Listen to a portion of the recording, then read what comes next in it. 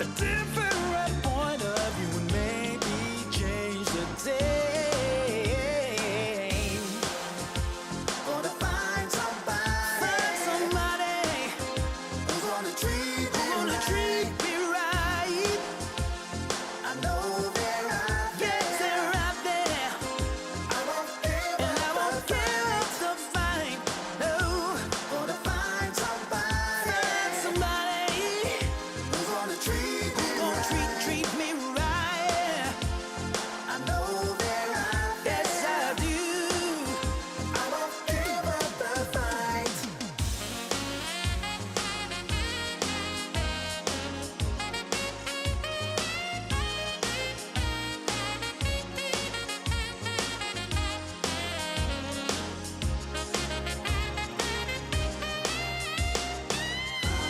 It's not about pretty faces or something that's clever to say.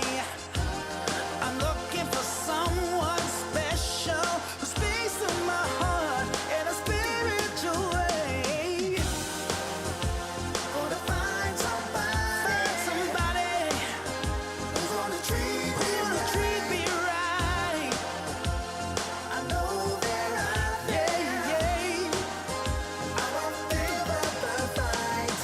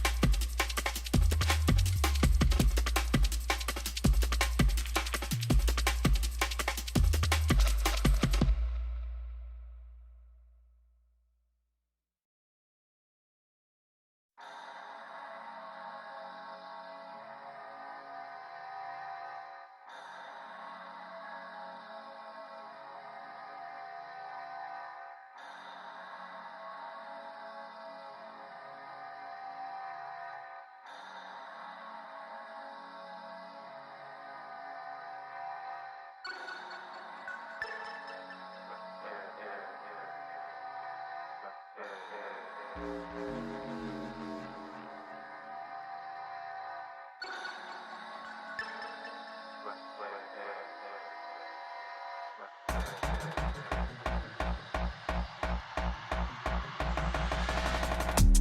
don't do no talking round here. We don't play no games round here. We ain't never slipping round here. This another level, this one over here is very rare. We don't do no talking round here. We don't play no games round here. We ain't never slipping round here. This another level, this one over here is very rare. Rhythm got me skanking, had me feeling like I'm Fred Astaire. Bread was kinda short, but I was smelling like a millionaire. Claimed their opposition when we stepped in, they were running scared. Man, we're louding up the atmosphere. Too much chatty, too much catty. I just lit a fatty and it came from Cali. I'm already here. I was in the clouds, I don't ever take the stairs. We don't do no talking round here. We don't play no games round here. We ain't never slipping round here. This another level, this one over here is very rare. We don't do no talking round here. We don't play no games round here. We ain't never slipping round here. This another level, this one over here is very rare. This another level, this one over here is very rare.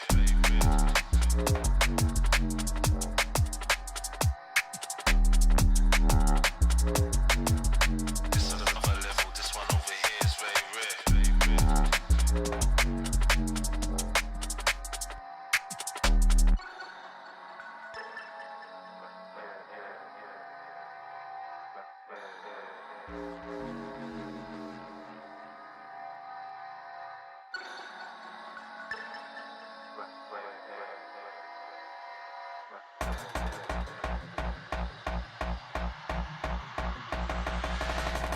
I was in the corner sweating till the lights came. Man, don't ever sleep, step out on this night train. Right brain, man will blow your mind like a migraine. I was bossing up these spots, pulling something out my socks. Man was shuffling out of blocks, phone and vibrate. I don't need to talk to Frank, I did it my way. Never slipping, never tripping, never violate. We don't gas around here, we on a higher rate. We don't do no talking round here. We don't play no games round here. We ain't never slipping round here. This another level, this one over here is very rare. We don't do no talking round here. We don't play no games round here. We ain't never slipping round here. This another level, this one over here is very rare.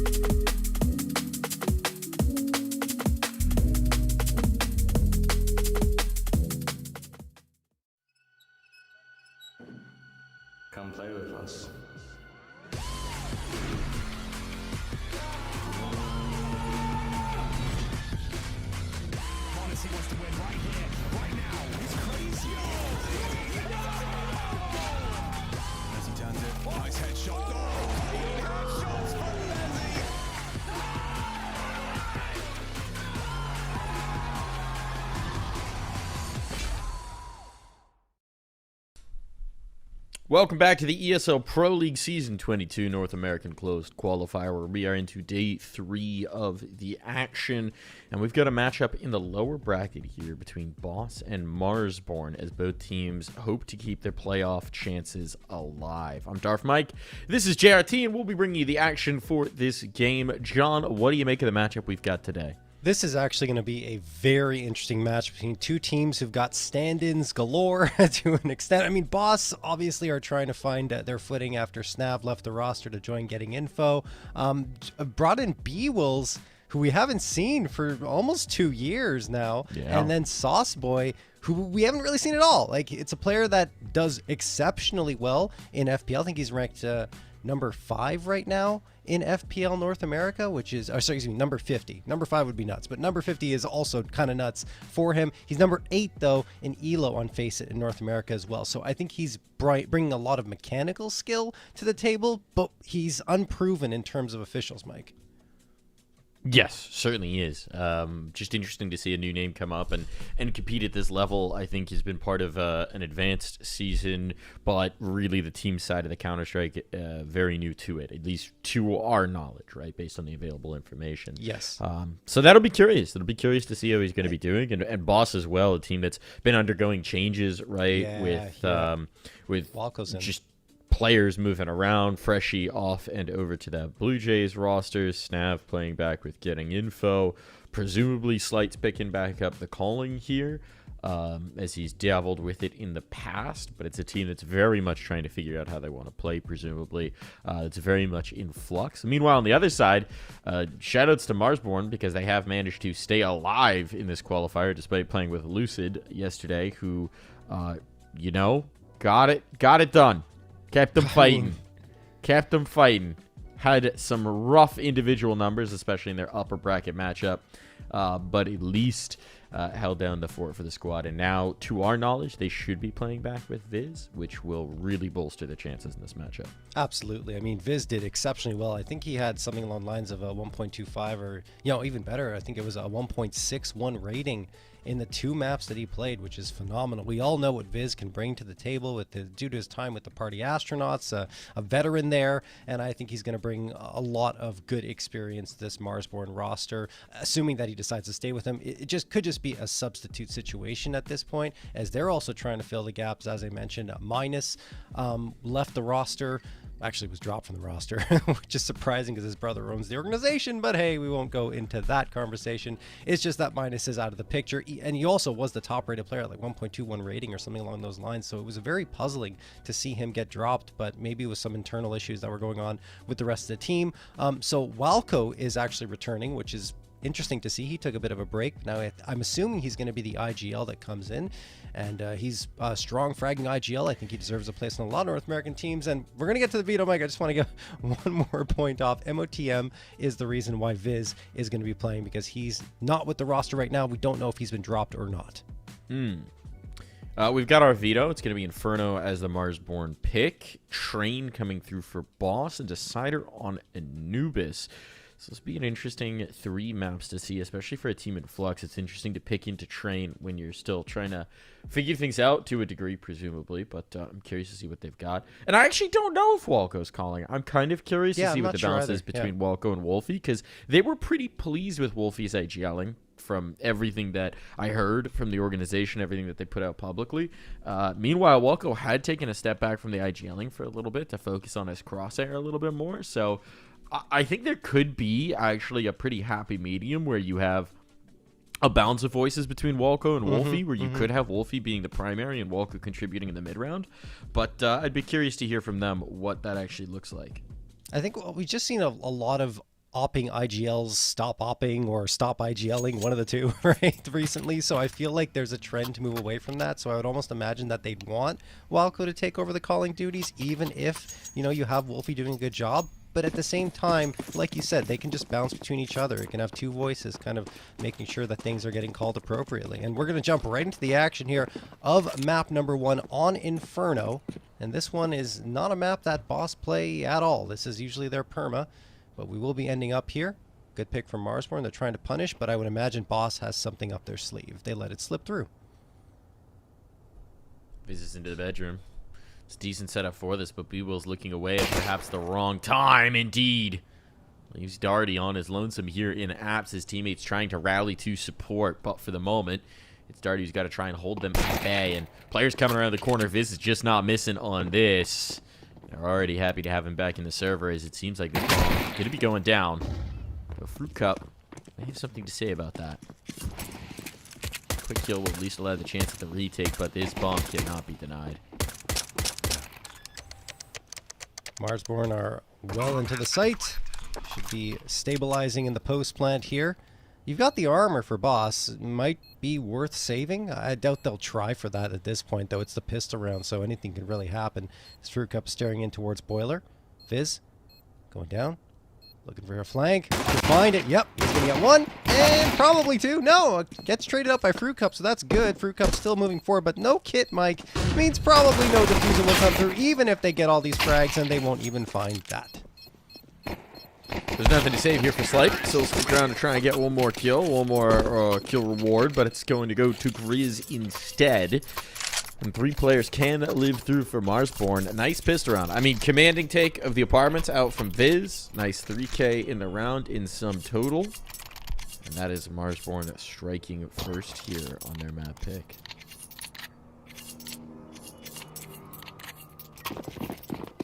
Be mighty happy about that if you're Marsborn. Absolutely. We do get the force in here, but it's it's tough. Oh, especially if you nade yourself for B-Wills. Yeah, it's not the greatest of force buys. Honestly, it's hard to pick a favorite in this one, Mike. I don't know if we got a chance to talk about that too much, but both these teams are fairly evenly matched when you look at the mechanical skill, look at the IGLing and everything. So it could honestly go either way, which means that we'll probably get a lot of close maps here. Maybe even a third. For me, the things I'm watching, there's a few of them. Mm-hmm. One eye is on just Boss's overall team structure, seeing as they're changing out the leadership, changing out the calling, figuring out how comfortable they look with that, if they know what they're doing, if they're on the same page. Big eye on Sauce Boy, because it's a fresh impression for me, and I like the name, so I'd like to get to know the game. Shot down to Darty. Cup is the one who's going to be able to kill. He will's pushed into a corner. There's another one of those players I've got an eye on here for the boss side, because, again, year and a half absence from competition. I remember the days, Mike, when Beewles was a star player on whatever squad he was on, right? He was very strong as a fragger. It obviously slipped away towards the latter part of his career, because he's still very young, but you know, he took quite a bit of a break after being with Nouns back in 2023, but he was very, very good. And I mean, right now he's just starting up again, so I assume there's going to be some rust here when he's playing in officials, but definitely a threat who can join up with Fruit Cup, who's already proven himself here. Certainly. Certainly. It's good to see him competing again. It's good to see him playing again. Yeah. Always a guy who was a delight to see at events, who's a positive member of the community more often than not. Good to see on different rosters and different teams, so nice to see him back in action. Meanwhile, for the Marsborn camp, I mean, there's a lot that's interesting. Curious to see the balance between Wolfie and Walco. They were a team that felt like they were building quite well last season, but maybe didn't quite get the results or the chances at international competition, certainly, but still building towards that. And so if Walco is off of the primary calling, we know that he's a guy who certainly could deal the individual presence, but sometimes put the team above it. And for me as well, you know, you talk about guys who were stars once upon a time, who were being looked at as that hot talent. Viz is certainly in that category as well. Yeah.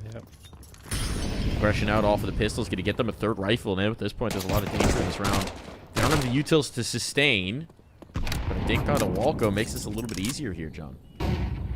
Yeah, certainly.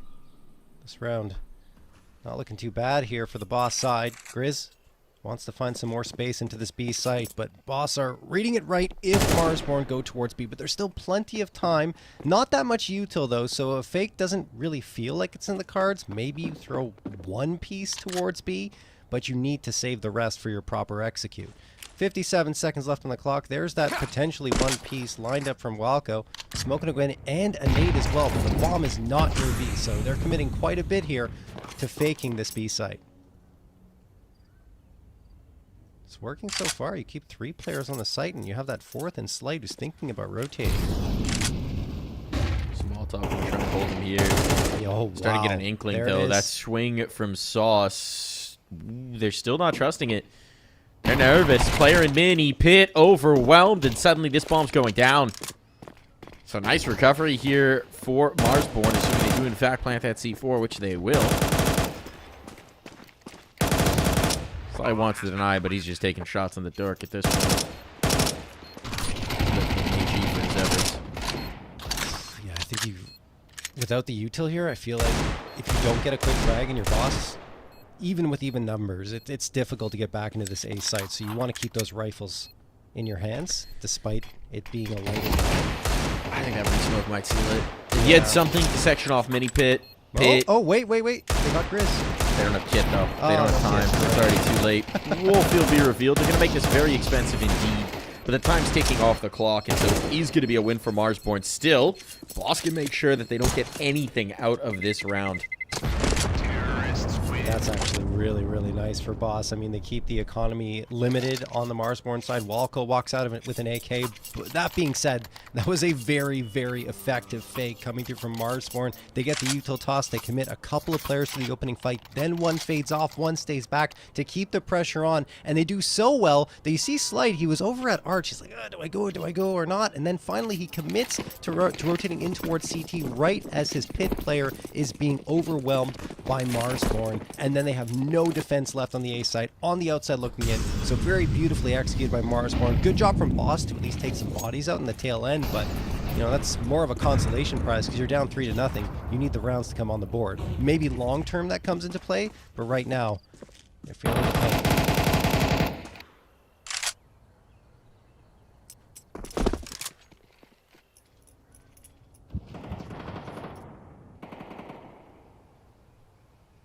Slight going to be able to connect that shot despite the flashbang. Just hits the timing.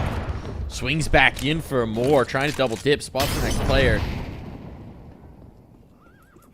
And look at the bodies here. This time, Boss, the rotation is going to be well timed. So looking for another peek in. This is ambitious. And his ambition will be rewarded. Slight just picking them apart at every turn. And so Marsborn are rebuffed. Have to back away here. Proving too expensive for their tastes. You know, the Sauce Boy.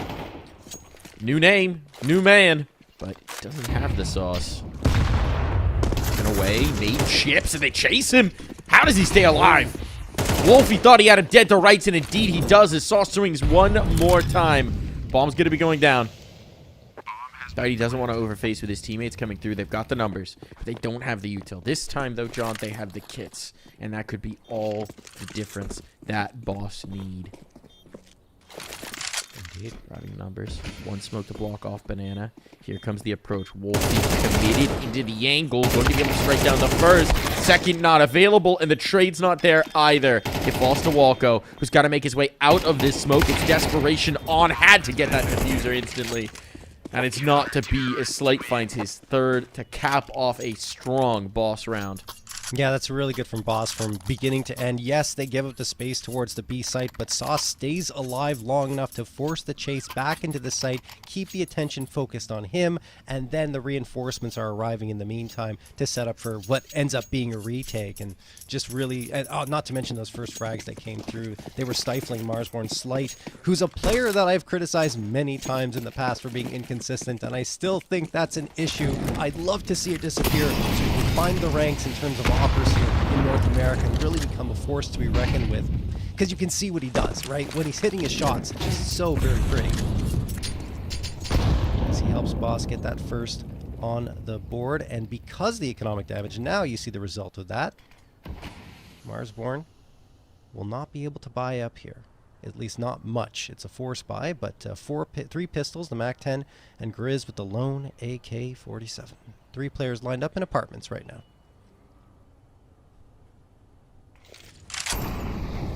B-Wills to catch them.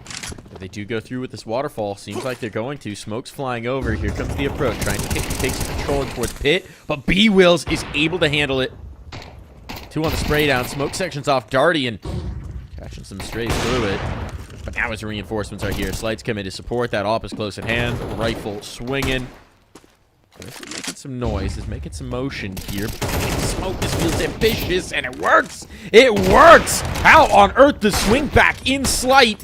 What? Cannot hang on. Oh, down to the clutch. Sauce Boy trying to swing. Going to the sidearm here, but it's Sauce Boy who's got enough flavor to savor this sight. That is a wild round. Felt like you couldn't figure out who was going to come out on top, but in the end, it is Sauce Boy with the final frag to give Boss that second in a row they were so desperately hoping for. But it's crazy to think that Marsborn walked into that round with such a limited buy-up and almost took it away from Boss. It probably would have been devastating should Boss have lost that one, but luckily for them, they do manage to find the clutch, even though, speaking of economy, that one is expensive for a CT side. Slight waiting with the AWP. Wants to rattle off a few thunderous shots from that AWP, but it's going to have to wait a little bit longer because no one has shown face yet for Marsborn, at least not when he was looking down there.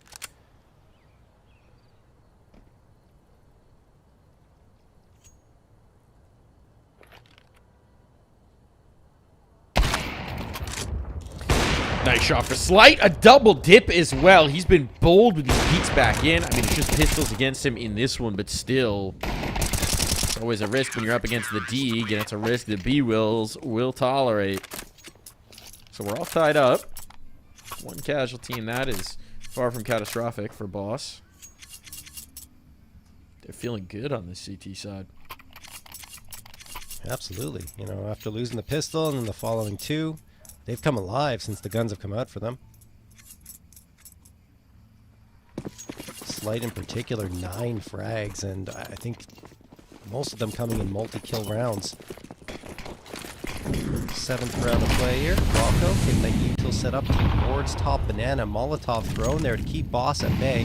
They throw one of their own, but it goes right into a smoke, so that's not going to do much. Slight's nade doesn't do much either. Tickles Walco for a little bit of damage. As Walco and the rest of his squad looking for the right opportunity to take this control here.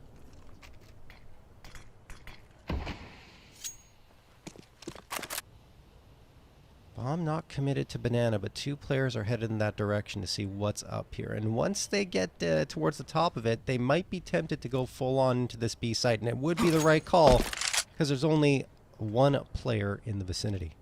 They will have to brave that off, though. Yes. And Slight has been pretty strong. Lights out, I'd say. Good to flash. begin. Reposition. During this reposition, I mean, it's a big risk, right? Not having a second player over here. Leaving a substantial gap. If the smokes go down, I mean, there's going to be little that Slight can do. Outside of random shots, we're thinking about this. He's above the smoke, though, before it blooms. Slight will pluck one, so advantage established.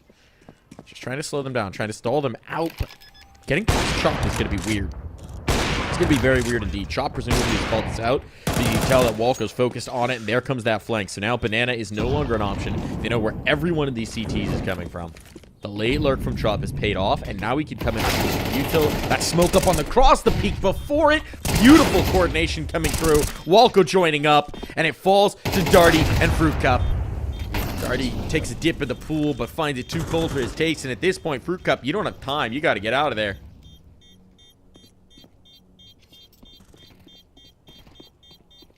Nothing to be gained here for Fruit Cup. Just going to grab the op and run away. Save that for Slight. The money should still be okay for Boston this next round, but that is a phenomenal control gained from Marsborn down Banana. It all starts with Chop on that flank. He catches the first, and the pressure is on for Boss at that point because they don't know how to stabilize, and they really can't. They just unable to get back into that bomb site. So well done from Marsborn. I also love seeing the chemistry between Walco and Chop. I mean, these guys played together for a very on long RBG. time. RBG into EG days. Carpe Diem. I mean, there are a few different iterations of that roster that they were playing together. And yeah, just seeing the timing on the smoke and then dual peek before it, it's nicely done. Sometimes it's the little things. It can be those little things that make Counter-Strike a beautiful game. And Chop was always that player that could pop off at any moment and was able to contribute in pretty meaningful ways. He's going to fall here immediately as I'm talking about him to B-Wills. But, I mean, he was always that player that we had an eye on, where Is Chop going to do something special in this round? And Walco, having played with him so many times, knows how to make those moments materialize. That was a massive kill coming through. Slight gets a follow-up as well. Round still in doubt, but the thing is, if Beebles hadn't won that engagement early on, the aggressive setup in apartments, that was where everybody was in defensive A. Wolfie still asking some questions here. He's off. The health doesn't matter. What? Ooh, a no-scope. Oh, my goodness, Slight. Unreal here. Holds on to his positioning. Will not let them on towards A. Will not let them onto a bomb plant. I think it doesn't need to be said, but Slight is winning the op duel here, almost certainly. I don't know if Wolfie's used it that much, but yeah, every single duel is going his way. Another 3K round. What's even more impressive with that no-scope is he takes a scope chop before that and immediately flicks for it afterwards. That is a crazy sequence from him. This is the type of Slight we need to see every single match, and if we do, Boss could become a team that moves into perhaps even the top 5 in North America at the ECL level. B-Wills opening frag onto Wolfie. Speaking of players who can help out B-Wills, he's up to 10 here. Doing a great job with the rifle. Sure, it's just a frag against pistol players at this point, but still. Yeah, I mean, he did the same thing in the previous round, right? These aggressive peaks in Yeah. the fourth bedroom starting to really come together. For B-Will starting to find his momentum. Two rifles to defend. This is going to be tough and indeed effective for Mars. A wall of fruit cup. I don't think a wall of fruit cups would be very effective, John. Now that I think about it. No, not at all. Be huge gaps. At least not for bullets. It'd be effective to give you nutrition. I mean, well, debatably. It depends on the fruit cup. Those fruit cups got a lot of sugar in them. Except the ones that don't have added sugar. Huh? Right? I think we all know the kind of fruit cup we're all imagining. Yeah, I know. It's the name fruit cup. What he's imagining is a 5th round. Boss out in the lead. Reminded this is a 3-0 start for Mars Born. So since 1-5 back the other way. And so tactical timeout is going to be deployed here for Marsborn because this is their map pick. This is where they should have a better idea of what they want to do. And it's starting to run out of opportunities here on this T side. Yeah, it definitely feels like a bit of a trap was set by Boss and leaving Inferno out there. They were baiting Marsborn into picking it. They go for it, and absolutely Boss are ready. Slight's performing exceptionally well. B-Wills doing a great job kind of going for those aggressive fights into alt mid, and from window room it's really quite nice in terms of their defensive setup, and Marsborn just don't know how to deal with it. They have that one win since that string of 3 rounds off the pistol, but they have looked fairly ineffective up against Boss, at least when the guns are out. 2 AKs still available for Boss as well. Fruit Cup doing well. All the pieces we expect to do well are, and Sauce Boy's more of that. It would be nice if he does well, if he's if you're a Boss fan or if you're on the roster, but it's not a necessity because you've got so much firepower available.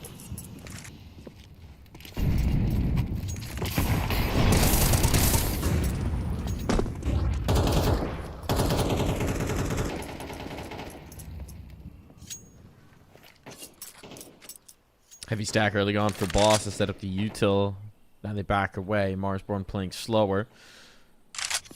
So they did not get any information on the light side A initially.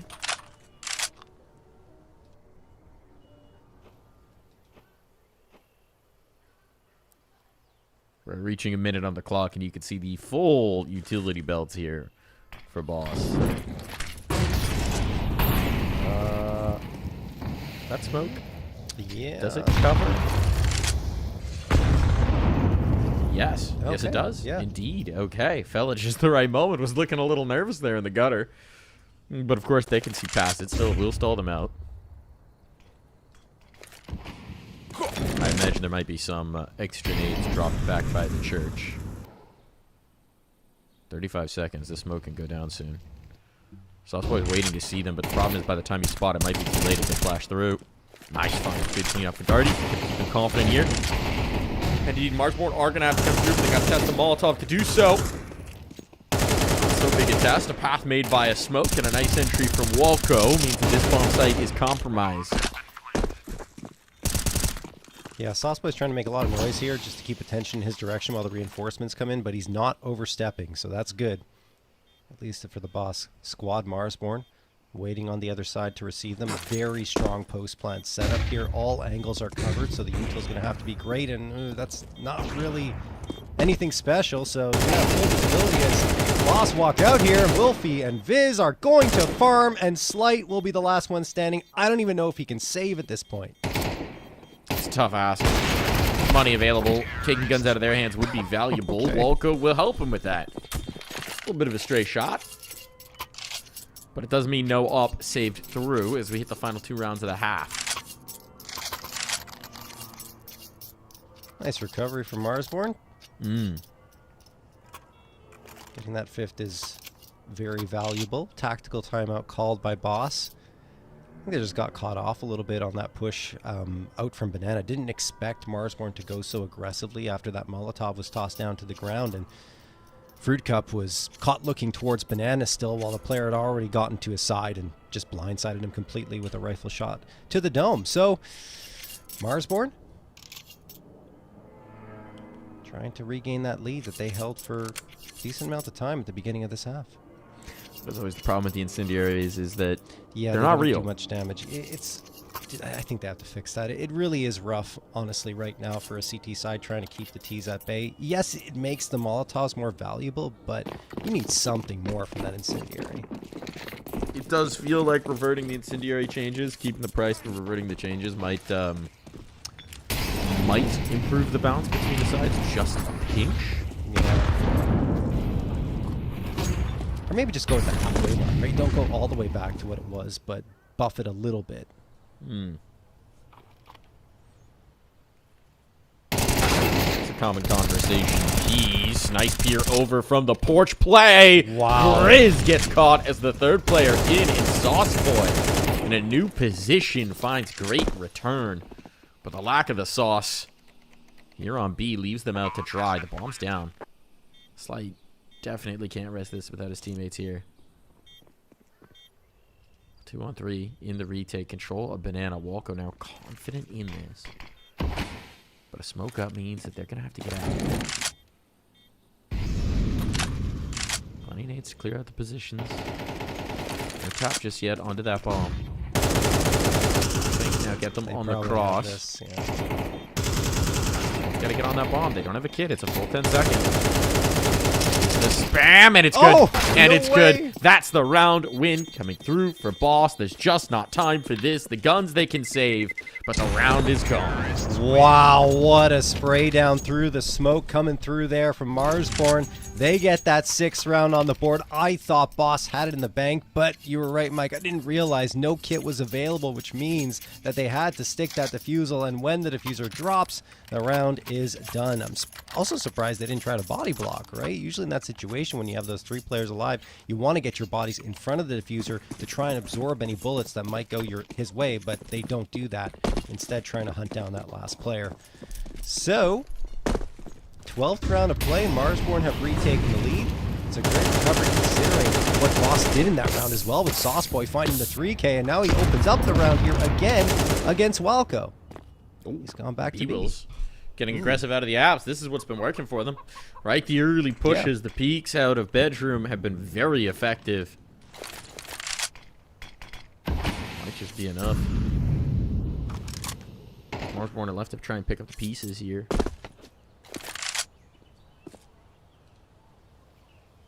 Still, the Deagle and 2 MP9s are still limitations here.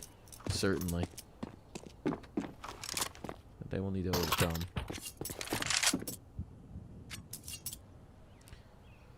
So which way do we want to head here, March?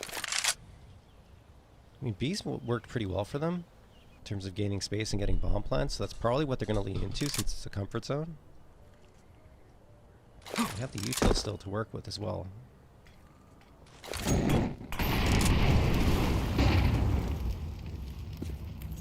Just trying to make a bit of a noise here towards A, but you're absolutely right looking at this. The bomb shifting its way up Banana. Sauce was thinking about the rotate.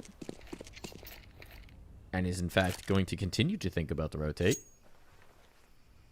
which is going to leave Fruit Cup backside with no util. This is a very tough spot to defend. Molotov for Nubox. There it is. Fruit Cup's in trouble. Molly Flames tickling his feet. Going to be able to get a kill here between the flashbangs. A second as well. Fruit Cup goes above and beyond. And now Chop desperately trying to punch in these numbers, knowing that there's a whole lot of hurt coming his way. It's 6-all at the half.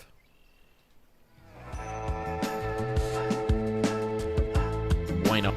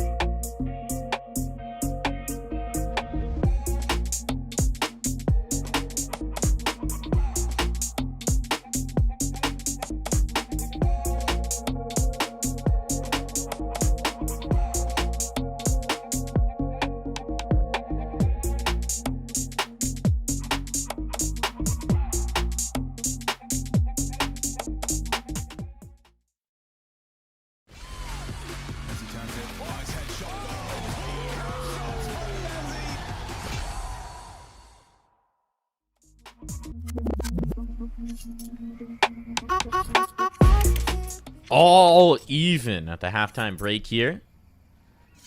But Marsborn now on the CT side of their own map pick might be able to find their footing a bit more. Some aggressive moves from Boss that rumbled them in the first.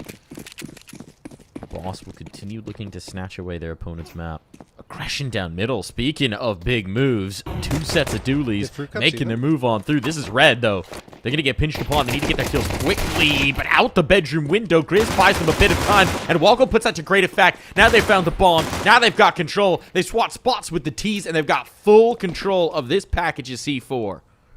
Wow, that's a great maneuver there from Marsborn. The aggression pays off. I thought Fruit Cup might have spotted them. Even if they did, it didn't matter because Marsborn were good with the dualies and the USP. Darty gets one back, though. Walco's gone. If Wolfie falls as well, it could be trouble. Wolfie will ensure that Darty does no more. Now it's left the Fruit Cup to try and charge towards him. He only gets one as well. And Chop adds a little bit of BM to the mix. 7-6 for Marsborn.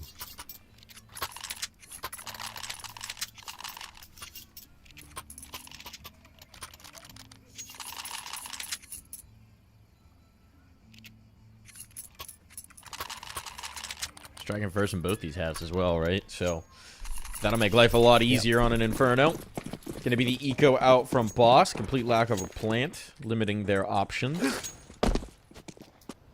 So he can get anything done with his Deagle. If you found a Deagle in your fruit cup, they'd be calling a recall. I think more like a fruit cup in your Deagle. Depends on size, I guess. High chance of lead poisoning. Fourth player's rotating over at the right moment. Everybody's here. Viz kicks the hornet's nest and eventually finds his can of bug spray, but it did cost him his life.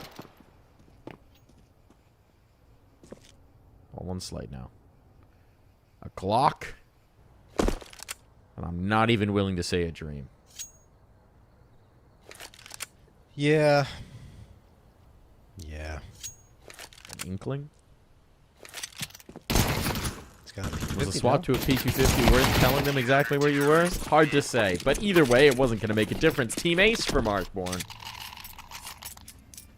Yeah, great work from Marsborn there in the anti-eco. Boss just tried to pinch in towards Arch side there and overwhelm with numbers, but Marsborn had 2 players there already, and the 2 rifles, and excuse me, the rifle and the MP9 take care of business. And really, no fuss, no muss from Marsborn. That said, Boss are going to have the 4 AKs and the Galil coming through. This is the round that could be a difference maker, could turn the tides back in their favor. We've seen a lot of shifts in momentum so far here in this map. Boss were able to strike back and take a lead at one point, but Marsborn wrestled that back out of their hands.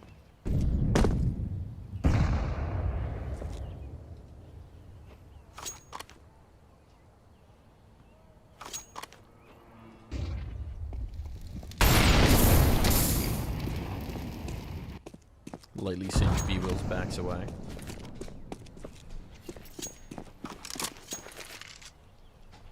Still just, you know, just a little seared. Yeah.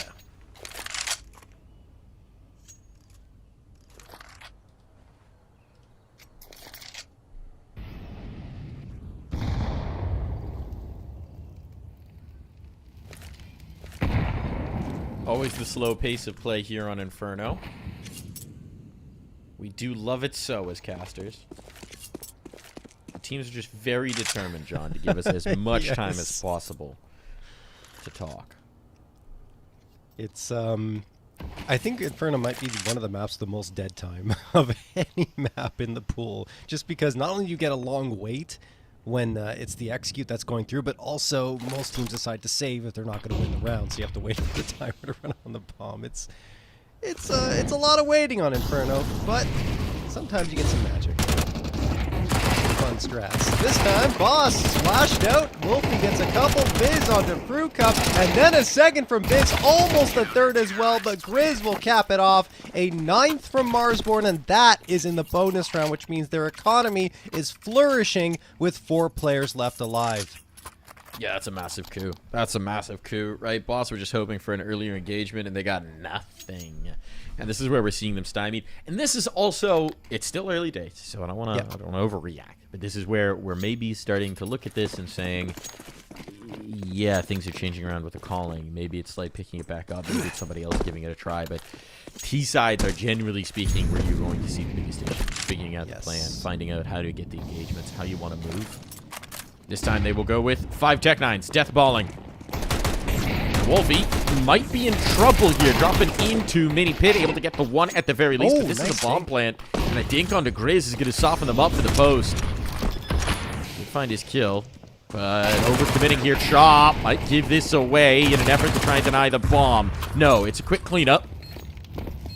Well, that C4 did go down. The round was never in doubt. Yeah, no, Chop. Well, I'd say it maybe might have been in doubt when Chop was coming around that corner from lane, but he gets that important first towards Pit. It was a rifle. It was an M4 that was picked up there from Boss. Once he finds that, he's able to swing aggressively towards the site with the rest of his team very close by, and he even gets a follow-up kill. So at that point, yes, it was done and dusted, and Marsborn were taking care of business. There was a moment. Anyway, 10th for Marsborn. Boss are back to the rifles. Could be one of their last chances to really get something going here on Inferno. 4 AKs and the AWP. And I think you're absolutely right, you know, Mike, in terms of the calling you need to adjust here. I'm pretty sure that Snav didn't like playing Inferno. That's why they were playing it all the time. And they're trying to bring this back into the pool quite clearly.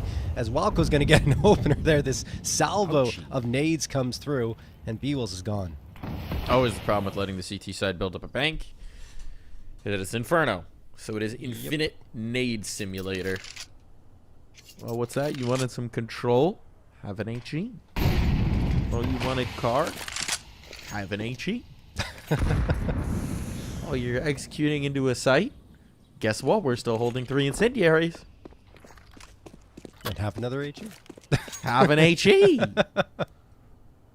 Well, you think you're in the post plant? Guess what? We know where you're planting. Have an HE.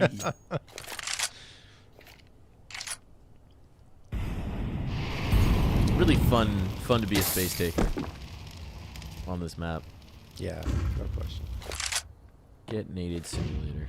Yep. So I'd spend some time admiring the hanging laundry there.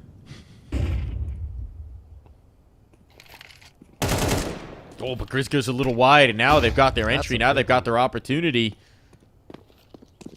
This is in trouble. What can you possibly find out of this? Dancing around the boxes, finds lights up instead, and this is going to be a save. Even with the money to spare, they know they've got the cushion. They know there's no reason to risk it. Marsborn has no interest. No, it's way better to save here in this situation because that CT economy can evaporate so quickly that you want to keep it as healthy as possible. And they really just didn't have a path back in. There were 3 players leaning towards that B site. Maybe you could argue the one towards CT could have activated a little bit more to support Viz, but even then they weren't convinced that Boss were going to hit in that direction as Viz was waiting there. And P had technically a pretty strong spot. Could have maybe connected with one, but Slight was too fast, whipping that AWP right out and getting the shot. So, 7th for Boss, finally getting around on the board here in this second half, and they do it in a fashion that will allow them to keep a lot of firepower up and running. Terrorists win.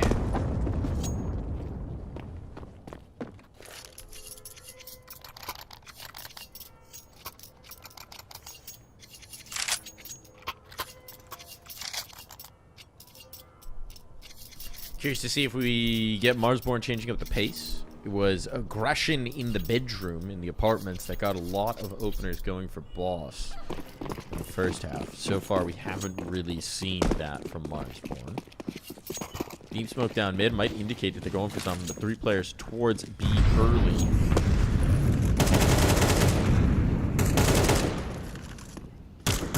Seem to reject that notion. Okay, late nade coming through, and that actually connects for a decent amount of damage onto B-Wills and Sauce, so they become softer targets. You have Wolfie waiting here at the top of Banana with the AWP. We saw what Slight was able to do on CT side. Let's see if Wolfie can do the same. Still a lot of time left here for Boss to work with. Oh, B-Wills, I think he thought that smoke was going to connect with the Molotov immediately, and it doesn't, so he takes a bit of extra damage on the tail end, going down to 15. Wolfie continues to wait here, and there's a wicked flick onto B-Wills. Only had a moment to connect, and he did not waste a millisecond of it. In the meantime, Boss do move their way up towards A, but they need the bomb to join them. Well done on the flick. Oh, yeah. Detail's doing a decent job of stalling out. They need to wait for this bedroom, or this apartment smoke rather, to dissipate. Riz playing the edge of that incendiary, taking some serious risks with it. Need to finish him off. Just a matter of time, but they can still set up a crossfire with this site player.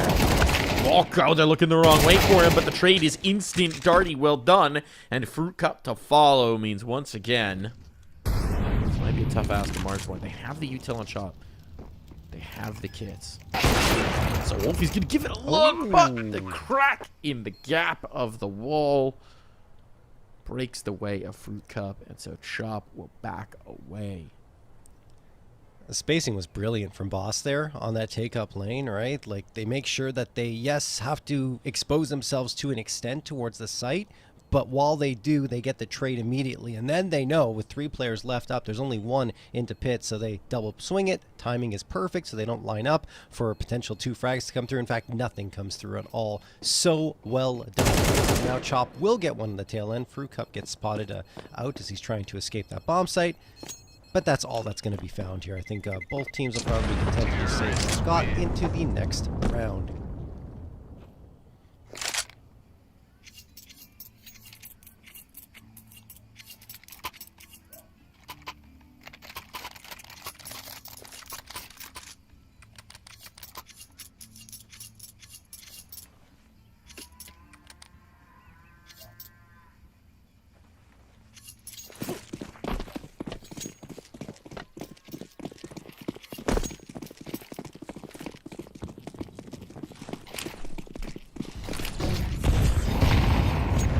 Like they want to get frisky down Banana for a moment, but Walco catches a couple nades for his efforts. Speaking about having some AGs, Boss have a few of them now to play with themselves.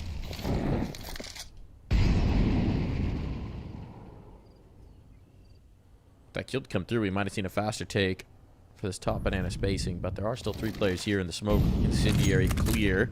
Retakes control top car. Yeah, Grizz throwing that smoke into apartments will probably push Light back, and you see it right there. They have to readjust. They wanted to go out and maybe find a quick frag onto the site, but with the smoke coming in, they readjust into it. Wolfie waiting, misses that one. That should trigger Boss to get a move on out here, but it doesn't. They actually wait a little bit longer. They want to be methodical about their clears. Eventually, everyone is going to come up here towards top mid, though, and into But look brackets. at the CT rotations, Johns. Everybody's here. Everybody's here. As I say, that drop leaves. Sorry, Walco leaves. They're all So, leaving. not quite working. The utility's very limited. Smoke cover off arch. Thinking about testing this. Flashbang's good. Catches the bomb. That confirms it at the very least, but Wolfie has to stand and deliver now. Good for the first. Pit's keeping him clean, but Wolfie too committed. Coming through the smoke. Oh, there's a moment there. Wolfie's been given the opportunity, given the time, but slight wrapping late, Wow. and Fruit Cup with the Glock secure this for Boss. Oh man, yeah, there was absolutely a chance for Marsborn there. The window was just very slight, but slight, speaking of which, is the one who closes it completely. Slammed shut in the face of Marsborn. A 9th picked up, and now the money is starting to run out for Marsborn, but they give themselves a nice runway, right? We talked about it before when they could have gone for that retake, but decided to save instead based off positioning, and that's the reason why they've been able to buy up for 3 rounds in a row. Although this buy up a little bit lighter because they want to keep that util healthy, so they have an MP9 and a FAMAS and no pop available for Wolfie this time. B-Wills pushed it up over the half wall.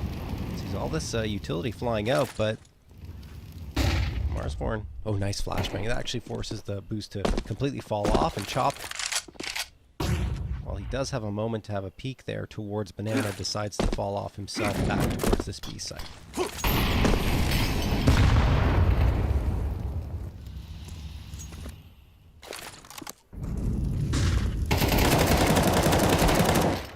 Nice spray down from Walco. Takes 2. Denies all control here towards Banana. That was the object of their intentions. They're going to have to change plans. They don't want to, though. They really don't want to, John. They're so committed here, it feels. Flashbang over. Walco got vision before it cleared. Walco's done his job.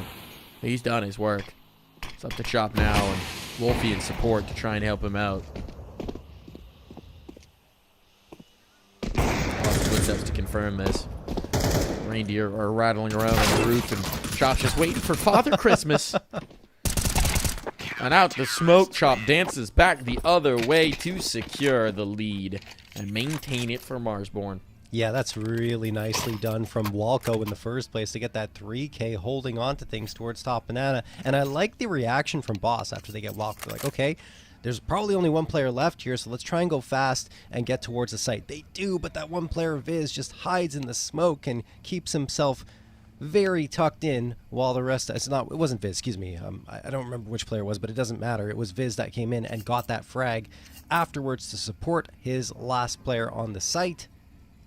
And Marsborn get an 11th as a result. Timeout going to be called here. This is technical in nature. Not sure what has gone wrong, but I noticed that Slight has not really bought up everything yet, so maybe he crashed. Well, he is also, how do you say, broke. Poor. Yeah, so I would imagine there's either a gun Lacking drop for him funds. from the hands of Fruit Cup. I think that's probably the case. Either way, we're back. Minor technical difficulties. Yeah, we're good. Spilled water. Headphone needs to be plugged in. Desk has exploded. Hailstorm, perhaps. Desk has exploded. That one just slipped in there. Like, All totally valid reasons to take a little 10-second pause over it. absolutely. Oh, no pause for Wolfie in this round. Fast, cheeky peek into ult mid. They've thrown the smoke to threaten that. This time they don't. And they go for the peek. It was a big risk, but Wolfie pays off beautifully. I've got 4 players here early on, right? This is interesting as well. They got all the numbers in the right place. Players have gotten in towards mini pit. They've lost this control. But fighting from the side. Fruit Cup punishes Chop.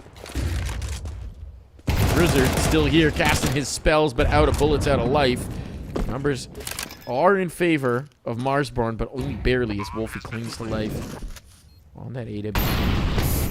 Incendiary committed to the site, not the pit.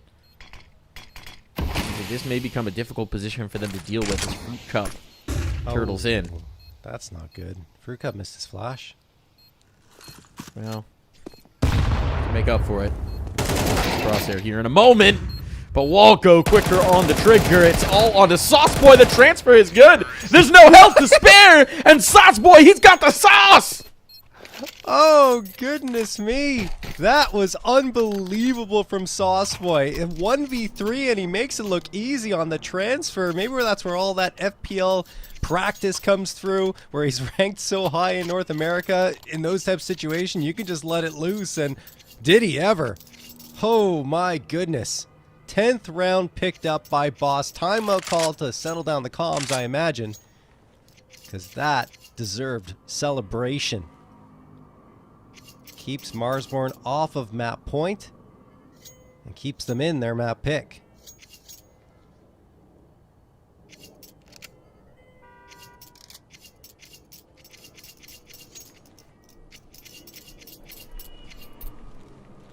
John, I think they got a little lost In the sauce.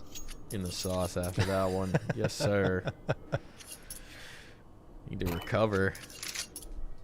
And I mean, it's a critical juncture for it to happen, too. Yeah.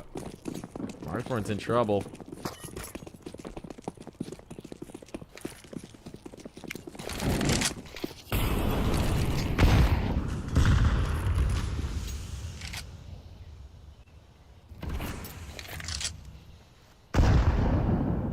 It's crazy that that started with the boldest move, perhaps, of the game for Marsborn, getting the 5v4 off of the old mid peak. Yep. Everything was coming up roses. They have all the numbers in the right position for the hit coming through. The trades are going their way. And that one cheeky 4K. Back the other way, and suddenly this map is in doubt. You were talking about it yesterday, but that's a beauty of Counter-Strike. No round is unwinnable. No moment is done. There's always a chance. Not a bad nade toss there towards Grizz by Fruit Cup. It'll be critical, and he hits the headshot onto Wolf. He knows there's another player here, or suspects it anyway.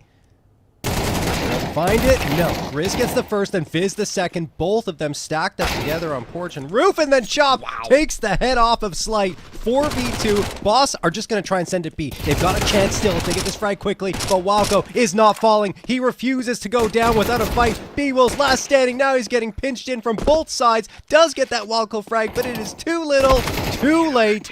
B-Wills is gone, and Marsborn find their 12th. Excellent hold from Walco. I mean, that's set up towards A. You kill the first, but you don't expect 3 more players to be waiting for the same fight. Marsborn have been risking these stack-ups towards the A site, towards the brackets fight, and this time it pays off in spades. It's a good call. It's a bold call. And it really does save them from a pretty rough economic situation. It's a heck of a time to pull out the round, because now you see, to keep them off of this map win, we've got pistols, we got a MAC-10.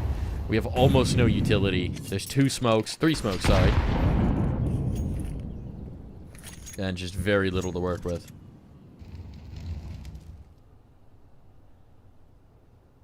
Net control established. It's a little bit more of a default out from Marsborn now.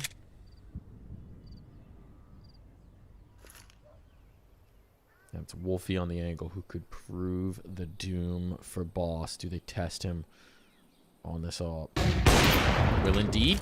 First shot goes wide. Still a little slow to get out. Now they're running him down, and Wolfie is gone. But from the back of the site, Walco on his final bullets manages to find the headshot. Viz comes in. The cavalry is here. Who needs the up when you've got a Walco? He will not be letting them back into this round. Walco is here, and the B site is in his full control. I mean, just phenomenal work from Walco from start to finish. I think that whoever might be calling there on that side of Boss, it doesn't really, or on the side of Marsborn, it doesn't really matter because they did a great job, and Walco's getting the frags as well. Each player on both sides had their individual moments. They're shining their time in the spotlight, and Sauceboy, that 4K, I thought that was going to be a turning point for Boss. I thought they would be able to pull it back and take their map pick, but in the end, it's Marsborn a little bit stronger, and Walco in particular. Wow, what a play at the end, the last bullet being the savior. Hell of a way to seal the deal, especially after that crazy Sauceboy clutch. Yeah. To put the map in doubt. Still, they do take their map win. Marsborn do confirm Inferno. It was tightly contested through, and it means that as we head on to Train, this should just get that much more interesting here, John. Yeah, no question, Mike. I think that Train is going to be quite interesting indeed. Marsborn picking into it, which was maybe a little bit surprising on their Marsborn Boss picking into it, which is a little surprising on their side because, you know, the last time they played it was yesterday, and they lost 9-13. No, they did get a win 13-7, but that was against the advanced competition, against the Getting Info ECL squad was where they found that loss. But maybe they're feeling like they can come out and do something here, especially since Marsborn lost their last two up against NRG and Blue Jays 6-13 and 4-13. We'll have to see if they're right when we come back from this break.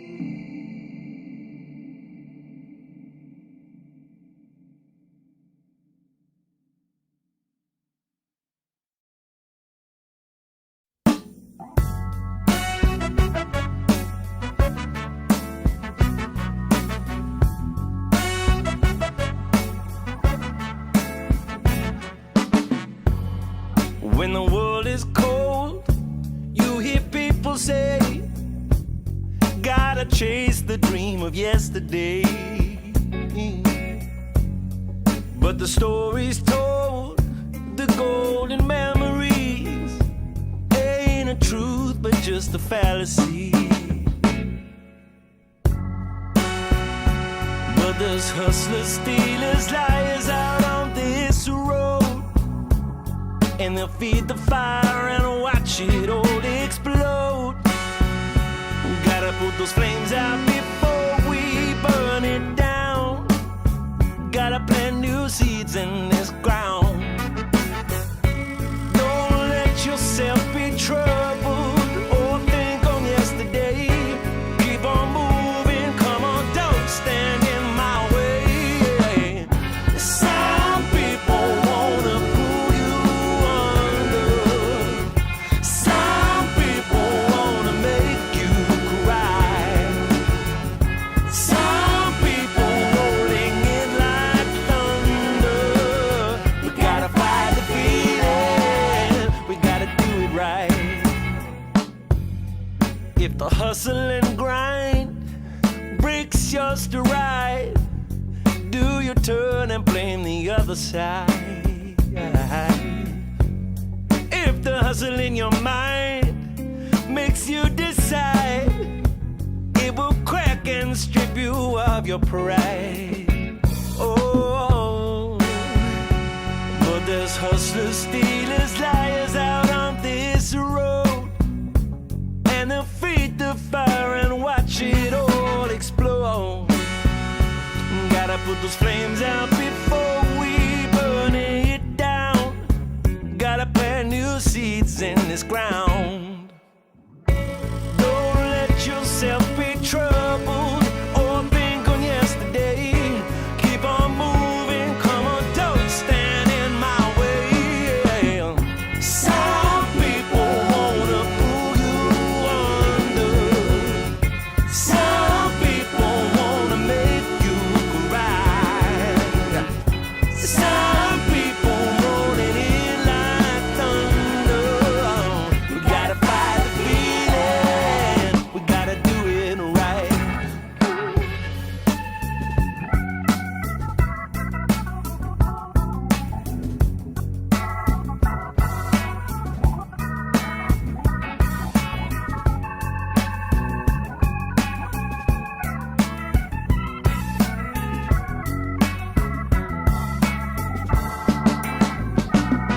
Well, don't let yourself be troubled or think on yesterday.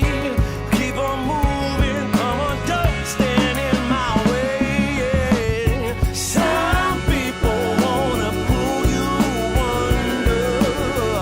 Some people wanna make you cry.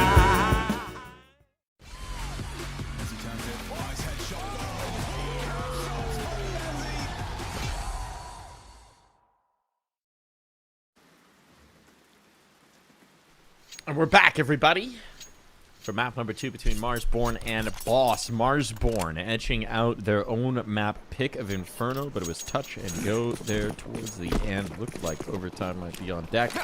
Instead, we head to Train, a map that we have some question marks about for these two teams, particularly for Boss. Let's see if they can answer those questions. Darty's certainly trying to, with aggressive control out of Econ and a fast rally around Ivy. Walco looks to deny this.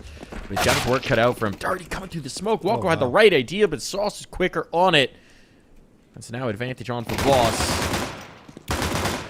And Wolfie will try and snatch that back away. Bomb not yet planted. Chop finds that C4. Confirms it. Drops it down onto the dirt. Now these dualies are going to prove very perilous to contend with.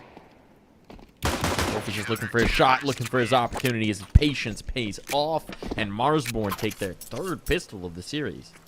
It honestly felt like Walco was going to be able... once Walco was taken down after finding that first, that Boss would be able to go back in and get that bomb site. But some phenomenal work from both Chop and Wolfie, getting 4 frags combined to keep Boss at bay and get, as you mentioned, their third pistol in the series. Boss have been blanked in that category. Now Fruit Cup and Sauce upgrading to a couple of P250s. Outside of that, it's just a flashbang that's been invested into on what is an eco round on their side. Without the bomb plant, they decide not to go for the force. Marsborn bringing the MP9s, trying to farm that money. I wish I could farm money. Yeah, I I'd do plant too, the dollar Mike. bill right now, man. I would too. Plant Let it 3. grow. Plant the whole garden of them. Yeah, John, brag about the fact that you own a house again. Oh, I goodness, this didn't guy want saying he's got a whole garden, flexing on us. Not at all. Me, I've got a concrete jungle. And right now it's a concrete jungle on the inner site that seems like they want to move into. Gonna be tough to get past this MP9. Because they, don't have armor. They will try. Oh, We'll get past it for a moment. But this is not gonna happen. yeah, for a second you're like, oh, he got past it, but then immediately completely destroyed by the MP9 and the M4 that are waiting in the wings. Wolfie on to 5 frags, farming the anti-ecos, and it is 2-0 in favor of Marsborn, but here come the guns for Boss. Although this is eerily similar to the way that previous map started. Without Boss getting much in terms of frags nor money and having to settle for a Galil in round number 3 instead of having AKs across the board.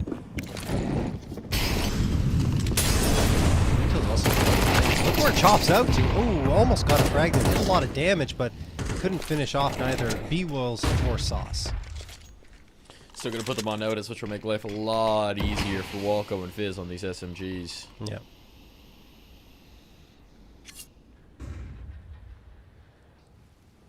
They're gonna stick to the initial plan despite being spotted. Moving this bomb towards Pop. Oh, the timing of this flash peek. Walco caught it. Oh, they missed the flash. Yeah, that's unfortunate because it would have actually been brilliant. Almost certainly would have netted 1. Might have been 2. That...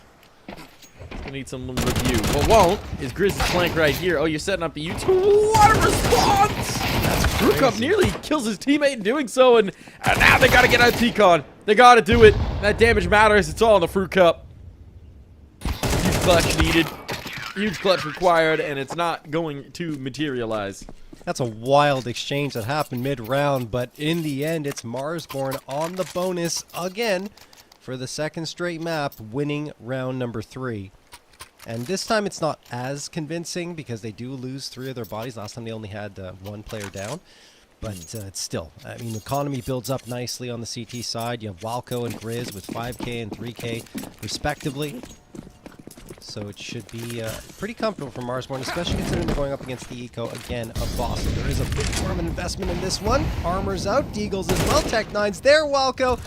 Briefly overlooked. Starting with the flashbang helped him regain his composure quickly. Yeah. Take that one.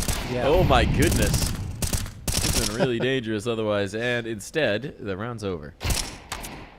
I'm still thinking about that flash into Pop that wasn't. Oh! Okay. Okay. Saucy. I mean, make it expensive. No op save through. But what flash are you thinking about, Mike? The flash into Pop Dog that Viz biffed. Yes. Walker was going to peek off of and kill at least 1, if not 2.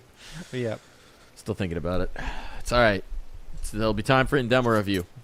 Yes. Lucid, don't let them forget it.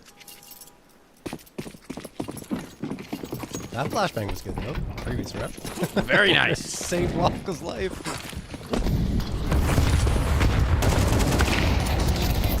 Oh, man. That was a nice effort from Doherty trying to get out of T-Con quickly. But Wolfie's definitely immediate response. Oh, oversteps a little into Long Dog. And Fruit Cup will punish him. Trade is back in. Flashbangs. Yeah. It's a bit of an overheat, I would say, for Wolfie, right? Absolutely. Would have had the 5v4. They wouldn't have really had any information. It was just Darty dying immediately. Could have adjusted back in, but tried to really take command. And to be fair, if he had gotten there on the timing, if he beat them on the timing, would have been punishing. We'll see if Boss can capitalize on that mistake, though. 2 players up top. player to be how close. That's a strange spray from Viz. And Sauce is so deep already in the site. Respect this round. Indeed, they won't. Grizz can trade it, but he needs a headshot on the last now. A4 gone too. He needs to be quick with it, and Fruit Cup will not allow him out of Z. Yeah, I mean, I think that aggression from Wolfie kind of cost them in that round because you're an opper on train. You don't really need to be aggressive. There's so many spots you can hold. You can go from connector, you can go to Ivy, you can stay around the red train even if you want to. But instead, even on the B side, there's multiple angles to hold. Instead, he gets aggressive into pop, which he doesn't have to, especially considering he already got one aggressive frag at the beginning. I understand the risk and the reward if he pulls that off, but it just wasn't necessary for a Marsborn squad that's already looking pretty strong here on their defensive end.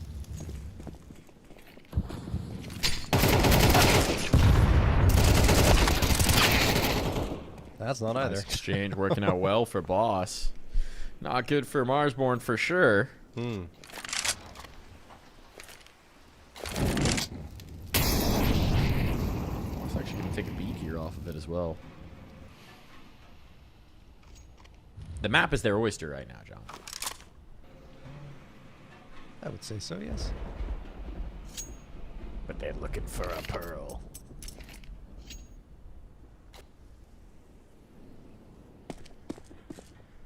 Wolfie could actually get here on this adjustment.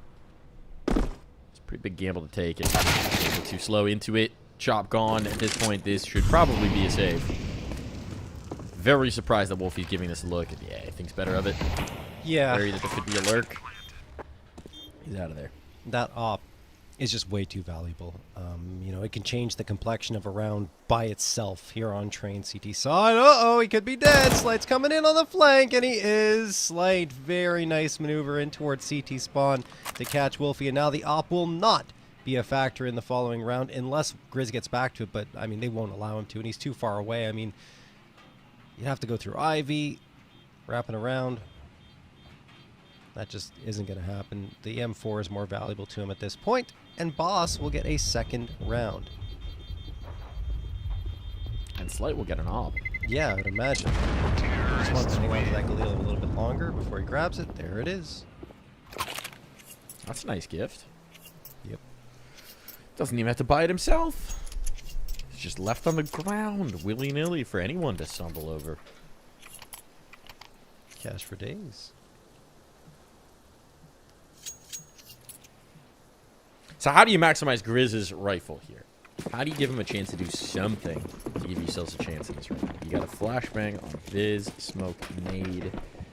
Where is Grizz going to play with this thing? Perhaps. Yeah. Just going for the aggressive move seems to be the answer. Let's go off of Chop. Try to trade him. Or boost. This is cheeky. I don't He mind sees this. nothing. There's nobody here, but I do like the idea to maximize the one rifle. It's only Darty in this zip code.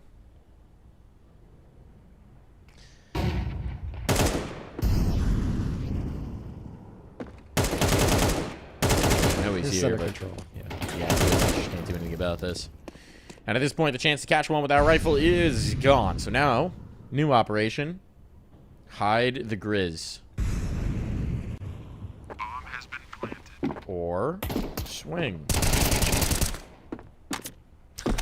Well, Chop swung. And Grizz Way out. trades. But okay, he gets the Was second that too. knife out swung from Z from Sauce? It might have been, yes. Okay.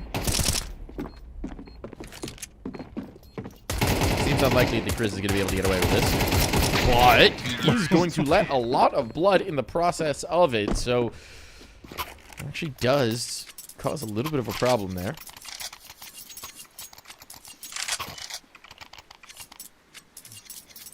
Boss wanted that to be cleaner. Yes, they get a third round, but they lose so many bodies in the process. I'm surprised he gets that third, and it looked like a fourth might come through as well. But they finally push him down to the ground. Timeout called by Marsborn to talk things over, because without a single gun saved out of that previous one, it will be a tougher buy in terms of getting the util out. think they're still going to go for it. You kind of have to. Is the op available? Doesn't look like it. Yeah, I thought there might have been enough money maybe on Grizz to drop Wolfie the op, but he would have sacrificed a lot for himself. In fact, the armor wouldn't have been available to him.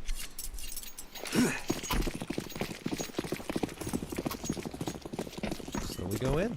Boss. Nice little round win streak for themselves here. Make it 4 in a row.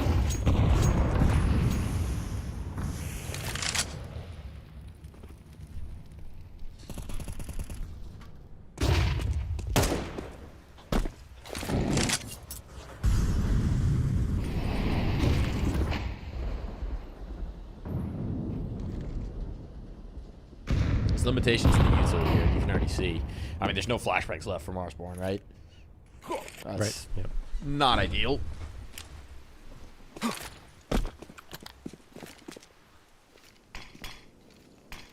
gonna have to do some heavy shooting. Emphasis on the smokes, though. Re-smoke in towards ramp is timely. So for the moment, Boss don't really have any information. They don't really have any control. Can't last forever. We're sub a minute, and the information-starved game has been effective here for Marsborn.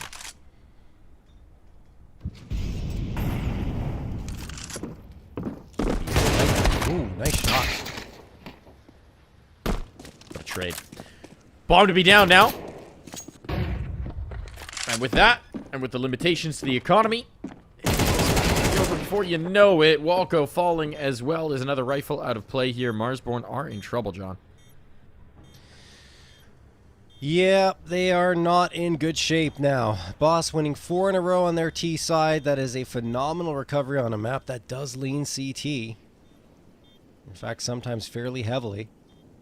You see that Marsborn, because of the fact they couldn't save the guns, because they continue to have trouble with their economy, the util was lighter, and they couldn't fend off the Boss advance pretty much at all. Fruit Cup could take down these last 2 guns too. Grizz looks the wrong way. I don't know if Fruit Cup's heard them yet. There wasn't any noise really made.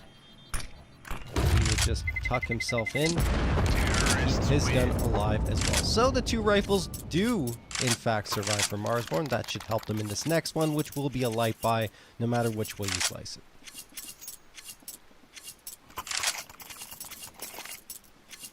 Maybe. Unless Maybe. Viz and Grizz drop M4s, which they could, but I think that would still sacrifice too much util, Mike. Okay. For a moment, Keep the money. Grizz had dropped something and was going in, but then they sold it all and decided to buy money. Someone did his accounting for him. Double checked his taxes. Fruit Cup's committed. Slight has been spotted, but there's no reason to peek back into that AWP. Just found out what he's looking for. They're pairing the rifles together to go hunting. Little firepower squad here. But as they back off of Ivy, Fruit Cup will fill. Take that space, take that vision. And they might actually move the bomb in this direction as well, so... I understand the logic of trying to shift around the presence, show face one spot, move, shift, guessing. But Boss at the moment looked like they were going to challenge it, and instead now, a split on towards A could be quite difficult to deal with. The rifles are on the other side of the map, trying to find out B-Wills. There you go. To the util, gets the gun back in time. That's the second player on the swing as well. Darty clearing out the bodies. It's looking very good for Boss. So dicey for B-Wills, and he still survives the engagement with Viz afterwards for a 2K. I thought he was done and that things would get dicey, but they don't. B-Wills stands tall, and Boss the same as they take their first lead of the map. Marsborn will have the guns, though. Here's the full buyout. 4 A1Ss and the AWP. That AWP is going to be the one to watch for sure. On Wolfie, where he posts up is the question. Looks like he'll be around Ivy, perhaps. No, he's staying in camera. Boss going fast towards his B site. They haven't really done this before, and in fact, it won't be fast towards B, but they are maneuvering themselves with 3 players into Pop Dog. Dart, excuse me, Wildco going to connect onto Sauce.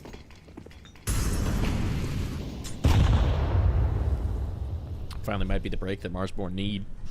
It's been a few rounds now where it's just felt like slow slides into the L column.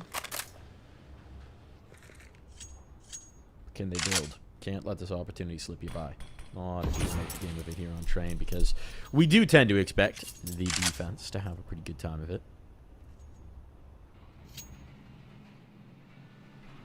Running out of rounds to make that happen.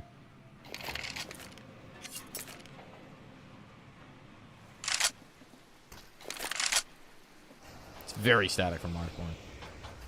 I mean, they have no information, right? Yeah. The deepest angle right now is the angle Wolfie's about to be challenged on. I think they're content, though, having that man advantage. Back a little bit, and Wolfie almost lines up the Colat. In fact, I think he got Fruit Cup in the leg. He did. Fruit Cup lucky to survive, and he does get that trade, but it's still a man disadvantage here for Boss.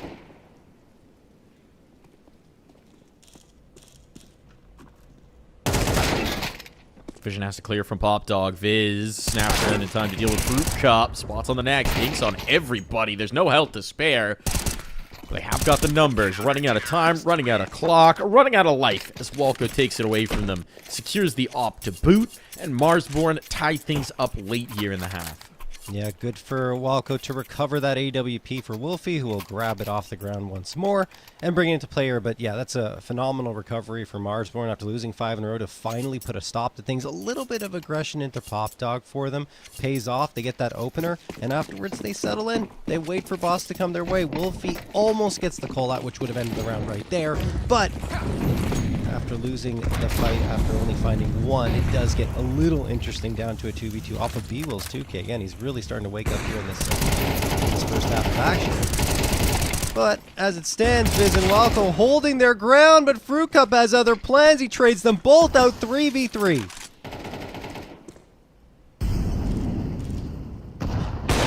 Uh-oh, it's been a little wide. Wolfie waits for his opportunity to come through, and indeed plucks Slight. So now 2 on towards the site. Need to find an opportunity to get this bomb planted as Chop slides out of Pop Dog. Over left exposed. Chop reveals his position and leaves it to Fruit Cup. So take the ace. The 1v3 clutch. Fruit Cup, he's been strong and he wants to fight in towards Z to try and give himself a B. It's a nice idea, but Grizz is ready for it. So Team Ace on the other side instead, as Marsborn secure themselves the 6th. Yeah, another nice shutdown there by Marsborn, adjusting very quickly to where, by Marsborn adjusting very quickly to where Boss were. And you saw the spot out from Wolfie. He has that moment to see the rifle and says, oh, I know exactly where you're coming from. Awaits for the opportunity, and the patience pays off as he gives his team that all-important man advantage, and then the round slowly slips away from Boss. Final round of this first half of action. Boss trying to make it another 6-6 half. B-Will's out fast, gets nothing. Chop finds the first. Fruit Cup gets one back, but it's Chop who's the one delivering all the bullets to the domes of Boss. 4v3 in favor of Marsborn. Now the pressure's on for Boss, and they'll lose another. Oh, nice nade, though. Jeez. To give themselves a little bit of space. Let's see if Sauce can create something here. Darting through the smoke. No one's watching. Oh, if he had the bomb, this could get real weird, and indeed it could if he carries through. But he doesn't know that Wolfie's still lying in wait on B. So instead, the clear attempted in towards Heaven, gets the first, but the trade is there, and so it's all to Sauce. And Sauce will bring this into the clutch. Wolfie out of position as well. Wolfie has a ton of utility, but Sauce has time. Time is sometimes all you need. So he'll leave. Back away. Slip past the long dog. And in towards B. As soon as an audio cue goes up from this plant, Wolfie should know. Sticking on the scope, sticking on the crosshair, but he won't be able to land the shot! Oh, that was a gimme. That should have been game, set, and match in this round. But instead now Sauce gets another chance at this, dancing on the ladder, using the movement, and a tap to the dome of Wolfie ties us up.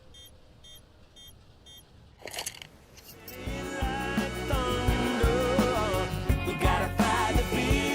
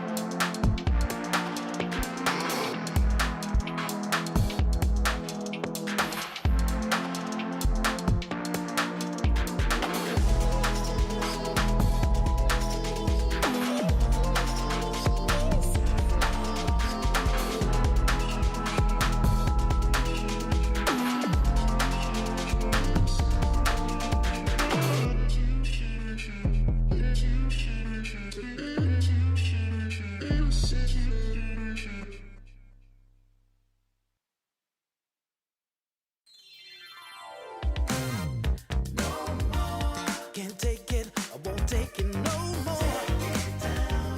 And the words you say are killing to me. You keep on bringing me down. 'Cause you like to think you're better than me. If there was a way to tell ya, the love you hate can never die. You don't.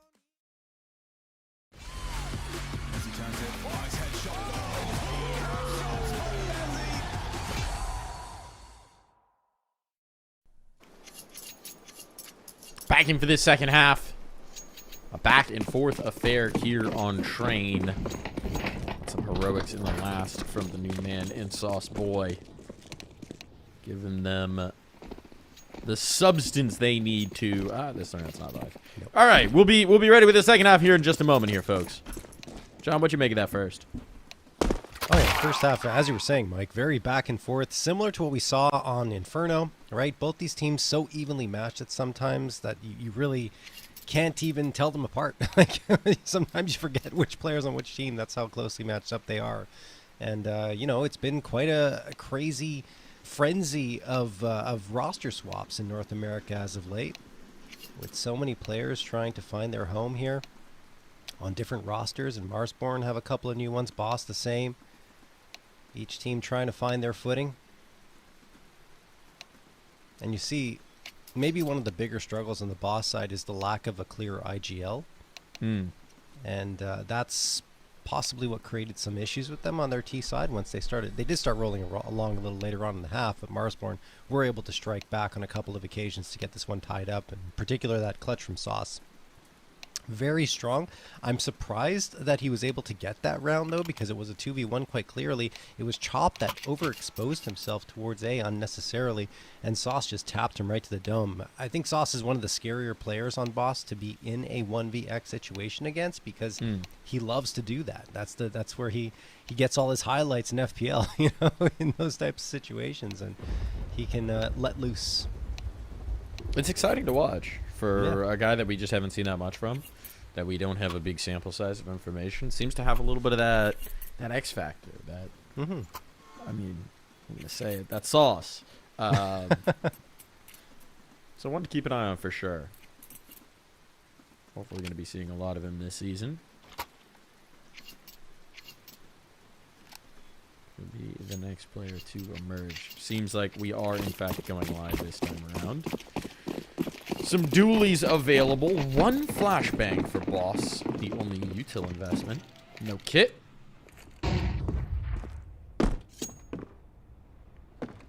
Already wanted the window in towards upper B, but didn't see anything. And it's all the dualies coming out popping. Massive, so many soft targets here. But they can't get the kills. They can't get anything. And this was the main thrust of the defense here from Boss, and they've got nothing to show for it. The bodies are falling thick and fast, and Marsborn might be on track for their 4th pistol of this series.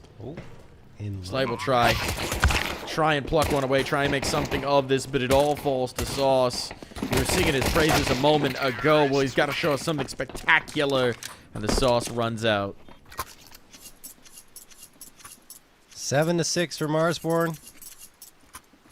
Another pistol round going their way. They are flawless on the pistols, and that is really an area you want to try and iron out, especially in MR12. And Boss will have a lot of time to do that as they figure out who's going to be taking care of the IGL duties and get their strats in order. But for now, it is a glaring weak point. Now, off of that loss, they will not be forcing up. Now they buy up one P250. That's in Sauce's hands. Outside of that, this is a full eco. Should be straightforward for Marsborn.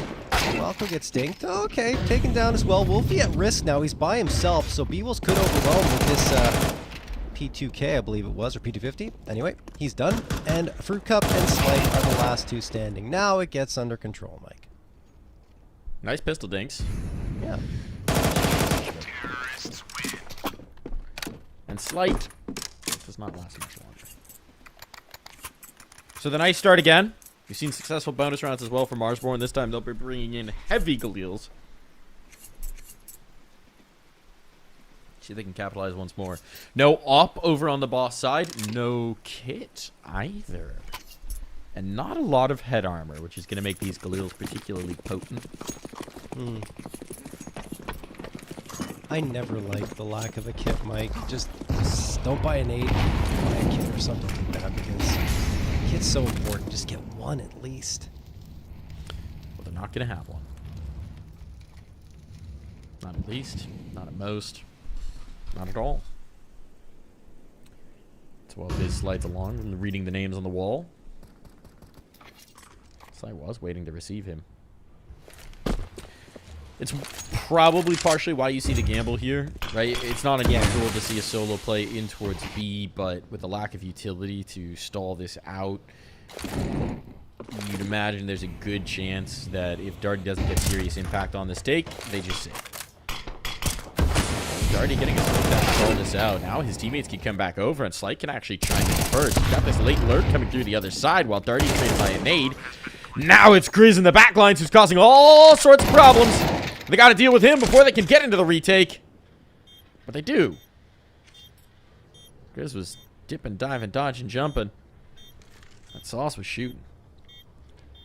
Still got some util left for Boss as well that they can utilize here as they try to retake that space. Wolfie getting right next to Bomb Train. Walco fires off a couple of shots from upper B, but now he's exposed and finished off. It's all up to Wolfie. 1v3, burning a little bit in that incendiary, and now isolated and alone. He will not survive. Fruit Cup takes care of business, and is there time for the defusal? It's going to be close. I don't think so. I Nope. do not believe so. Oh, Nope. what Round did win we for say? Marsborn. What did we say, Mike? Lack of a kit cost them. Oh, boy. It's a disaster for Boss, and Marsborn are laughing all the way to the bank. Because reminder, that was 3 Galils. That was limitations in the round. Now they've got the AKs up. Now they got the reinforcements. And meanwhile, outside of Fruit Cup, it's Boss having to take another eco. So this is starting to go from bad to worse for Boss. They could now be in dire straits. This could be over before you know it. It's that lack of pistol rounds. They've had slow starts to every single half this game, this series across both maps. And I don't think Boss are doing anything particularly wrong. I think Marsborn have had really nice pistols. I think they've had good calls in them, and I think they've executed well. Yeah. They're just getting out-called, quite simply, in the pistol rounds, and that's the fact is they have a clear IGL, a couple of clear IGLs from Marsborn that can help them there, and Boss don't have one. So, you know, hopefully that'll sort out. And it's something that we've talked about before, but some teams like to say that pistol rounds are random. They're And not. those teams are wrong. Yes. You can be better at them, be worse at them, and Grizz will be better in this moment. So that's the one rifle out of play. Body's starting to hit the floor. Practice your pistols, folks. They are so important in MR12. Sauce might find some Deagle magic. It is not going to be nearly enough to make anything happen here. Double digits on for Marsborn. Also, try and prioritize one kit, guys, when you're buying. That's important, too, as you saw. It's John's request. Please. They got one for you. Fruit Cup's got a kit. Thank you, Fruit Cup.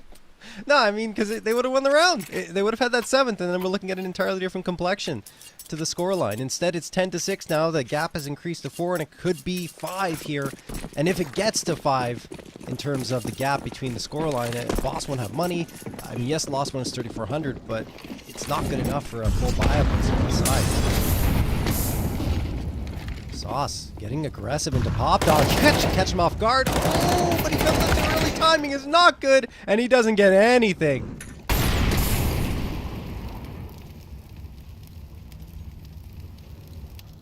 It's going from bad to worse. Rumbled on the setup. The flashbang timing is poor there. It's the other side, but it was the same flash we saw Viz miss in the first half. It's a hard flash to hit. And it cost them a life here. Back of the site. Slight getting overwhelmed. There's no escape. There's no escape. He's not getting out of this one. They're just trying to bail. It's desperation now. And they're throwing good money after bad. Bomb will be down. This one's over. It's just left for Dirty to try and slip away. Devastation now. And we might just be seeing the close of this series. Grizz walks the edge of the smoke while Dirty tries to change his altitude.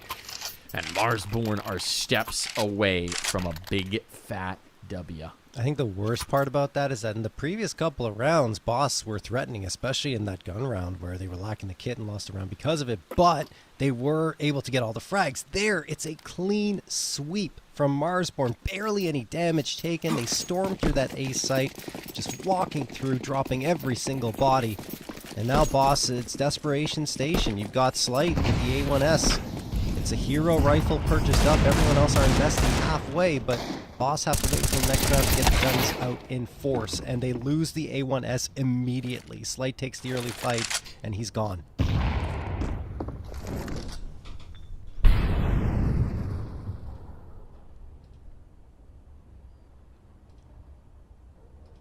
Dirty. Feeling desperate. Here's him. Spots him. Kills him.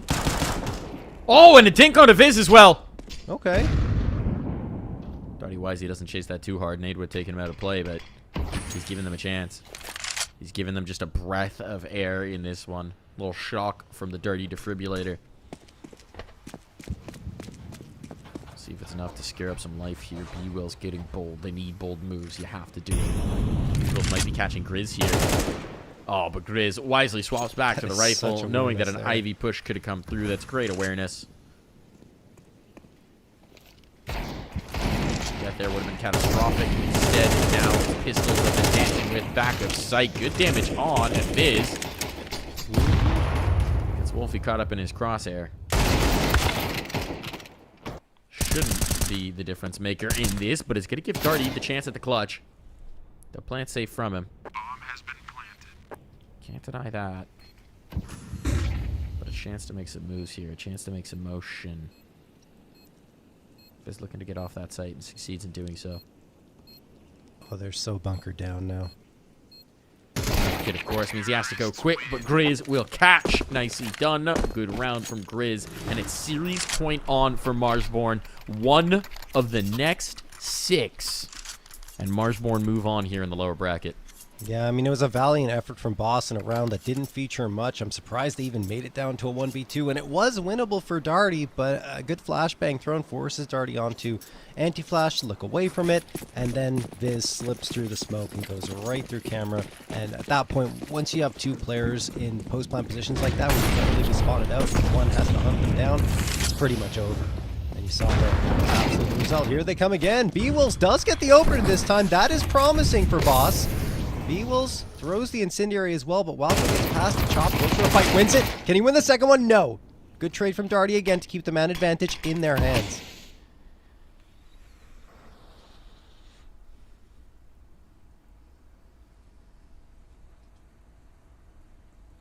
Let's creep back in for B-Wills. He's trying to be bold with it, but this is what they're waiting for. Still stays alive. Missed opportunity to bring back the numbers. Good damage on the B-Wills, though. And now it'll be Walco instead to pluck Sauce. Oh, no. All for the back bomb train. Things are getting very uncomfortable here for Fruit Cup. That thing confirms the player making the cross, and so Walco backs away. Or at least pauses for a moment. Nice crosshair placement from Fruit Cup. Even making this expensive matters, though. So Wolfie's got 45 seconds to try and be the fly in the ointment of this boss round. Where did that go? Yeah, I was going to say. Went under the train. I don't think that's how that's supposed to work. Valve, please fix. Oh, it must have gone in the... It went underneath that train. I don't know. I think it went between the train car and the wall. There's like a small gap. Yeah. I'm going to be honest. We should probably put an invisible wall there. Probably. I don't think that's an intended interaction. Unless Valve just doesn't like players and wants them to mix their incendiaries there. Yeah, I agree with you though, Mike. That should be patched up. That is the weirdest incendiary I've ever seen. No harm, no foul. But yeah. Get your nade eaten by the wall, Wolfie. Claiming a man advantage for his squad. Now Chop trying to get some space out of Pop Dog. This is good flash. Sauce is able to duck away. Problem is Fruit Cup thinks that means he's in the clear. And look at how much they pulled him in. Minute 20 on the clock. Marsborn, they've got their choice of sites. There's still a decent amount of utility here for Boss, but they're just running out of the numbers. Back towards Ivy go. I thought they would retreat towards B, given how much emphasis they put towards that A site, but maybe this is the right call in the end, because you see that Darty's trying to retake that space towards B. He's typically the anchor in that direction, and now the forces are spread out. They can easily isolate not 1v1s, but one player at a time here on Boss.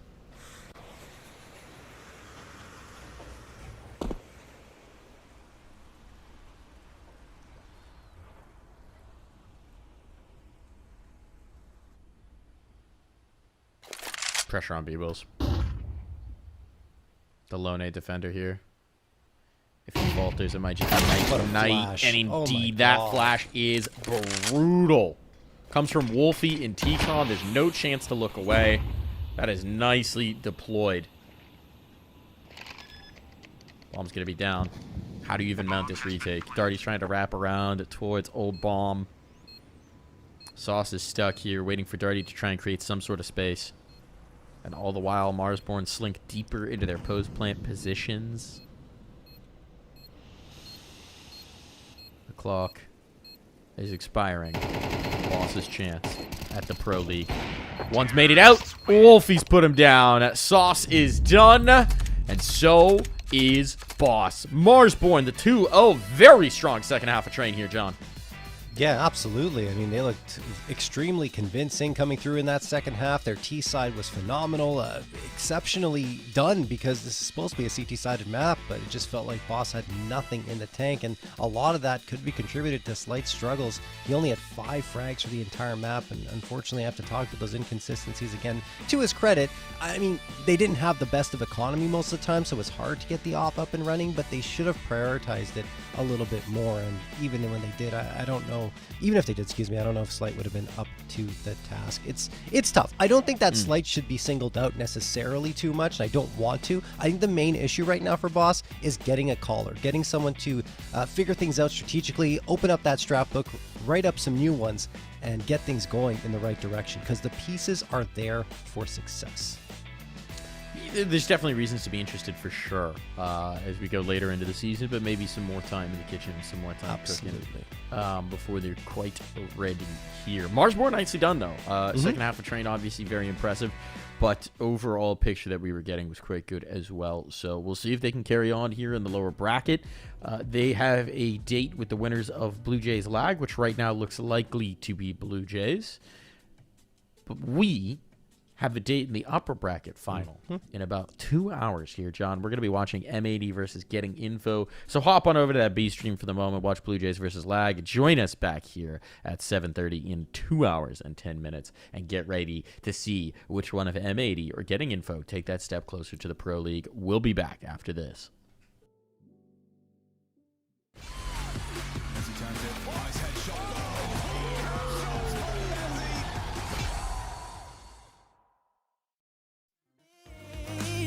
And you don't even really care to try. Your time is coming, so stop your running. You're gonna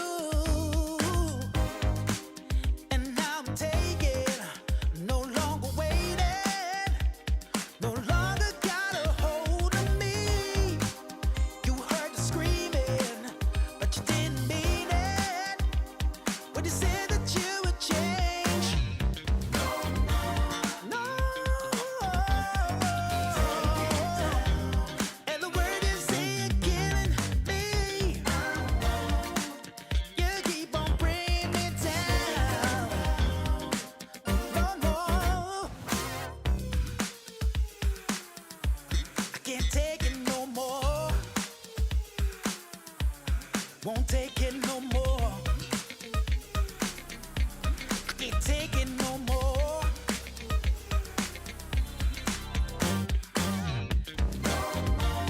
No. 'Cause the way you say they're killing me won't let you bring me down. Even though you think you're better than me.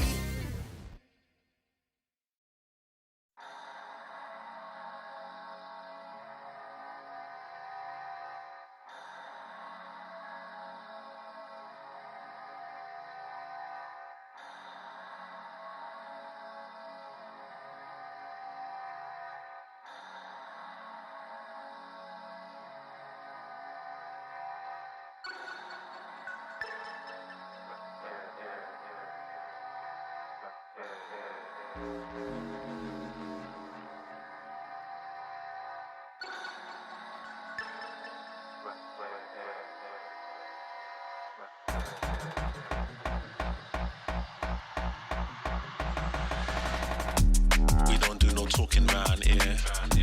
We don't play no games round here. We ain't never slipping round here. This another level, this one over here is very rare.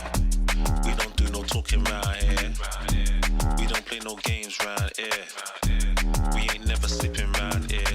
This another level, this one over here is very rare. Ridden got me skanking, had me feeling like I'm Fred Astaire. Bread was kinda short, but I was smelling like a millionaire. Claimed their opposition when we stepped in, they were running scared. Man, we're louding up the atmosphere. Too much chatty, too much catty. I just lit a fatty, and it came from Cali. I'm already here. I was in the clouds, I don't ever take the stairs. We don't do no talking round here. We don't play no games round here. We ain't never slipping round here. This another level, this one over here is very rare. We don't do no talking round here. We don't play no games round here. We ain't never slipping round here. This another level, this one over here is very rare. This another level, this one over here is very rare.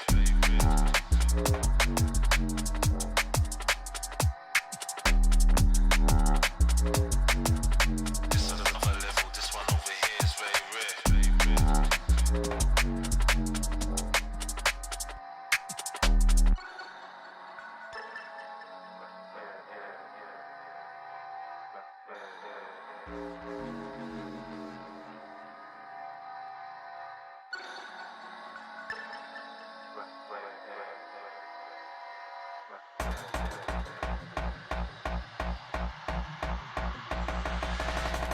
I was in the corner sweating till the lights came.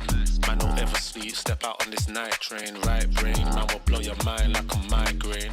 I was busting up these spots, pulling something out my socks. Man was shuffling out of blocks, phone and vibrate. I don't need to talk to Frank, I did it my way. Never slipping, never tripping, never violate. We don't gas around here, we on a higher rate. We don't do no talking round here. We don't play no games round here. We ain't never slipping round here. This another level, this one over here is very rare. We don't do no talking round here. We don't play no games round here. We ain't never slipping round here. This another level, this one over here is very rare.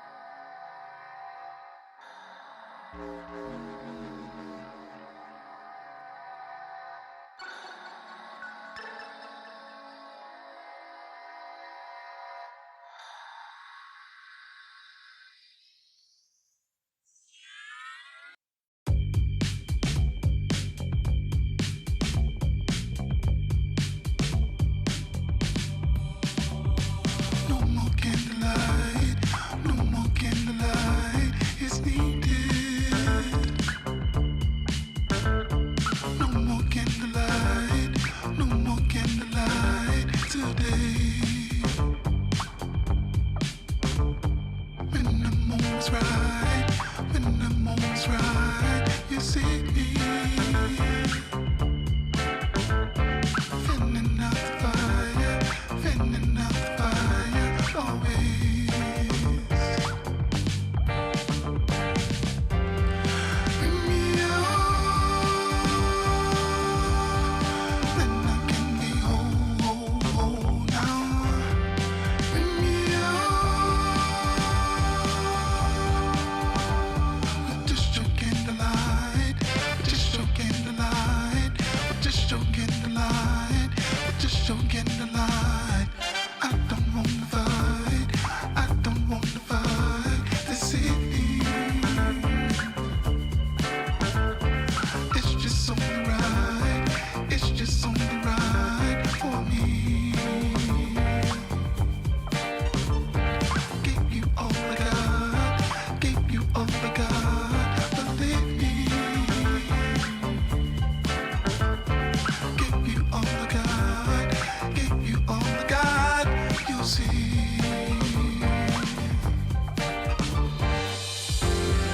Bring me on,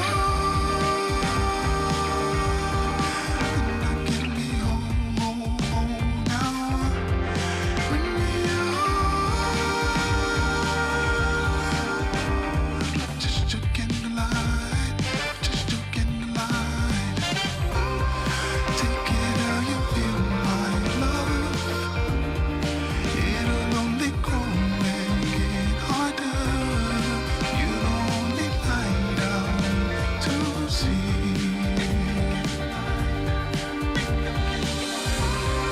Take it how you feel, my love.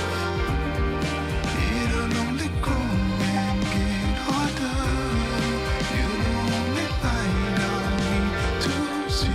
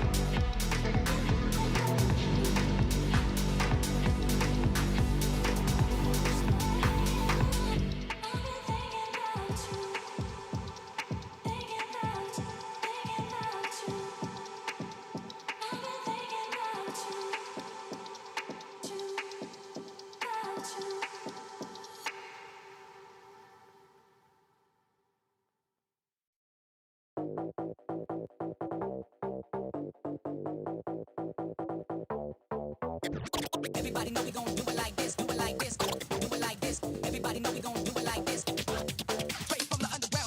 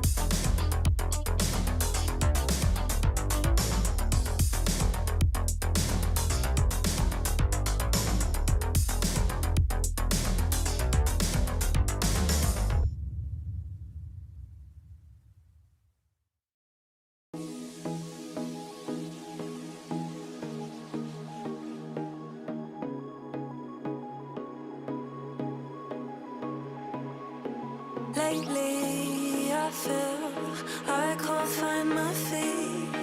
Pushing closer, my heart skips a beat, and now I'm falling deeper than I fly. I can't control it. Dark against the sky, it's not so black and white. It's like I told him. There's things that I can't fight. I just keep going. I just keep going. In my time, I've been dreaming of a space to really fill my place. I wish he'd seen what I had dreamed. Before these darker days, I thought I found my way. Quickly it fades, losing the race, closing the page. In and out, I'll move myself again.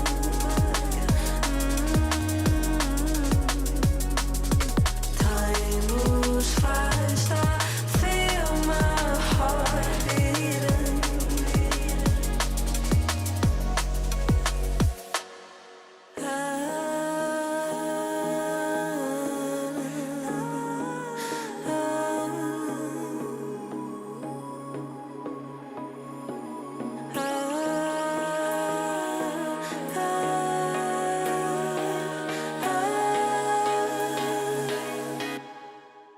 And now I'm falling, deeper than I fly. I can't control it. Dark against the sky, it's not so black and white. It's like I told him. There's things that I can't fight. I just keep going. I just keep going. I just keep going.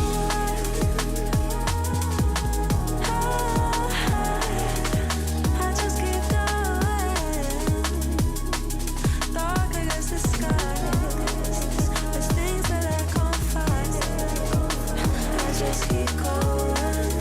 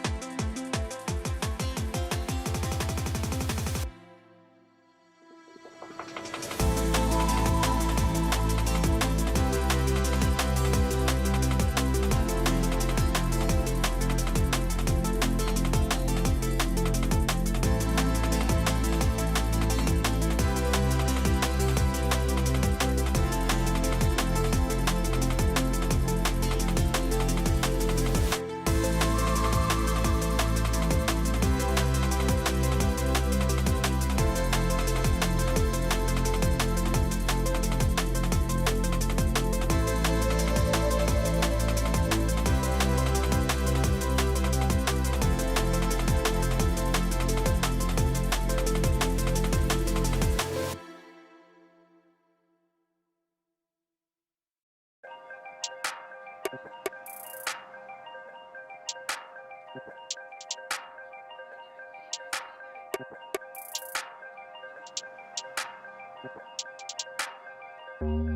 all that it's saying is true,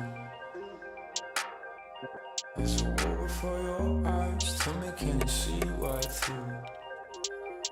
Right through, right through. Down through the wires and the pipelines. We go disconnecting from the city and the skyline. This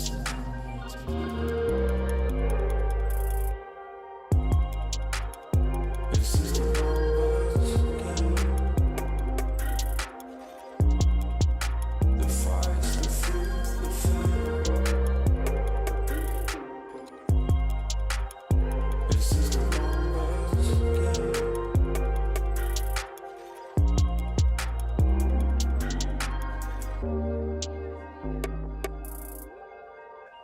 Counting up coins for a soda can.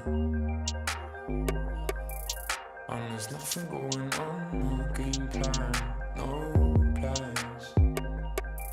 So I'm jumping out the fire, back into the frying pan. I'm trying to disconnect from the stats and the spray tans. Just another piece of data.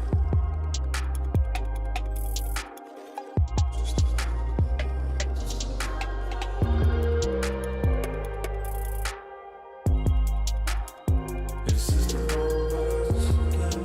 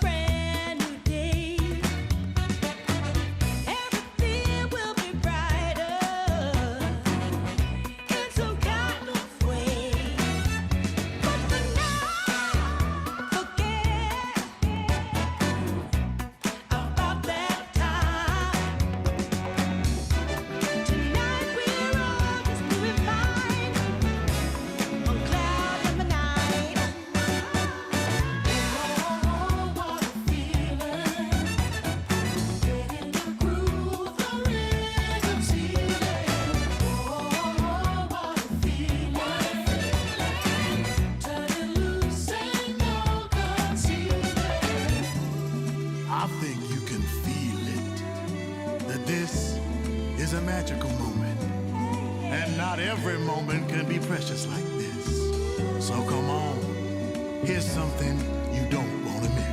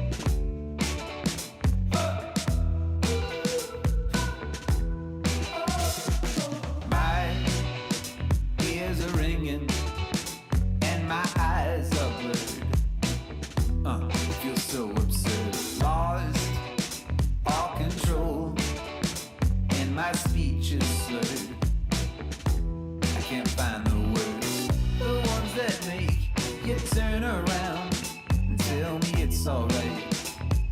A little bit more to keep me going. Feels like my feet have left the ground. Oh, nothing can hold me down. There's nothing I can do.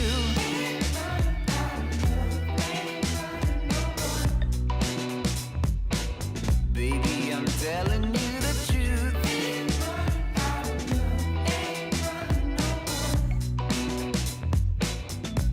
And if I can't be with you, take my heart, take your hand. You knew what you were doing.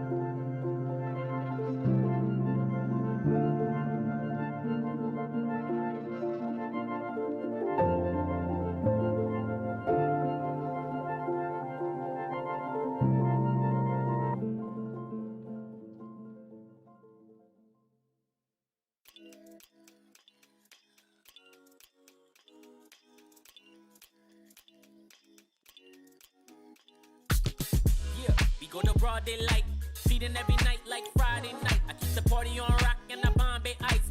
Gotta see stars like Broadway lights. I told her, baby girl, you don't gotta kick it with the daydreamers. You can skip the line, I'm the gatekeeper. Plus I got the crowd going crazy, dance floor blazing up, going. When they see me show up, I be feeling glowed up. When they see me show up, I be feeling so, feeling so. When they see me show up, I be feeling glowed up. When they see me show up, I be feeling so, feeling so. With the VIPs in your city, getting litty as a BIC, huh? Yeah, screaming life's a gift, so we live to the fullest till we DIE. DJ, put it back on, keep it hype, we don't wanna hear no sad songs. Everybody up in here just wanna celebrate. Sip a little drink, get the dance on. That's all, listen, everything good over here. We don't want no problems, we just want cheers. Toast to the good life, wine, liquor, beer. Haters getting blocked if they trying to interfere. Swag on 100 and my drip too fresh. Certified stunner, need a big blue check. I don't got no time for no BS or no negative ideas in my vibe, cause I'm just too blessed. Run it back. When they see me show up, I be feeling glowed up. When they see me show up, I be feeling so, feeling so. When they see me show up, I be feeling glowed up. When they see me show up, I be feeling so, feeling so.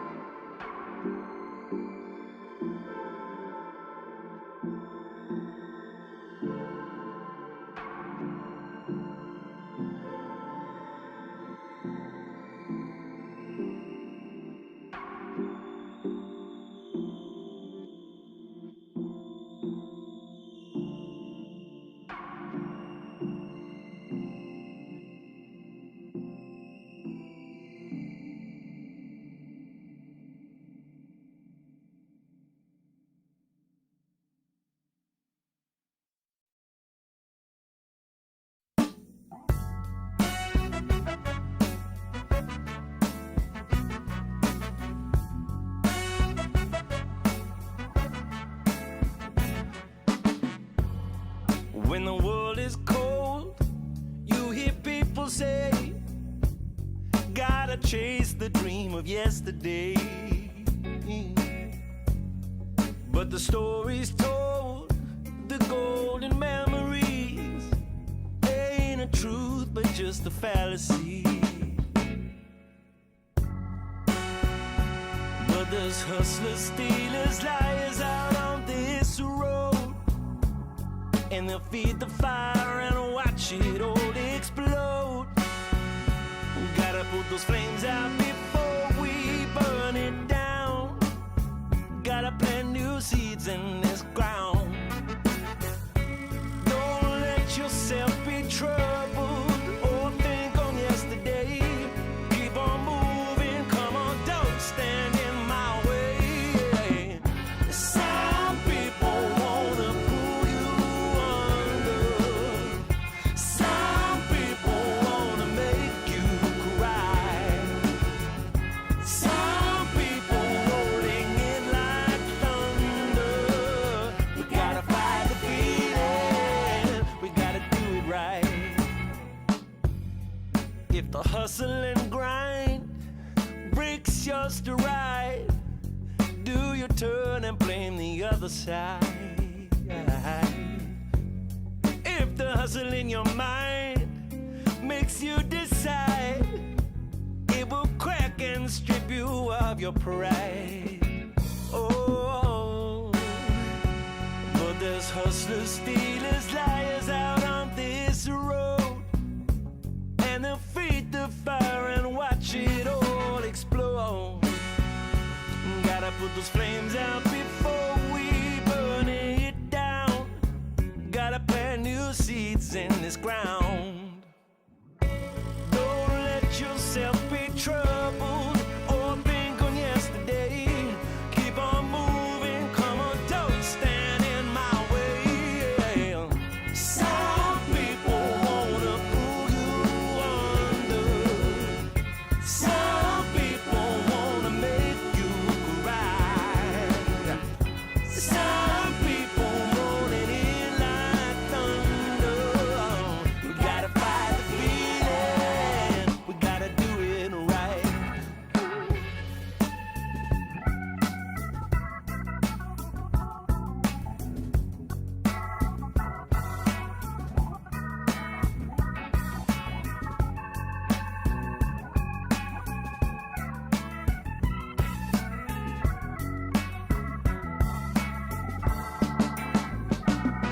Well, don't let yourself be troubled or think on yesterday. Keep on moving, come on, don't stand in my way. Some people wanna pull you under. Some people wanna make you cry. Some people rolling in like thunder. We gotta fight the feeling, we gotta do it right. Yeah, we gotta do it right.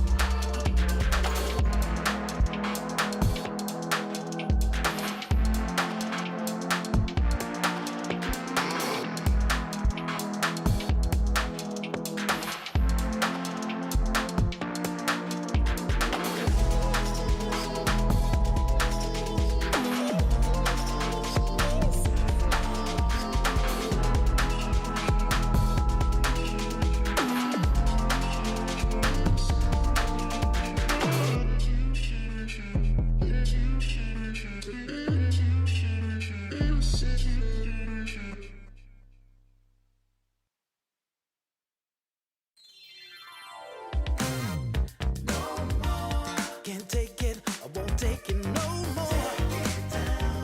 And the words you say are killing to me. You keep on bringing me down. 'Cause you like to think you're better than me. If there was a way to tell ya, the love you hate can never die. You don't even know what happens to me. And you don't even really care to try. Your time is coming, so stop your running. You're gonna have to listen to me. We're rearranging, it's time for changing. Do you hear my cry? Now's the time. I can't take it, won't take it no more. 'Cause the words you say are killing to me. You keep on bringing it down. 'Cause you like to think you're better than me. You told me I was so demanding. 'Cause I want the same as you. I asked and I begged and I pleaded. Tell me what am I to do? And now I'm taking, no longer waiting. No longer got a hold of me. You heard the screaming, but you didn't mean it. When you said that you would change. No. And the word you say are killing me. You keep on bringing me down. No. I can't take it no more. Won't take it no more. I can't take it no more.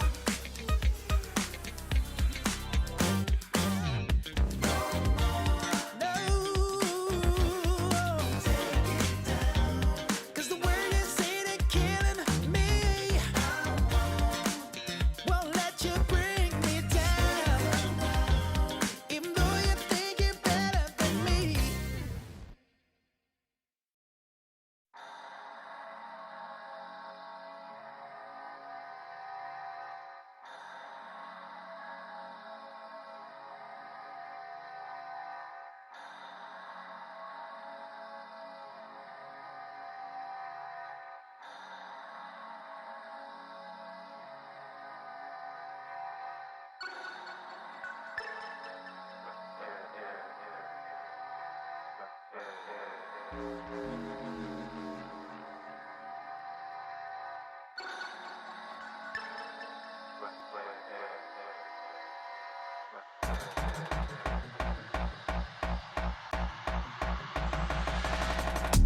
We don't do no talking round here. We don't play no games round here. We ain't never slipping round here. This another level, this one over here is very rare. We don't do no talking round here. We don't play no games round here. We ain't never slipping round here. This another level, this one over here is very rare. Rhythm got me skanking, had me feeling like I'm Fred Astaire. Bread was kinda short, but I was smelling like a millionaire. Claimed their opposition when we stepped in, they were running scared. Man, we're louding up the atmosphere. Too much chatty, too much catty. I just lit a fatty, and it came from Cali. I'm already here. I was in the clouds, I don't ever take the stairs. We don't do no talking round here. We don't play no games round here. We ain't never slipping round here. This another level, this one over here is very rare. We don't do no talking round here. We don't play no games round here. We ain't never slipping round here. This another level, this one over here is very rare. This another level, this one over here is very rare.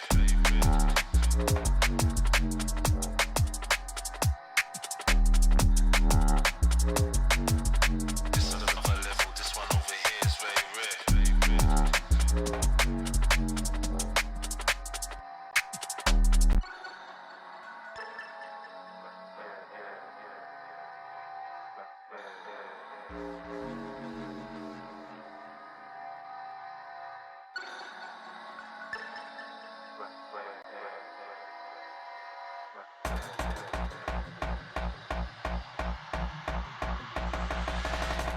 I was in the corner sweating till the lights came.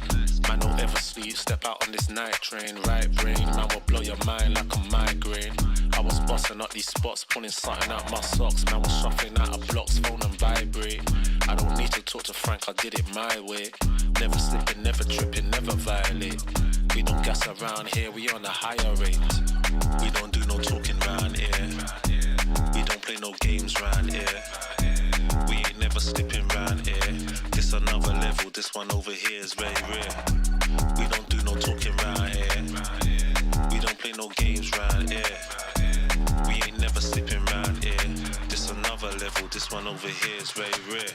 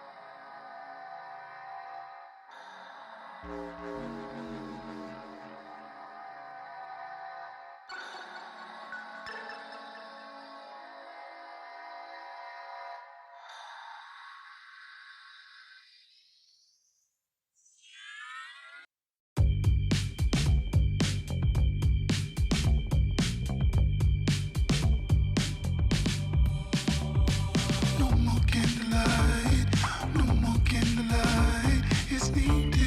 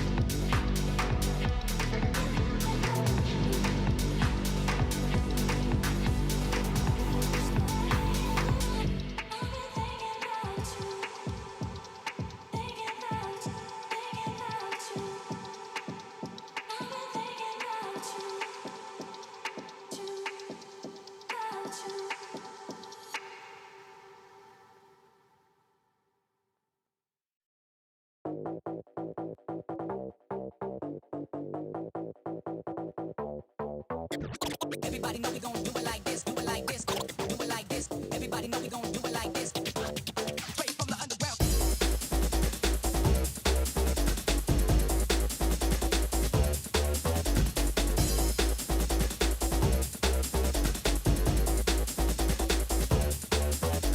Everybody know we gon' do it like this, do it like this, do it like this. Everybody know we gon' do it like this, do it like this. Straight from the underground. Everybody know we gon' do it like this, do it like this, do it like this. Everybody know we gon' do it like this.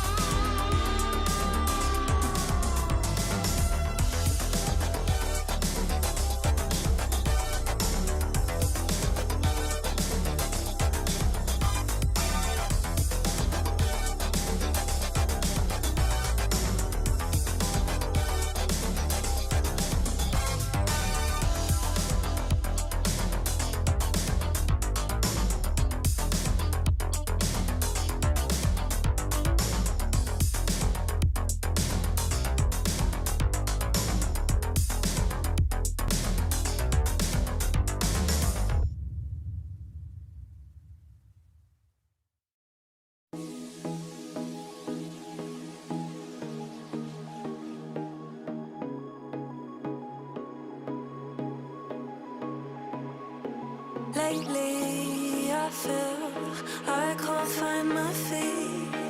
Pushing closer, my heart skips a beat, and now I'm falling deeper than I fly. I can't control it. Like against the sky, it's not so black and white. It's like I told him, there's things that I can't fight. I just keep going. I just keep going. In my time, I've been dreaming of a space to really fill my place. I wish he'd seen what I had dreamed. Before these darker days, I thought I found my way. Quickly it fades, losing the race, closing the page. In and out, I'll move myself again.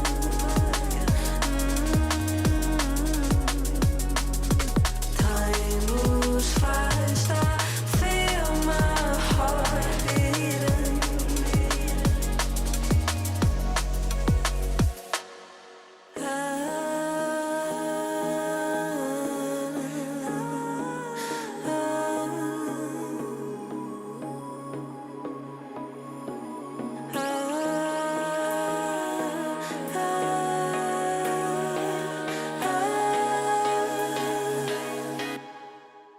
And now I'm falling,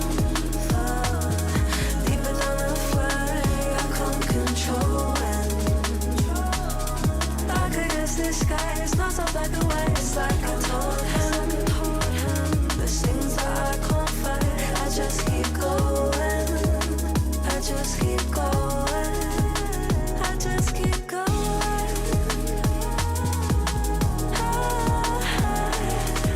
I just keep going. Dark against the sky. There's things that I can't fight. I just keep going. I just keep going.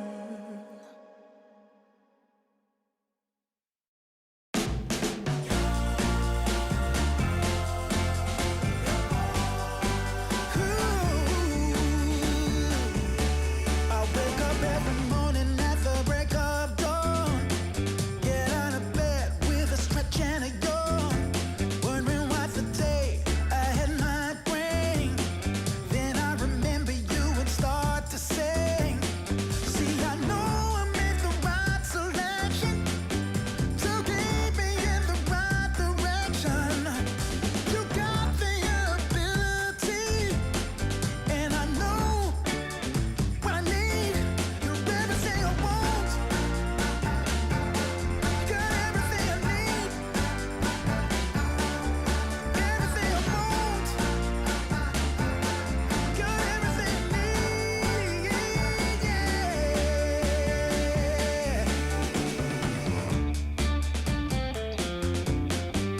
All right.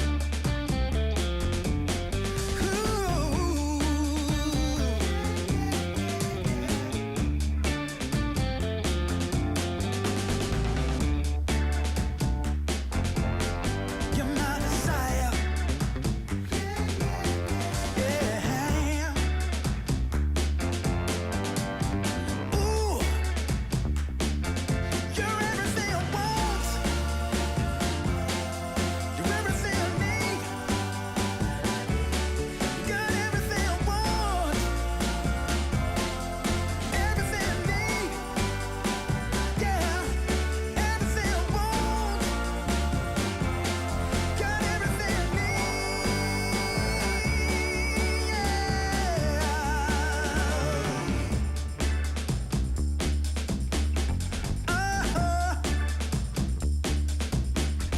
All right. Yeah.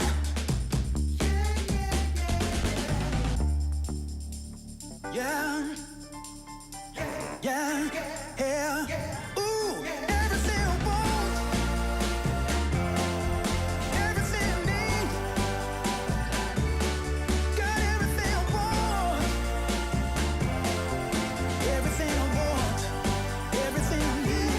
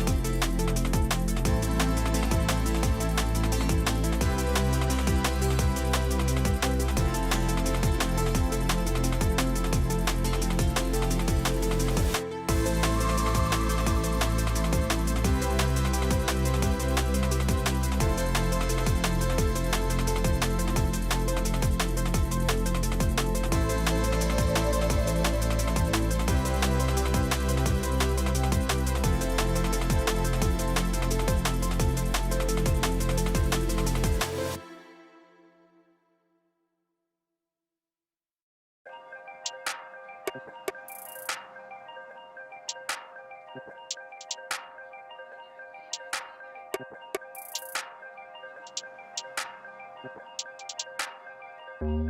all they've been saying is true, there's a wall before your eyes. Tell me, can you see right through?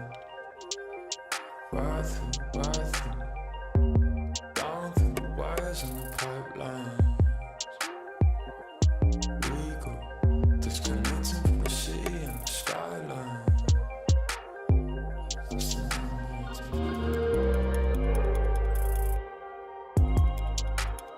This is the numbers again. The fights, the fear, the fear. This is the numbers again.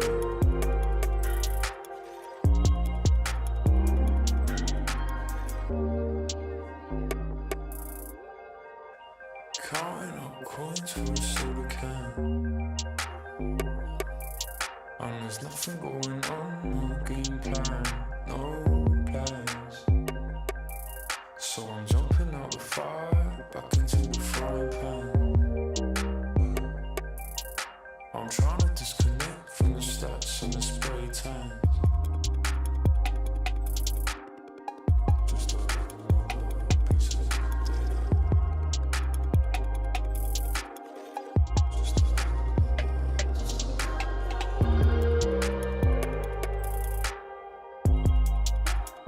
This is the numbers again. The fights, the fear, the fear.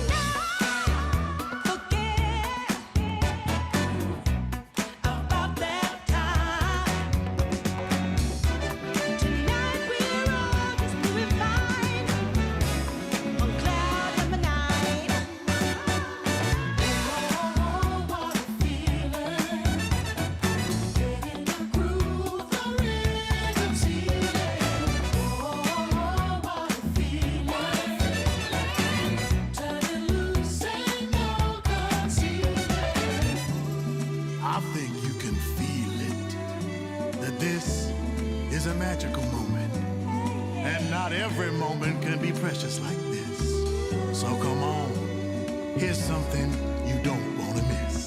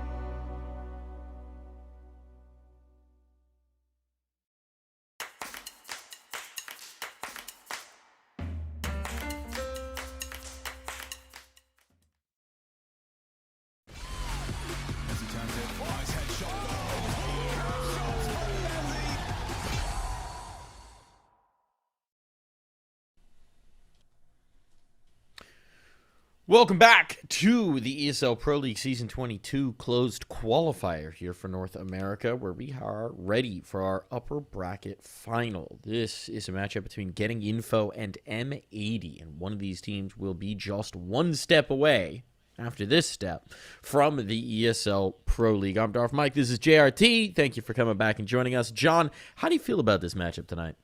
This is going to be an interesting one, right? Because this is technically the ex-Timberman core coming through, and Dare, Snav, and Shane.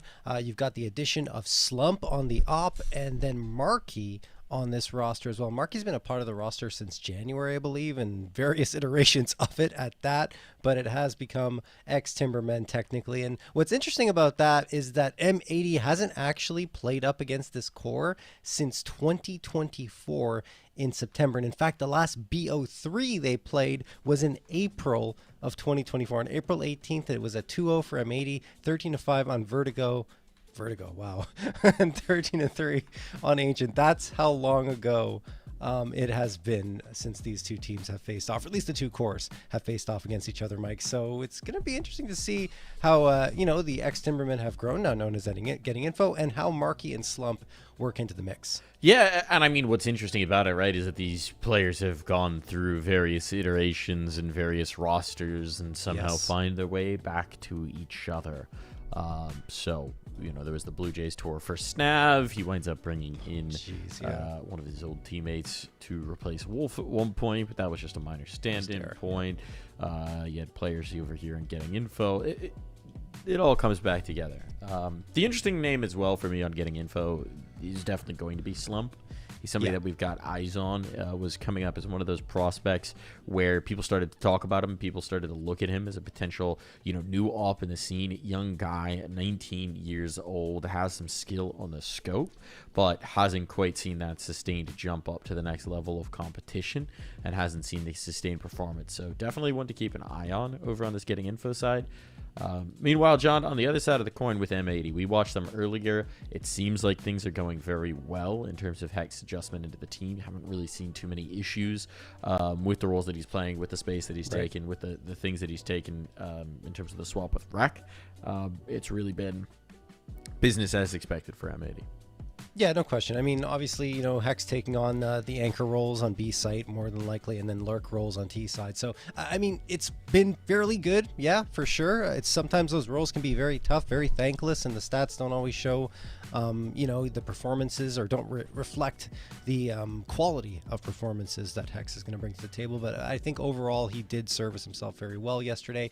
Mirage was good in that first half. He had a couple of beautiful clutches come through, and then the second half left a lot to be desired once they got over to that T side. So we'll see if that's an adjustment there. That was just on Mirage, though, because after that, Inferno and Dust 2 looked very good.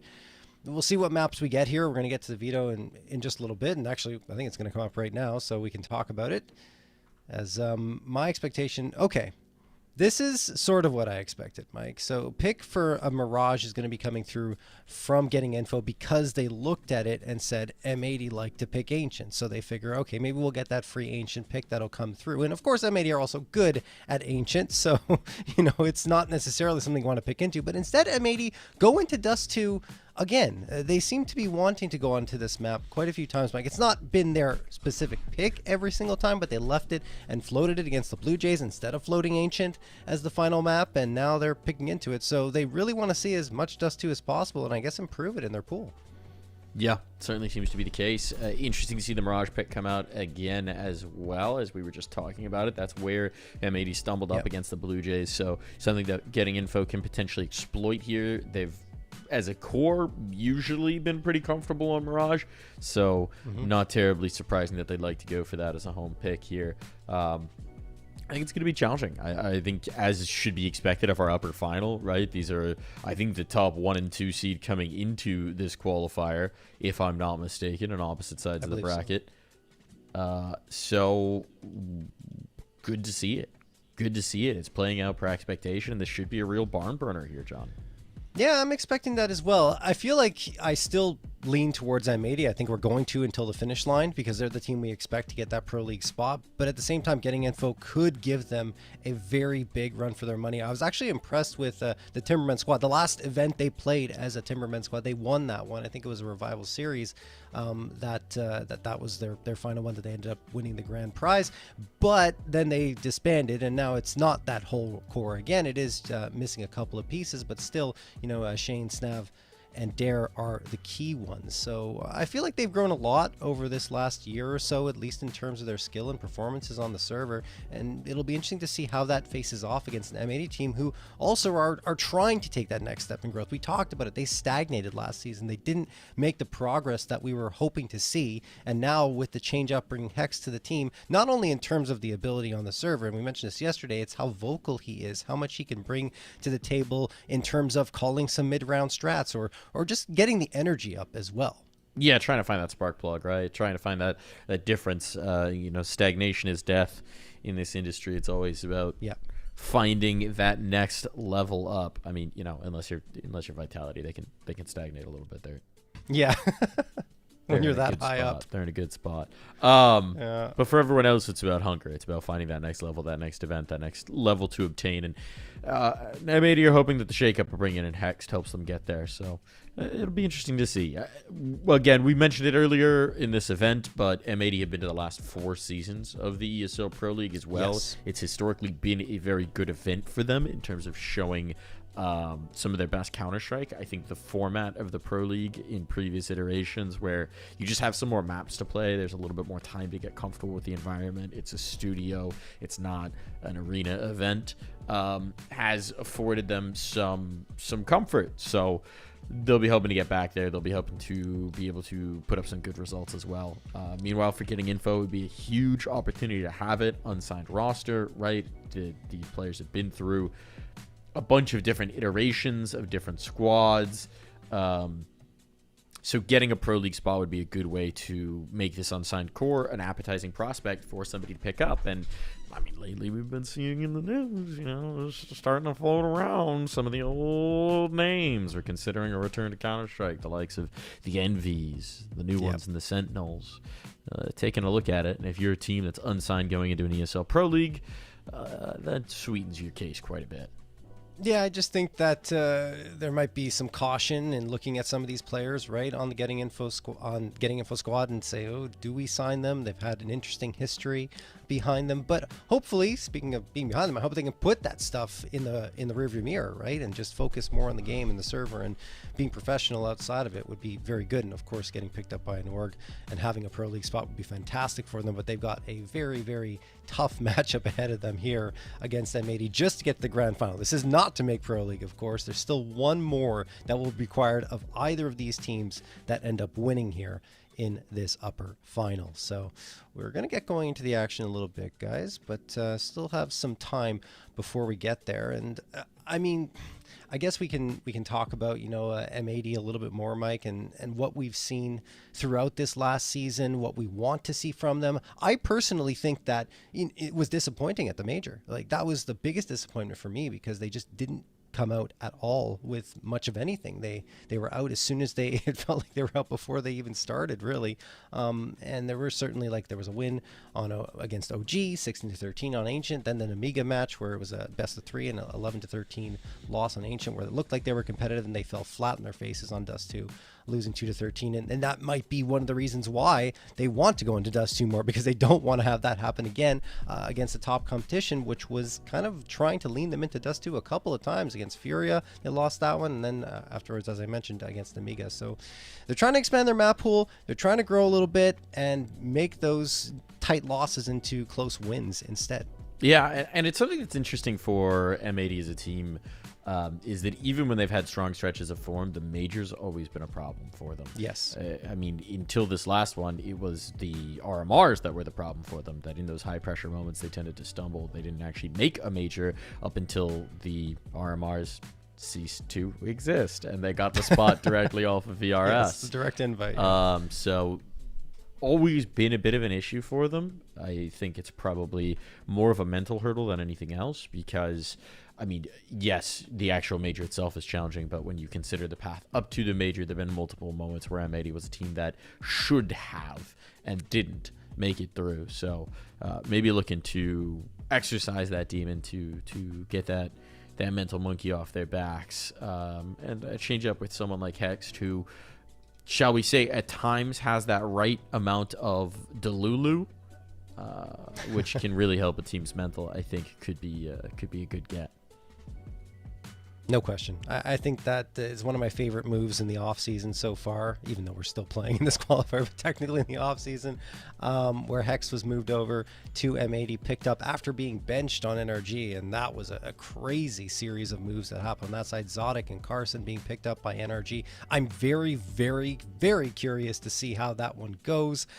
On the surface of it, it's a little weird, but the benefit, the loss of one team is the benefit of another here, and M80 are going to be the benefactors of picking up Hex, in my opinion. Rec is, speaking of which, Rec is a great, solid addition to any team, I think. He had a tough time on M80, but if there's an NA team looking to pick someone up and try to fill a void, I think he should be on their radar without any questions or doubts. Yeah, you would certainly hope there'd be more opportunities coming down the pipeline for Rec. Very capable, still quite young. He's been competing for ages, so we maybe forget how young he is, but I think still just 21 years old now, but still a young guy. Been around, has a lot of competitive experience under his belt, so be curious to see where he does land, whether that's before his contract expires or once he's a free agent once more. We have just a little bit of a delay here, folks. Thank you for bearing with us as we hope to get in the server shortly. But looking at that lower bracket as well, right? Because we do still have a lower bracket in this event. Who are you expecting to come out of it to challenge the loser of this? We got the Marsborn Blue Jays matchup there kicking off right now. I mean, I liked what I saw from Marsborn in that boss matchup. I think they brought a lot of interesting things to the table. They had they were rough around the edges, though. There were a lot of moments where maybe that wasn't the best idea, wasn't the best play. And I feel like the Blue Jays, having seen them just win that one map against M80, right? And we're competitive. You see the scoreline. I think it was 13-7, 13-8, something along those lines in the last two maps. Yeah, 13-7 on Inferno and 13-8 on Dust 2 in favor of M80. But Blue Jays were going back and forth, toe-to-toe with M80. So while it does look like a one-sided scoreline, Blue Jays were in it round after round. And that's why I feel like Blue Jays, and I said this yesterday, they're the biggest threat in that lower bracket. And as they moved on, beating Lag Gaming 2-0, I think they're going to end up in that lower bracket final to face off against the loser of this one. It would be a spicy one. But I mean, right now at this period of time, you've hinted at it. We're still kind of in the off season and into the next season, so it's still very much a moment in flux. All of these teams are in flux, whether it's new rosters forming, old rosters reforming, as we kind of have here with getting info, just different iterations and shuffles of players, and you never quite know what's going to click until it either does or doesn't. So these first events are very nice indicators, very nice flags to see which way the wind is flying for what we might be getting this season. And so getting a good result here, I mean, outside of your complexities who are off competing in Fissure and your wild cards, you've pretty much got everybody here who's going to be competing in domestic Counter-Strike. So it's definitely an interesting one to check out. No question.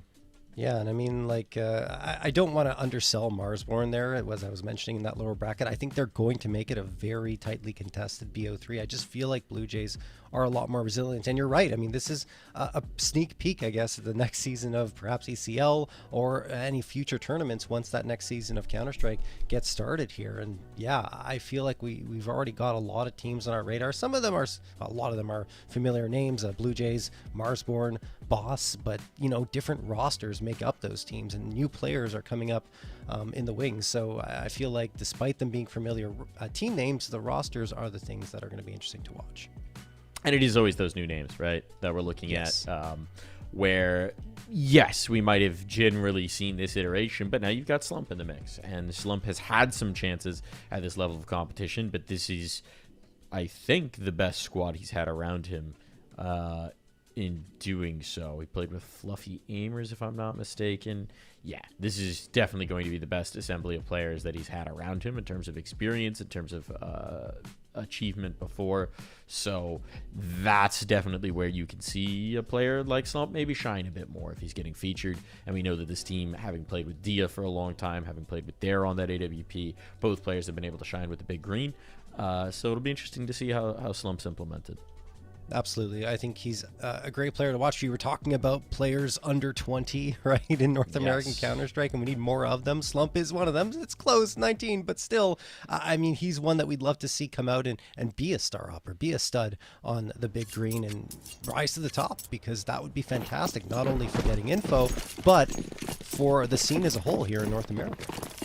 Remember, folks, we need more teenagers. They're the lifeblood of any esport.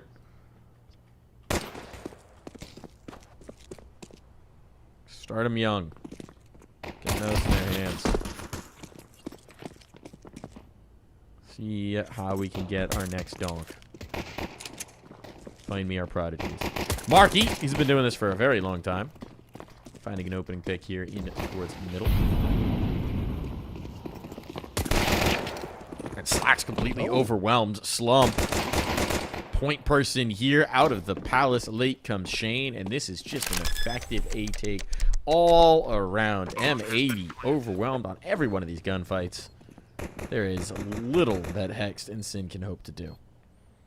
Yeah, and we were talking about the struggles on the pistol round in the previous series for Boss. I think that's the same story for M80. We saw it yesterday against the Blue Jays. Yes, they did win, I think, a couple, but the majority of them were lost and made life difficult for them, in particular on Mirage, where, honestly, that's where they feel most vulnerable right now to getting upset losses. And Slump is going to get that frag on the Sin. Hex should be done soon. Does collect one. That's extra $300 in his pocket, but that is all he will find. 1-0 for getting info.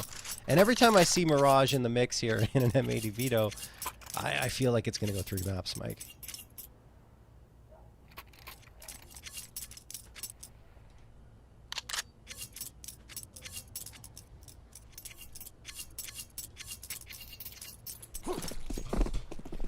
If M80 get a win here, then I think getting info are in trouble. Yeah, I think it's a reasonable estimation of this, right? I think it's totally fair that this is the vulnerability the Guardian one as well. And it's just one of those where they gotta know until they figure it out. They're gonna get played here again and again and again and again and again. Yep. Especially in NA. Not making any secret about where they're coming from.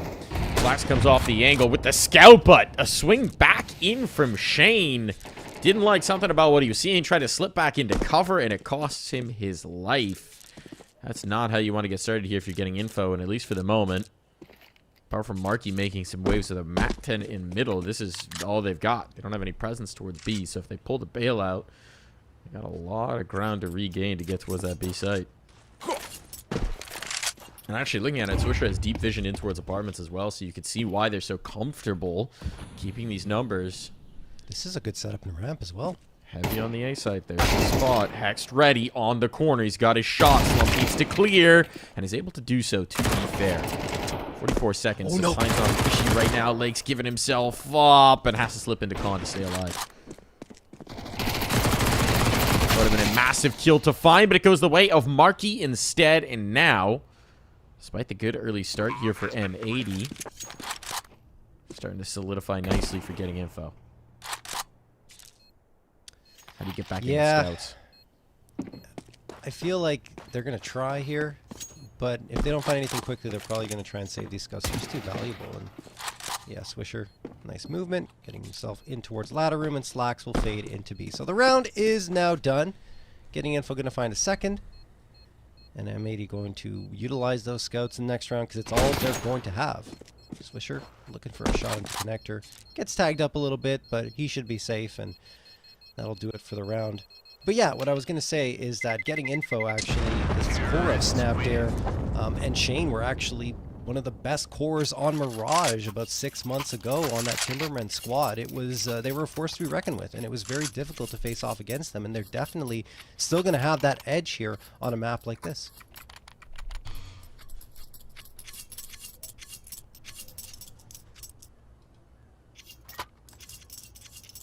I should specify they're the best teams in North America on Mirage. Always good to specify. Yes. We're in North America.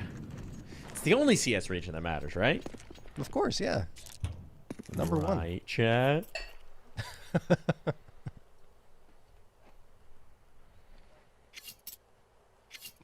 Pushes back on this deep angle with the scout. A little bit more of a spread from getting info who know that apart from these two scouts, there's probably not a lot.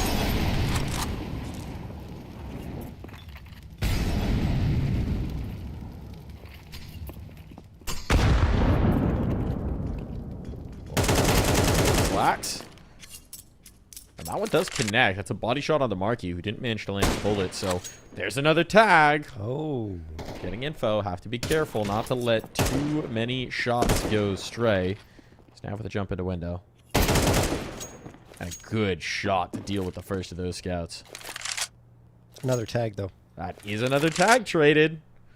These pistols might as well be ops when you got 10 HP.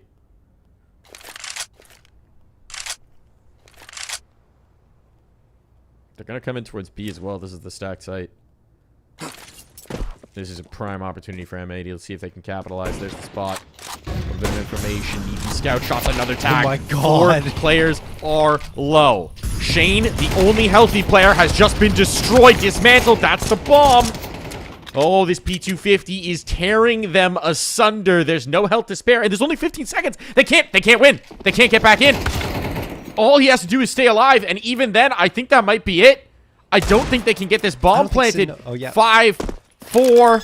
Oh, he's got it. He's got it. Half a second to spare. Dare just barely brings that through.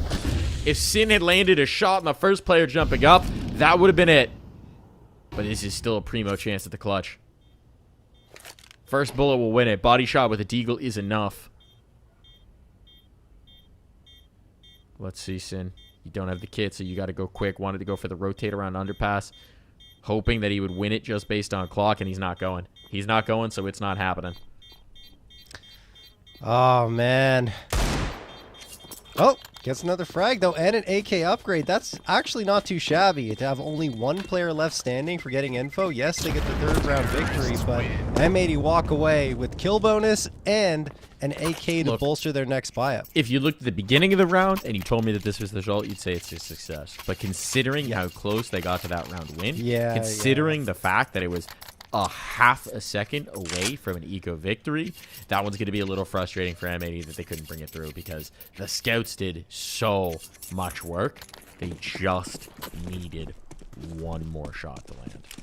Yeah, but at the same time, you can't let that get in your head too much, right? Be like, yeah, we got close, but at the same time, we didn't bring much into it, and we brought a lot out and made it very difficult for Getting Info to manage their economy, because now they're going to be down to below 1.5K across the board, and 3 players, in fact, below at or below $150. If they can capitalize here, absolutely. They've set themselves up. If not, then they're frustrated for sure. But the T side is resilient. There's the spot. Another HE. Have fun with that, Lake says.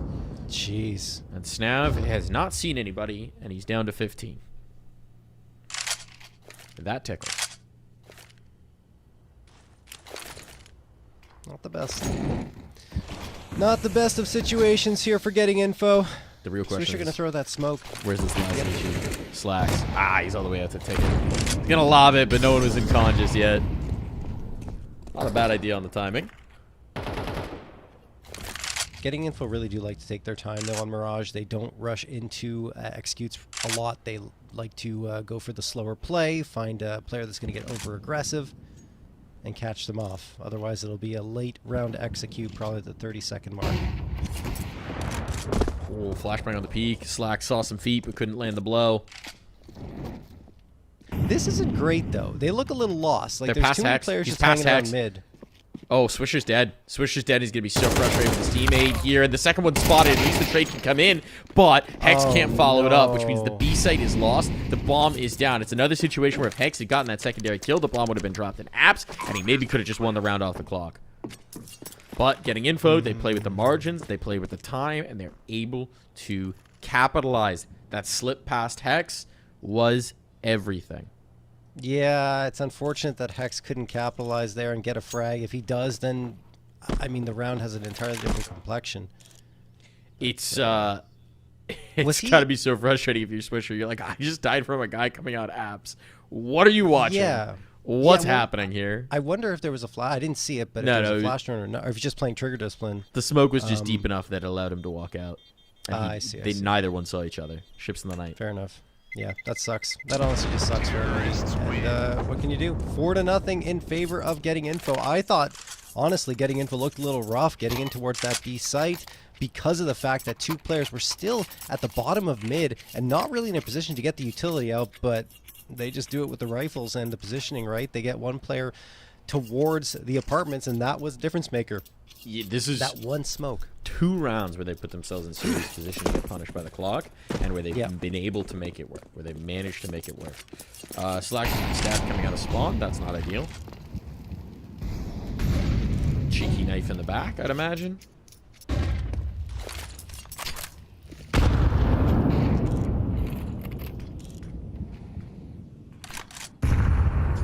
We'll see if the blood sacrifice appeases the Counter-Strike gods here, John. Sometimes you have to give that blood sacrifice, Mike, you know? The old ways. Just gotta, yeah. Get the god's favor.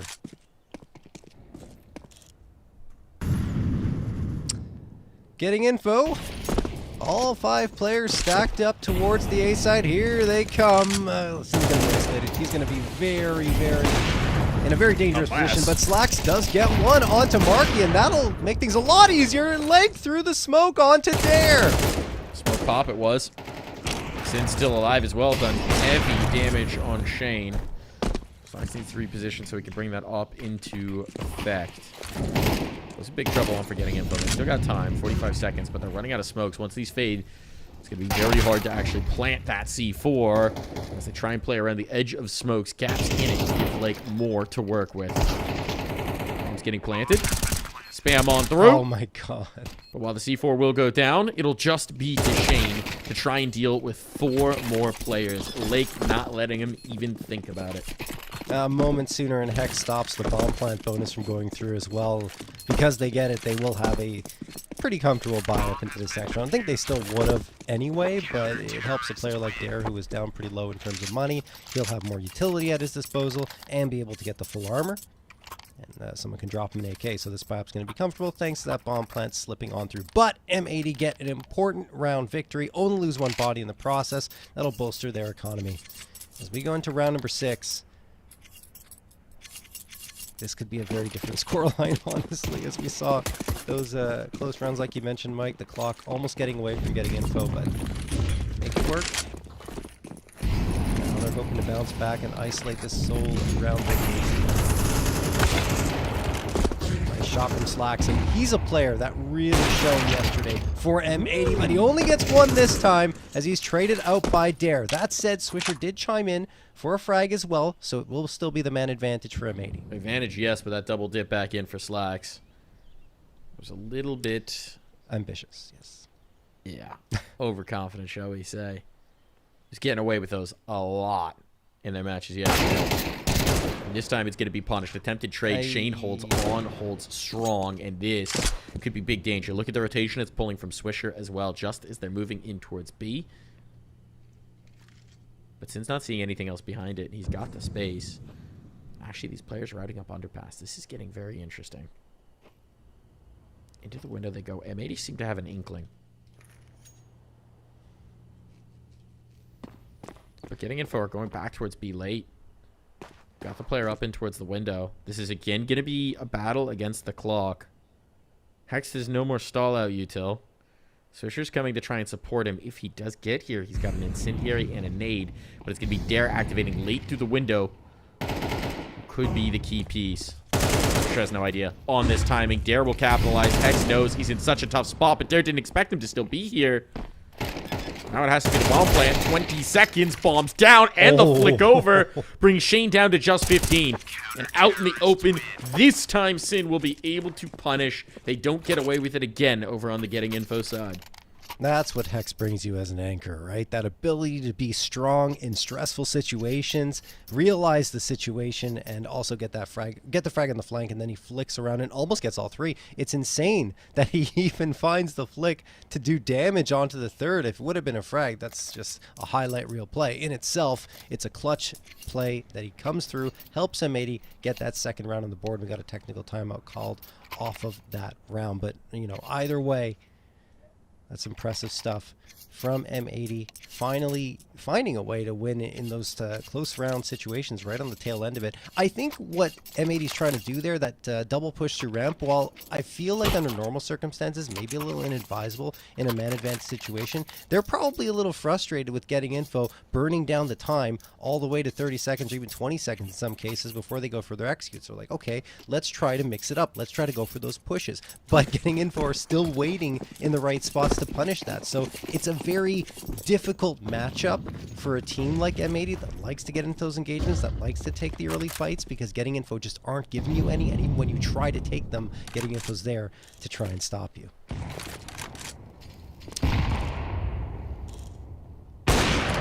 Yeah, that's nice. Peering over the underpass railing.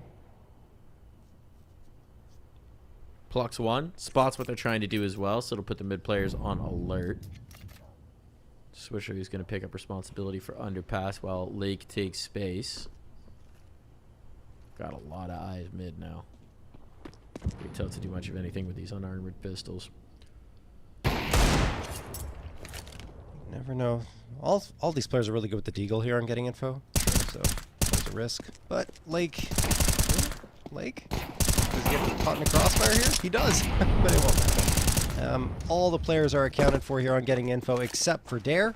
The 1v4 goes out and goes down. Third round in a row for M80. We're starting to cruise along, picking up these rounds. Of course, that's an anti-eco. Here comes the gun round for getting info, and I guess another true test for M80 to see how they compose themselves. Lack of bomb plants in the last two rounds, though, means that it's not going to be perfect. You actually have Dare going down to a Mac 10 to get a little bit more utility, maybe give them some extra pace on this one. So sacrificing for the good of the team here. See if you get a pacier play with the SMG in tow. There's point person. Smokes in towards mid. Off the instinct. Going fast, but Slacks is ready for it. A drop down into underpass with that op. And mid is his domain, but here's the counter punch. They go fast out the ramp instead, and now Sin has his hands full. Marky activated. finding Slacks, finding that op, and this That is is so decimation of the A defense. Dare, he was the distraction. And mission accomplished. Swisher at least could win out that duel, but the best thing he could do at this point is save. One thing for Snav is he's a pretty solid caller here on T side of Mirage. That's a brilliant maneuver, right? They know that Slacks likes to get aggressive up cat, but that means that A will be a little more vulnerable because your opper is playing so aggressively, right? And trying to go for those early picks. Swisher does manage to connect onto Slump, but he's just trying to save the gun at this point. Money's not really there for getting info, so they don't want to lose their guns either. They stop chasing, meaning that this will end as we see it right now. But yeah, I think that Snav is doing a great job calling here on this T side. 5th round picked up. Slacks yesterday had 18 frags on this map in a losing effort. He looked very good, and he was doing very similar stuff, right? Going up cat, trying to get aggressive picks, going for that mid control immediately. And Blue Jays eventually figured it out, but it took a little longer than getting info.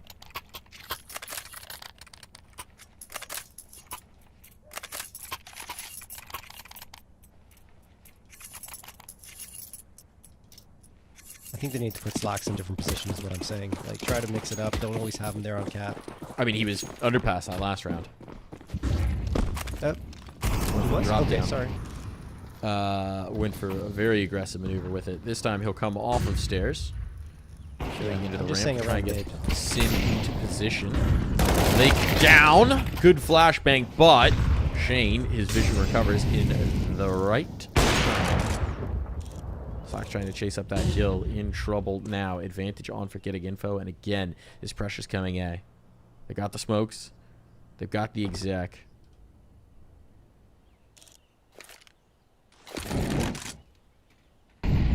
Incendiary might actually chase this player up, but just baits a smoke out. Gives them some information that there's players here. Double push up underpass. Yes, now they know the apps are clear, but it means the bodies are in the wrong spot to do much of anything about this. And you can tell from what Slacks is watching that he has no idea if he's been wrapped upon. He has no information about where these players might be.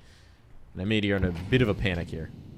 I think what Slacks did as well is back off from the fight because he realized that it could be going A with the information that's relayed over from his B players.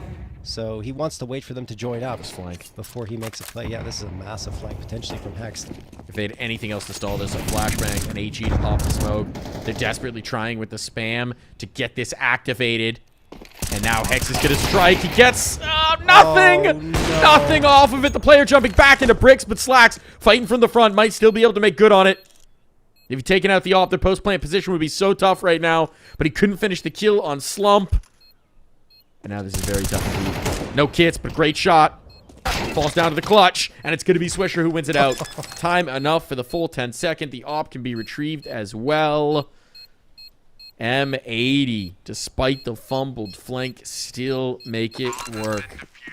I don't think Hex made the wrong decision by aiming for the player in front of him and then going for the transfer afterwards. He just couldn't find his spray nor his crosshair. It's he does damage, which is good. I mean, it helps up and it disrupts. So we can't forget that, right? They had to focus on him. 2 players turning around. The other 2 saying, what's going on? Which allows Slacks to strike for a couple of frags of his own. And then it ends up going the way of M80 with Swisher collecting a couple. But still, you kind of want that to be a little cleaner if you're M80, given that you had all the cards in the right places.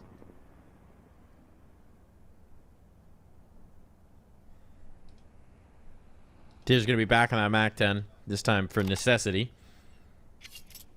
As it is a very limited buy that getting info can get together here, but it's enough. Enough firepower certainly to make a go of this. We might see another faster play. They're holding onto this lead, but only just. Can't get a bomb plant here. You could see M80 pulling into the lead, and that's a situation getting info or trying to avoid. For obvious reasons.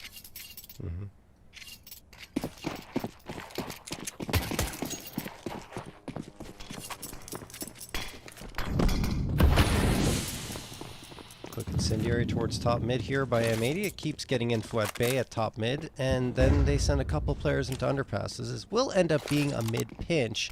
But again, M80 top players in the right spot. What a flashbang toss, but they can't capitalize. Lake His spray goes astray this time. Sin trying to find a follow-up. He doesn't either.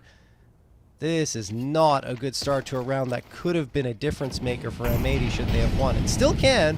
It's going to be a lot tougher. Yes, indeed. I was thinking about a walkthrough there. Don't know what coaxed him back. That helps, though. Marky finding a kill up top. Flashbang was what he was waiting for. Slack still somehow finds that. Spam eventually brings it home, and M80 just continuing to try and fight those attacks. Just too disjointed. The moves from the CTs, one by one, peeking into the fights. Really poor spacing on their aim, or on their swings, and that allows Getting Info to just sit and deal with it one by one and continue knocking them out of the park. So big coup for Getting Info. Now the money's on their side. Now the momentum's in their favor. We've only got a couple rounds left in this half, and M80 are going to try and force buy to recover. I mean, there are two ways to deal with a team that really likes to take their time on T-side Mirage. One is to do what M80's doing, go for the aggressive fights, but you have to be very coordinated, and the spacing has to be fantastic in order to find success. And the other one is just to wait onto the sites and wait for the fights to come your way, don't over-rotate, and keep calm until everything starts to materialize and you know where the execute's going. I feel like the latter would be better for M80 at this point. Just being patient, being calm, waiting on the sites, because the aggressive fights just, they don't have it. It's not the typical style they like to employ here on Mirage, at least not that aggressive.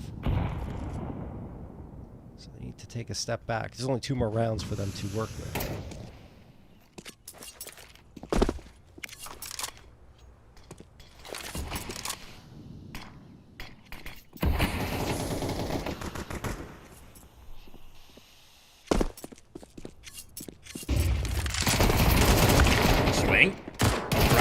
Shane's able to trade it. The SMGs just don't have the range for this Tango a la AK. So now she's going to be on the hand cannons. They do seem to have numbers on the right side based on this apartment's presence. But there need to be some snappy shooting if we're going to make anything of this. The M80 side of things. That's some snappy shooting. Swisher collects, and they've only seen the one deagle, so there's nothing to dissuade them from this approach. Means that Slack still has the element of surprise to this moment. Now he's going to start to make his move, and he's going to start to connect. That's the Apps player gone. Flashbang out at the right time, able to reposition back over to the empty pillar. Oh! And Slash connects. It's all on to Dare. One headshot will end it. And it's hexed off a catwalk to do so. M80. They bet it all on the pistols, and they make it happen. Finally, for Getting Info, these late plays towards B have proved costly.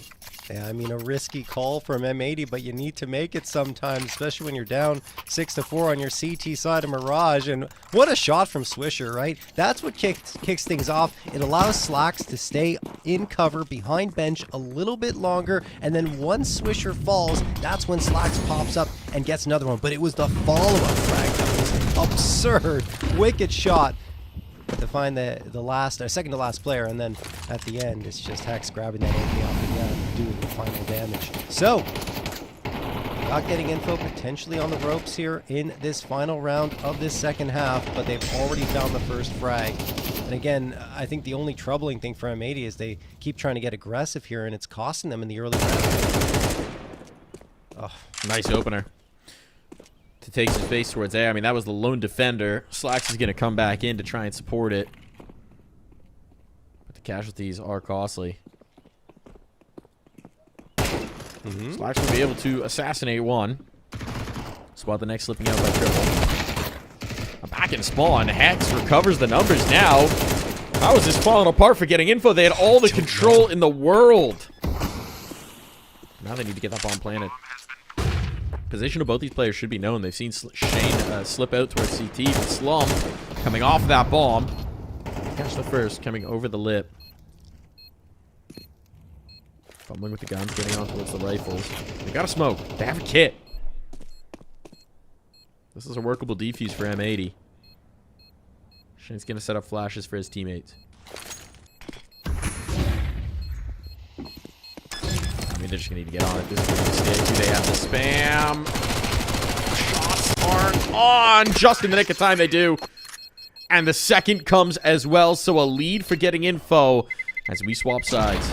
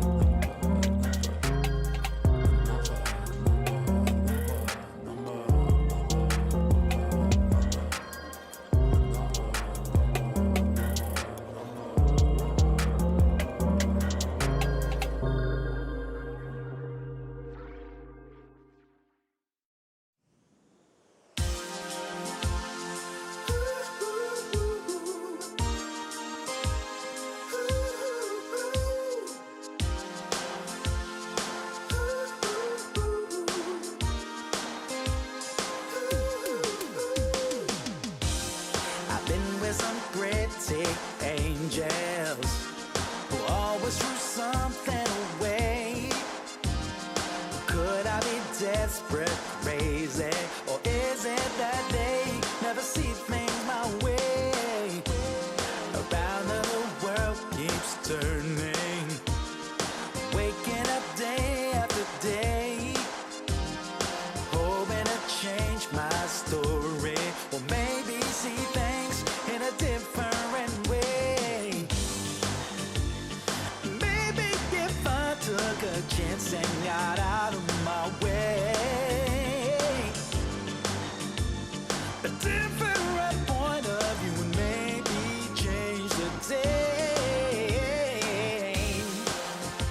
Gonna find somebody who's gonna treat me right. I know they're out there. Yes, they're out there. I won't give up the fight. No, gonna find somebody who's gonna treat me right. I know they're out there. Yes, I do.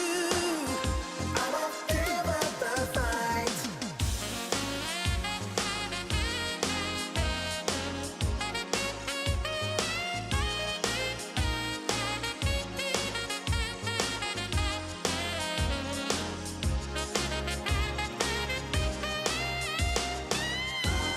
It's not about pretty faces or something that's clever to say.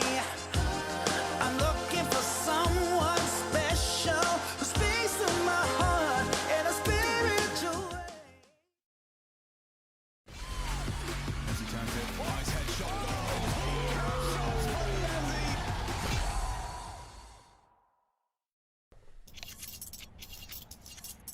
Back in here for the second half, a lead for Getting Info.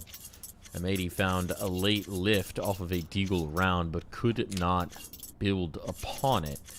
So now Getting Info in the lead on their map pick on the CT side of Mirage. Signs are pointing positive for an early win here.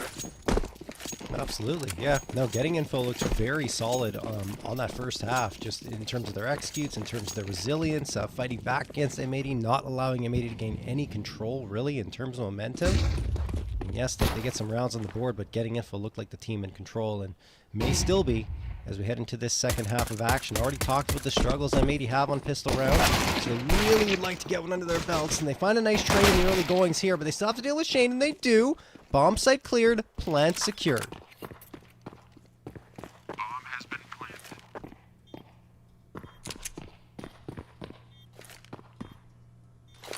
Making no secret of the presence here in the market. Getting position, trying to distract from Snap coming up the catwalk, but the exchange is not favorable, and the last player to fall is that self-same Snap. So a pistol round here for M80 goes a long way to make them feel better about their prospects on Mirage. No, absolutely. We're getting the save out from Getting Info as the scout buy from M80 on the other side of things. That almost worked a couple of times. But it seems like Getting Info are going to try and get towards the guns a little faster. Yeah, they don't want to mess around with the force buys. It's often very tempting to go into those forces in CS2 with their MR12, but I think it's good discipline from Getting Info in this case, and they're going to try for a cheeky little strat here. Let's see what they deploy. I believe it's just going to be a... I thought they were going to put all four towards Cat, or four towards Cat, and maybe keep one on A. Looks like it'll be 3. 2 in ladder room.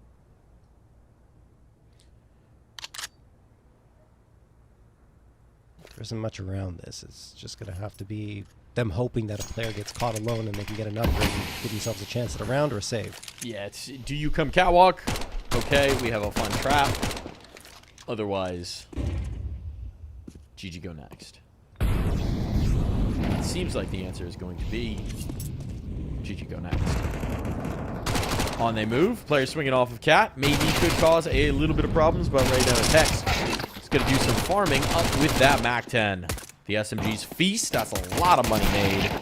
And Gary's not long for this world. So no casualties. 4 kills off the SMGs for a little extra spending money. That's just what the doctor ordered for M80. I really like that play from Hex. It's a little detail, but he takes the fight towards Cat and then fakes that he's going to go into connector past the smoke and falls right back into mid while he's not visible to those Cat players, which leads to the one from window jumping down, thinking he can get the jump on Hex, but Hex is right there to get one. Then he fades away and manages to find a second one before he gets into cover. So nice little detail. It's an anti-eco, but you know, they can get away from you, so you got to be careful and intelligent with the way you maneuver yourself. 15th round of play. Guns are out for getting info. No op available to them. It's all A1Ss and a good chunk of util still here. 3 players towards mid, 1 on A and 1 B. Sin's already on A. Wow. A pop at a good time, but Dare can't catch the kills. Dancing around with the Mac 10 Sin. Thwarts him. Stymies him. With that bomb now taken away. No kit either. This is starting to get pretty unlikely. Okay, Marky lines up 2 through the smoke. Hex is not going to let him out of that position. And the lack of a kit means that Shane and Snav are going to have to back off of this one. Just try and save their guns. So, chase back in for the moment. Seemed promising, but ultimately just winds up costing getting info that little bit more. Well, at least they'll be able to escape with a couple of rifles. Could have been worse. As M80 pick up an 8th, and they have a nice lead for themselves to nurture, potentially. Getting info, you could force up around these A1Ss, but I think the better call would just be to do a half investment, get some upgraded pistols maybe, and you still give yourself a very solid chance at finding the round. Those 5.7s can be like rifles sometimes, depending on how you deploy them. A lot of crazy 5.7 clips lately.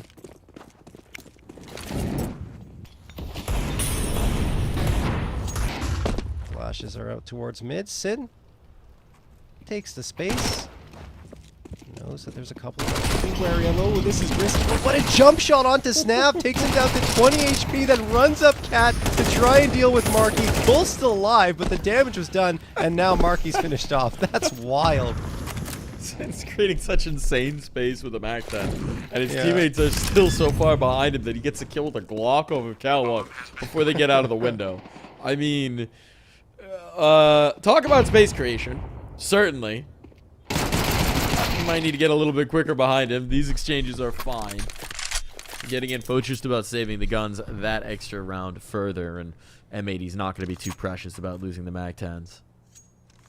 No, not at all. That was very, very impressive from Sin. IGLs a lot of the times need to be space takers. Not need to be, but want to be space takers for their team because it gives them information and allows them to call around the space that they're creating. But in that case, it was himself alone at mid, and you're right, I thought that the activation would happen a little sooner for M80, but it is the block that finishes off the frag. It is up against pistols, and getting info played intelligently. Don't sacrifice the A1Ss and leave them to be saved over into this next round, which helps give them a little bit of an economic foundation under Shane and Snap, while the full buy-up does come through here, although M80 now have that 2-round lead. Eyes on Slump here. Eyes on Slump. Had a decent first half. Want to see the AWP CT side of Mirage. Tends to be a power position for the scope, for the big green. We saw Slacks put it to pretty great effect in the first half. I want to see what Slump can do in this team. Yep.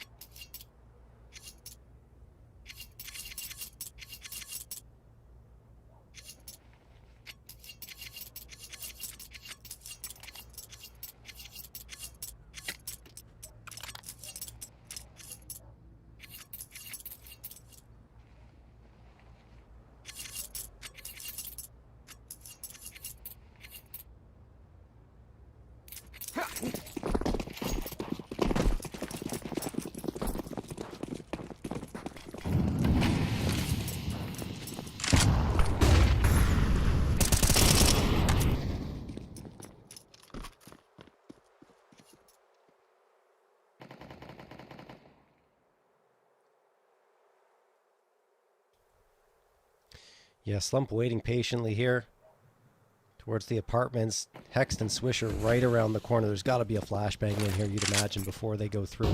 Sin, in the meantime, is continuing to try and take space up mid, and it's being given to them. Getting info. They've got a very heavy emphasis towards A at this point. And Slump's in big trouble. They know he's here.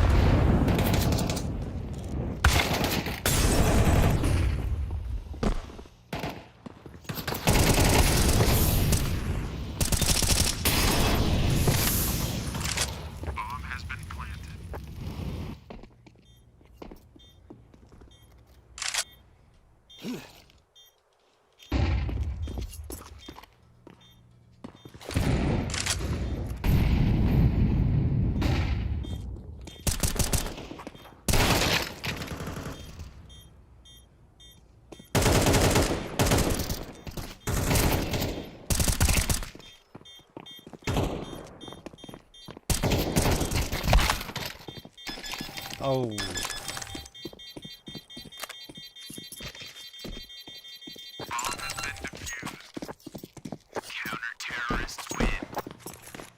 Yeah, well, that was a very nice retake coming through from Getting Info. A little bit scary for them, right? But once they get Swisher down into a 1v2, there's just nothing Swisher can do because they play it so well on the spacing. They realize that he's in a tough spot. They don't expose themselves towards Cat too early, and then, you know, the site player is able to wrap around him, and there's really very little Swisher can do.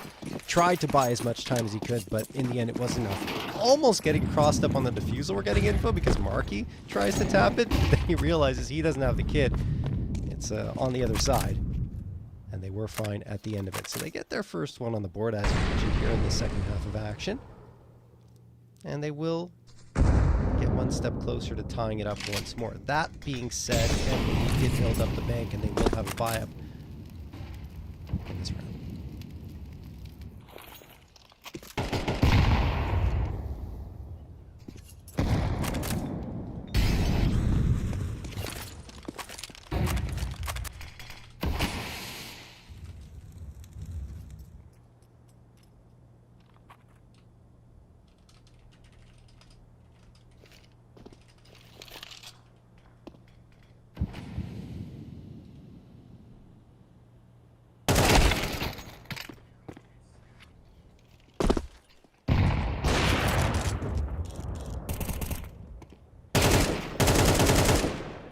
Oh!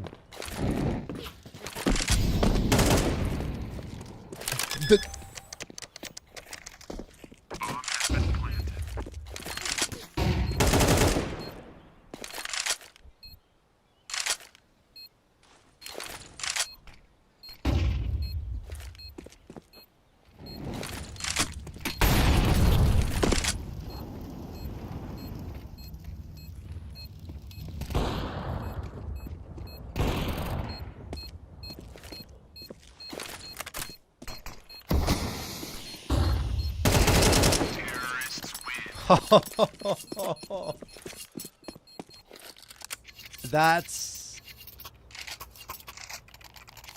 just the individual effort in every way, shape, and form. The strats didn't matter there. Sin took matters into his own hands, pops out of Palace, gets a 2K. Timeout going to be called here by Getting Info, because what do you do after that? That's frustrating. And then the fight in towards CT. It's wild that he's connecting those headshots. I couldn't believe he got the third. Even the fourth afterward just outweights the Getting Info player and manages to win it and get the ace. Fantastic ace for him. Highlight reel play. It gets MAD onto double digits and could be the difference maker in a very tightly contested Mirage.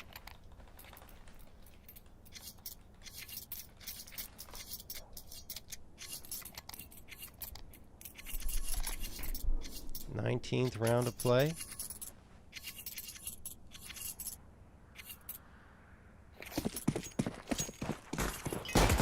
Go into the swing of things here.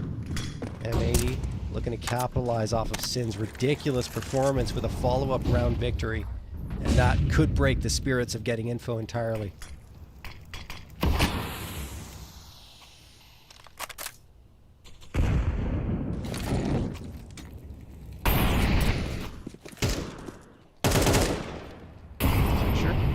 shot onto Snav. 5v4 now in favor of M80. They continue to press forward. Dare is on notice. 29 HP. Backs off. But the pressure is on. He needs reinforcements. They are going to arrive. M80 have already gotten so close here. Slump needs a big shot. He hits it. Back and forth we go. Slump gets a couple, but he's going to be the last one standing here in a 1v3. They know exactly where he's located, and the util just rains on in. The fire burns at his feet. And Slump can do nothing but likely wait out the round and hope he can save this AWP. This one hurts for Slump. Finally a chance to show what he can do on the AWP, and it's a round where the rest of his A defense can hang on. For M80, I mean, they're laughing all the way to the bank at this point. Money's going to be broken. This AWP's about to get caught. Slump doesn't realize there's a player in the kitchen. He was thinking about whether he'd be able to get a knife. But we'll just make sure that AWP doesn't get away. It's a team ace over for M80. There's no money for getting info. Dire straits at this point as M80 look for map point.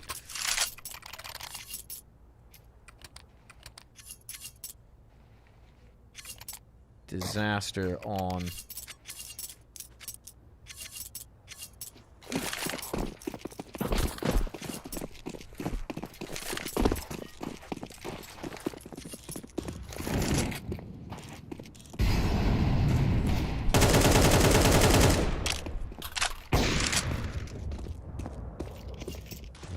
Yeah, definitely disaster. As I mentioned before, the economy's bad, and they try to go aggressive, and it works for a frag. Dare might be able to grab that AK as well. He's a little tentative about going for it. In fact, decides against it because he doesn't know how far up the rest of M80 could be. And then Shane tries to peer out of Palace thinking, oh, maybe no one's there. No, no, they were Shane. Slacks gets it. You can't blame him for trying to go for the bold move. You got to risk it for the biscuit in some of these rounds, but M80 will be looking to steady the helm here, not rock the boat too much.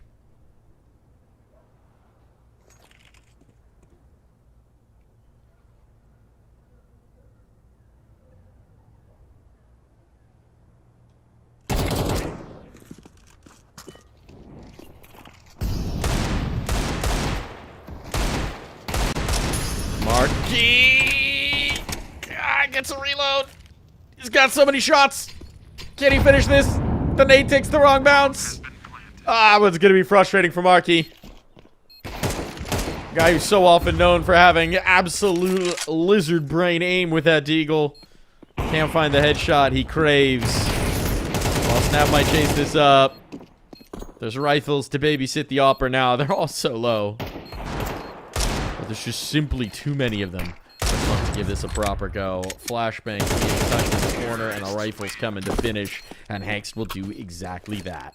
It's just the difference maker that Sin Ace makes, right? When he comes through and gets that ace, it just makes everything fantastic for M80. They ride the wave that he created. And a 12-8 scoreline means they have 4 opportunities at closing out this map. Getting info is just a half buy in the previous one. They were hoping they'd connect with something, but because they don't, now their backs are completely against the wall. They will have the AWP back in Slump's hand, which was very effective in that round where Sin got the ace, but he needs to get it in a winning effort. And has, of course, but still. Sin walking up from connector, doesn't get much of anything, and in fact, Dare and Marky get 3 combined. They're still in this very much so, and Snap will get the last one along with Dare. 9th round secured. They're still fighting. They're still fighting. They still got a chance here, John. They've still got an opportunity. But 3 more rounds in a row is a tall ask. Still, every journey begins with a single step, and they've just taken that step. Now M80 know that they're a bit on notice. They've got some bank to soak in some of these rounds, but you don't want to let them wake back up. They've had their struggles on Mirage recently, and M80 were very much hoping to be able to put this one away in regulation so they can move on. Think thoughts of Dust 2. And think thoughts of a potential 2-0.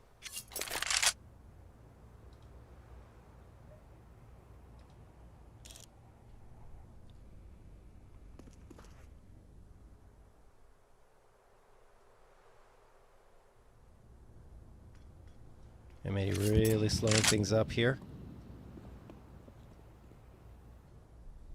2 players at top mid. They're not seeing much, and Getting Info do like to pinch into mid sometimes, but this round, just want to wait and see what they can find. Get a read on M80. As it stands right now, there's not much to get a read on, because M80 are still standing still in towards top mid and apartments. There's the util. That smoke could trigger Getting Info to rotate to B. Feels like it's a touch off. It is, yeah. Top number 2. Oh. Now, just after they're out of HEs to pop this smoke, the move comes. Sin's got the space, Sin's got the ground, and once again, Slump is finding himself in a tough spot in defense of this B site. His teammates, they're stuck in market, so for the moment, it's just Slump here. And, well, he gets the close-up shot, can't quite finish it off, and Swisher coming off the catwalk will be all that they need. Sorry, Sin off in towards E-Box. It's all under Shane now. Dancing out the window, 1v4, raging against the dying of this map, but it's Sin, the man with the ace that silenced me, to close out this map. Beautiful work coming through from M80, correcting some of the mistakes we saw there from Mirage. Playing a much more dynamic T-side, I would say. In particular, full credit on to Sin. I mean, obviously there was the ace, but the more impressive rounds in terms of a macro play were those madcap rounds up catwalk. And really making this work here, John. Yeah, no, it was fantastic. And then in the latter part of that second half, M80 looked like a different beast, right? They were going out aggressively, confidently, taking their time in that last one as well, mixing things up, Getting Info a lot to think about. And then once they go in, the utility is absolutely marvelous. I mean, there's nothing Slump could do. He tried to just hide himself and pop out at the right time, but every time he did, there were 2 players staring down at him, and eventually there's nothing he can do but just fall to the ground with his arms up in the air and say, that's it. I did everything I possibly could to try and stay alive and do damage, but they were just too strong. And M80 now go on to this next map, Mike, with the 1-0 lead. And I already mentioned before how problematic that could be for Getting Info. Yeah, it's M80's quite strong on Dust 2, and I don't know how I feel about Getting Info's chances now. We'll say to their credit, they haven't played a lot of it recently, but certainly going to be no strangers to D2. But yeah, it's been the comfort pick for M80 for a while now. They like to play here. They like being here. And they might just be one map away from the grand final spot in this ESL Pro League Season 22 qualifier. We'll find out when we come back from this break.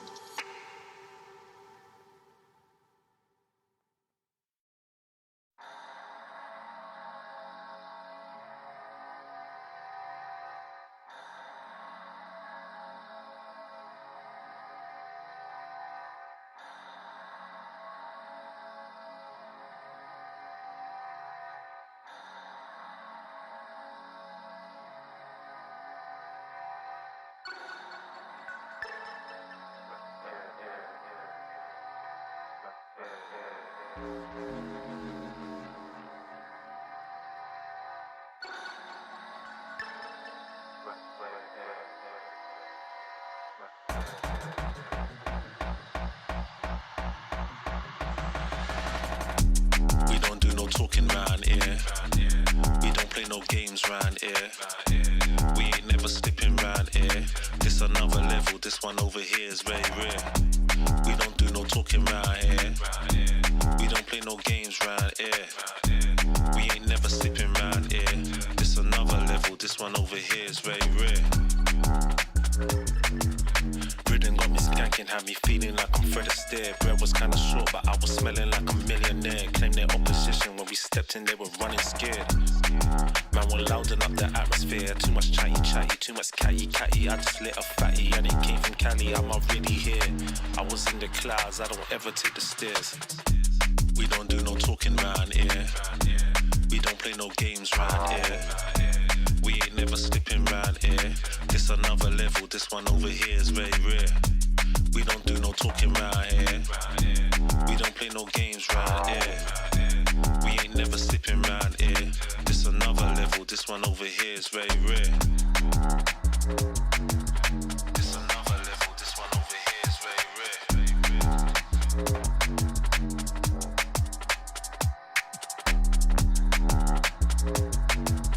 This another level, this one over here is very rare.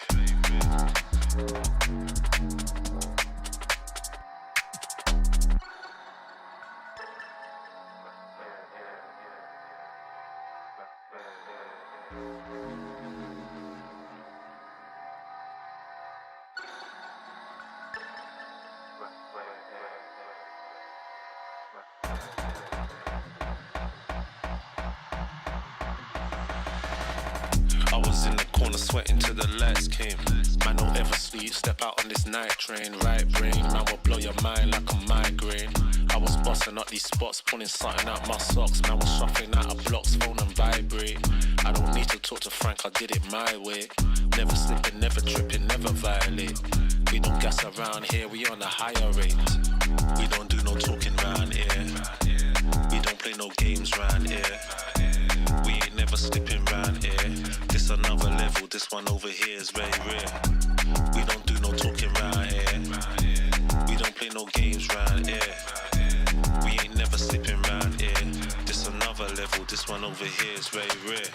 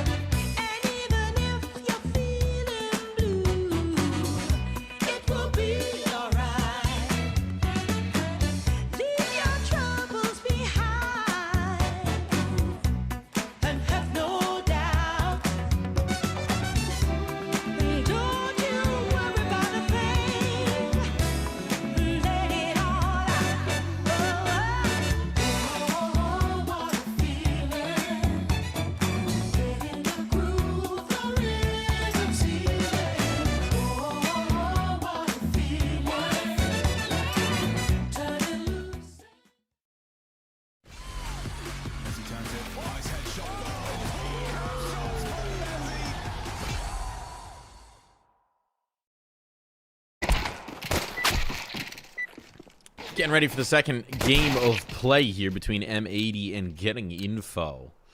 A lead for M80 in this series as they manage to take Mirage, stealing away their opponent's map pick. Getting Info will try and do much the same as we head into the sandy streets of Dust 2. How do you rate their chances, John? I mean, not great, but also not terrible. Somewhere in the middle. Because, you know, the last 3 matches on Dust 2 have been fairly solid for Getting Info. 13-5 against Marco Registrata, which maybe that one's not as impressive. But Lag is a pretty solid team right now. And they actually got 2 wins against them. One in double overtime, 19-17. And the other one in regulation, 13-9. All that happening in the Dust 2 Eagle Masters tournament. Now we go in here. And it's been a little while since that tournament, like 13 days or so, maybe 14. And the thing is, I still feel like Getting Info haven't faced off against a team like M80 on Dust 2 in quite some time. And that will be the biggest challenge for them to adapt and find a way to win. Certainly. Certainly. Going to be having to find a way to win this 4v5 as well. As pressure's coming into it's all on Shane. Falls down from the sky. Slacks. Will pluck another, and so this B defense is gone. And the first of the retakers are gone as well. Not looking very likely. Getting Info want to give this a try. Do they want to save their vests? Put them away for the fall season. Very fashionable, these Kevlar vests. Well, that helps if you don't immediately get annihilated by Lake. The bloodstains are so hard to wash out, John.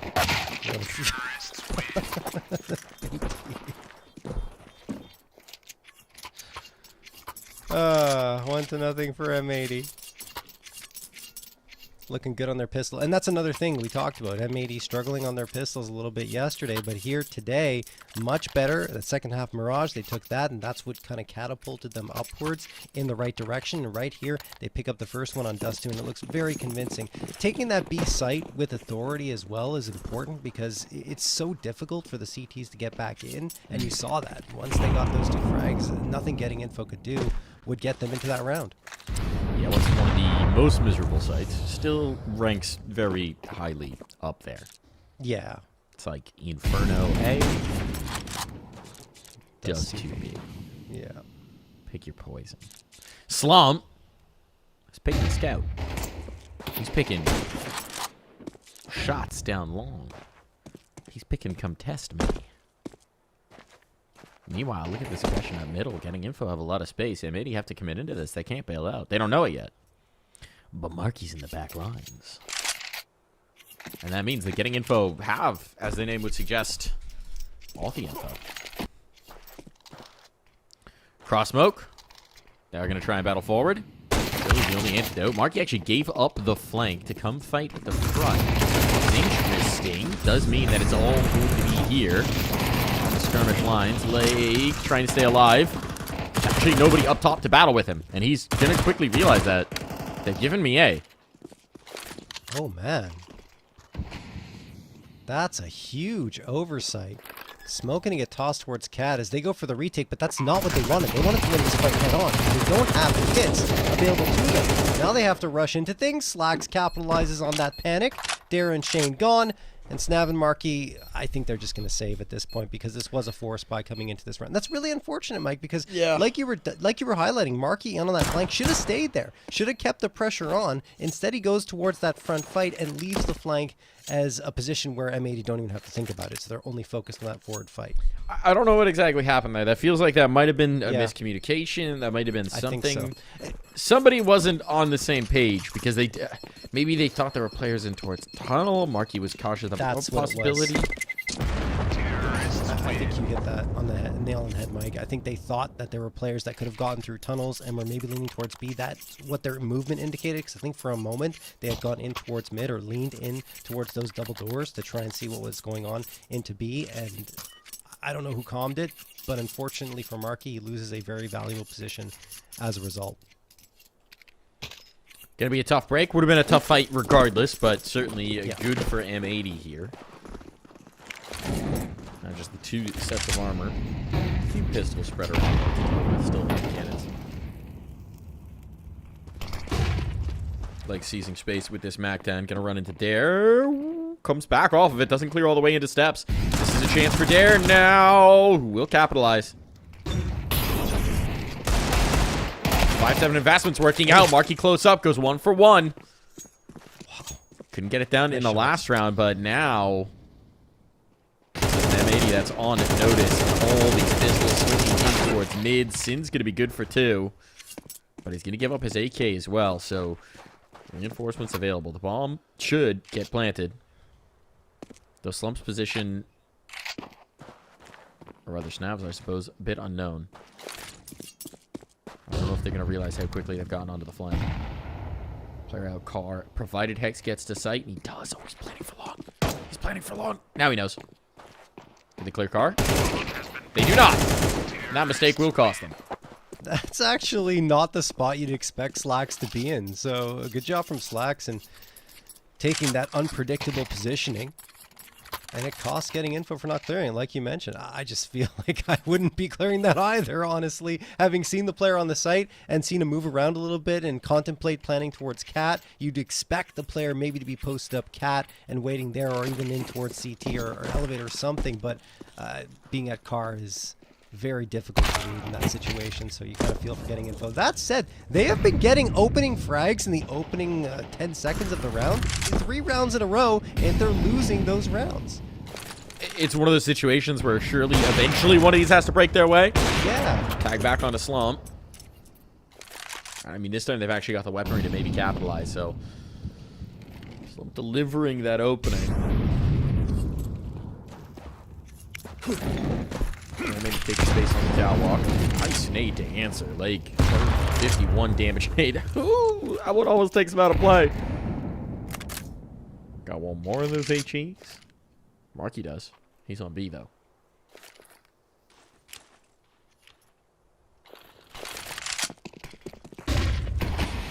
Smoke up. Carpet has been spread and rolled out to allow them on towards A, but 2 players out towards ramp. Want to cause problems with that. Swisher laid out long. Caught by Shane. Defense so far, but they're the first to falter. And I might just have secured enough of a beachhead to get the spawn planted, but Sin's the one with the C4, and he's the one furthest back. Taken out gone. Hex limping. It's got to be Sin. This guy's been unreal today. Ace on Mirage. Some really dynamic play and making it possible. Now he spotted the player catwalk. Does he realize both are here? He's going to know pretty soon. Certainly does now. Dancing around the ball. Just trying to be that insurance policy, but swinging out ahead of it. Caught by Slump, and Marky is good for the last. It's getting info on the board. I mean, it felt like the heroics would come through again for Sin, honestly. He's just on one right now. The headshots are coming through. The aim is crisp, as it was in that second half of Mirage. But they don't get it. Great work from Marky. You know, along with the last 2, along with the other player alive with him, it's a first round on the board there for getting info. They wanted that to be perhaps a little bit cleaner, because you saw the HP bars in M80. It should have been, it was a 5v3. It got down to a 2v2 with M80 having a chance of victory. Bomb plant as well. Take what they can get, despite on their CT side. Sin is stuck. How does he live, Swisher? That's why. Beautiful flashbang toss, and he gets the follow-up too. You don't want to give Sin any breathing room, because the minute you do, you're in trouble, and Swisher knows that. That's why he allowed him a breath of life. And I mean, this is a save already. Getting info, want no part of this. That's they lost all their A wild, presence. They went for a heavy B lean early on. They get caught out of positioning, and so they will just pull the plug. I will give some... That's not ideal. I was going to give some praise over to getting info. Still might. I feel like they're a team where, at this level, sometimes in North America, we see teams that are a little bit overeager to fight, and getting info do have a lot of discipline in terms of when to pull the plug, when to bail out, when to live to fight another day. They do have a lot of diligence for that. Unfortunately for them, they maybe have a lot of eagerness for the hunt right now. Yeah. I mean, even with that discipline, I don't know if Dare lives. I mean, discipline's only so good, and there's no map for you to run to. He's got the op. Huh? Okay. That's a nice find. That's a great find. Just looks to his right. Oh, hey. That'll make a very happy slump.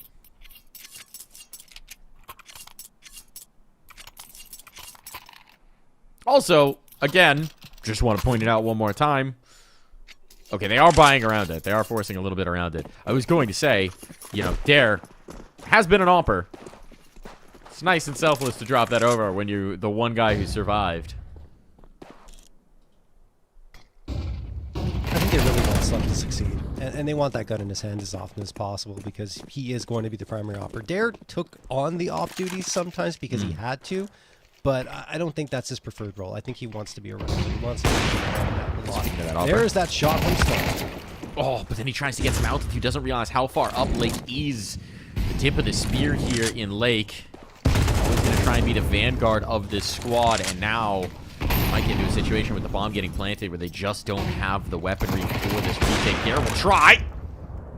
To say the least. But as the smoke fades, Lake is on high. And it all falls to Marky. Smoke in front. I'll re-smoke at that. Bomb getting planted, and Marky wants nothing to do with this. Slacks loves playing car. We see him there so often on both sides of the map. So when they go to A, he's like, yep, I'm posting up car with the op. I love being here. I'm comfortable. And he continues to deliver. Gets a nice frag. They're 8 already on the board. We saw him against Marco Registrata. He put on an absolute clinic in that one. Strong against the Blue Jays as well. Look, it's just that German urge to get on the Autobahn. He's looking at that car. He's thinking, you know, we put an engine in this thing. We get it on the roads. There's no speed limits. Gotta go fast. His side hustle as a engineer.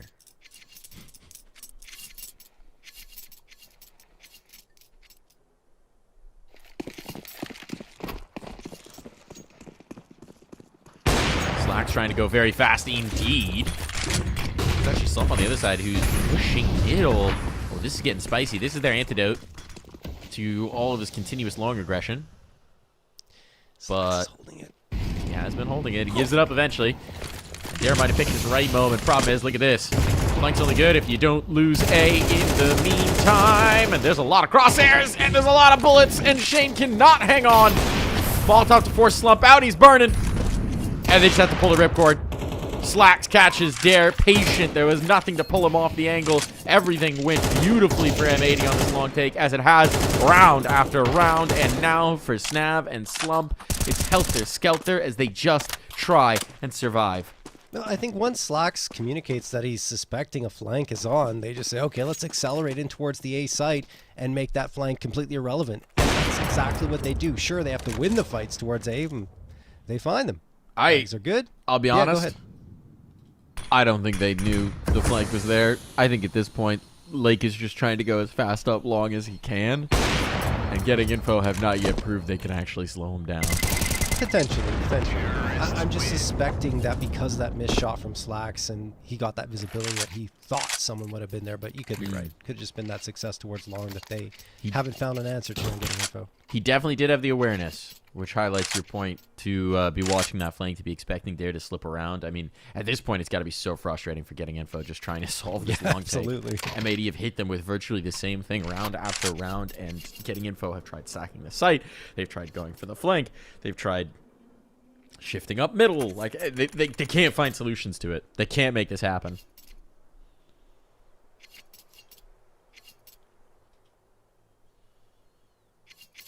Well, they're going to try to. Calling the timeout. What are the answers for getting info?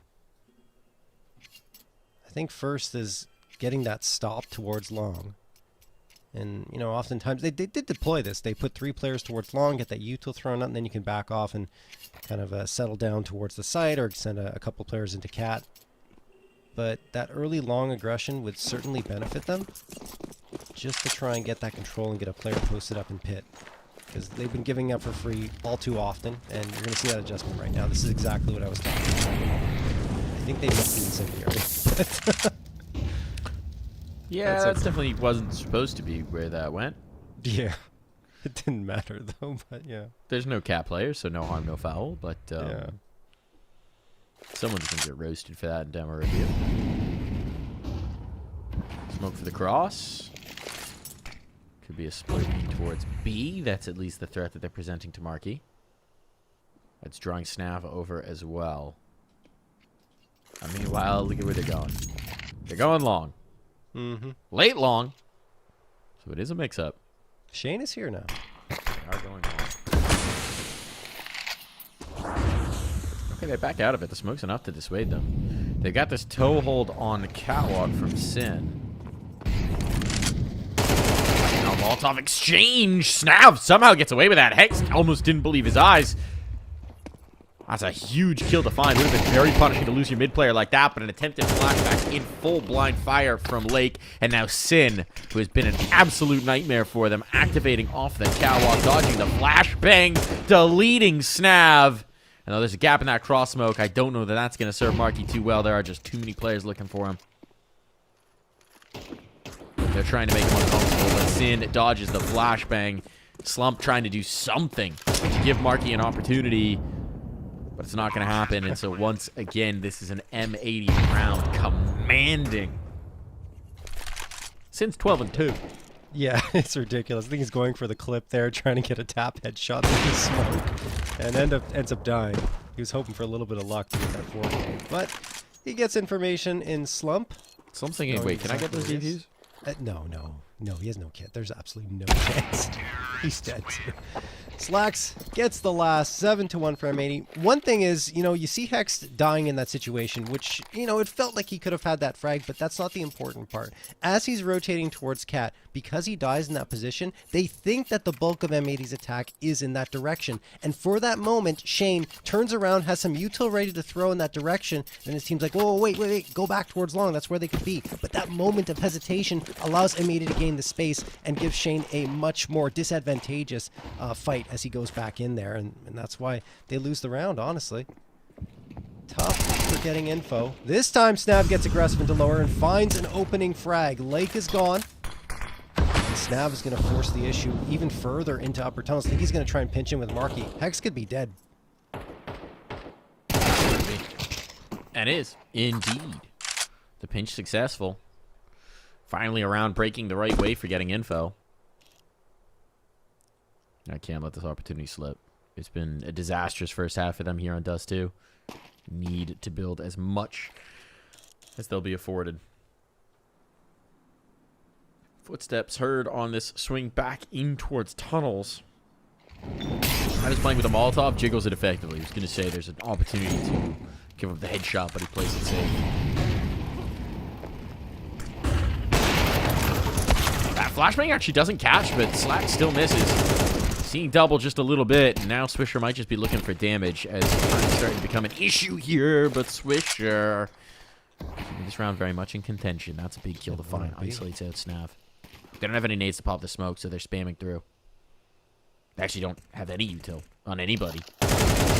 Which means that's a huge kill to find for Snav. If he dropped, if he died without anything, the retake would have been a nightmare. Instead, Snav will keep them off of his sight. Says, go back to those long takes. B's not for you. No kidding, right? The one time they deviate from the long take, they get shut down. And, I mean, look, I think it was the recycled smokes that pushed them back, I believe, in that round. And just the fact, maybe that was the previous one. Either way, just the fact is they tried to adjust themselves. They tried to go for mid control. They tried to go into B, and they get denied. And it's to getting Info's credit. I like the aggression coming through from Snav, going to those lower tunnels, right? Getting the opening one, and then deciding to take full control of upper with the support of his teammate from that B site. Afterwards, they readjust. They send everyone into well, either way, they come out with the round, and they could have another one here. Slump and Markey get a couple, but Swisher and Lake with some fantastic responses. They take a lot of damage, but getting that B site is a coup. Swing in. Dare. Trying to make this retake happen, and indeed he is, but a shot lands. Braving the HE. Smoke behind him. This is off his vision. He's going to have to withdraw. He's going to have to chase. Got a bomb locked in towards B. Sin's going to have his work cut out for him to try and put together the pieces of this particular puzzle.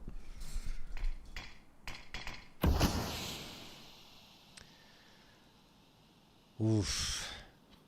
Yeah. I mean, look, there's not much Sin can do except wait and hope that someone's going to push into him here from lower tunnels because he tried to fake out that rotation with the footsteps. But, I mean, Getting Info really has no reason to leave this bomb site with the bomb at their feet, and they're not going to. The most they needed to do in that situation was peek out of double doors, which is exactly what they did.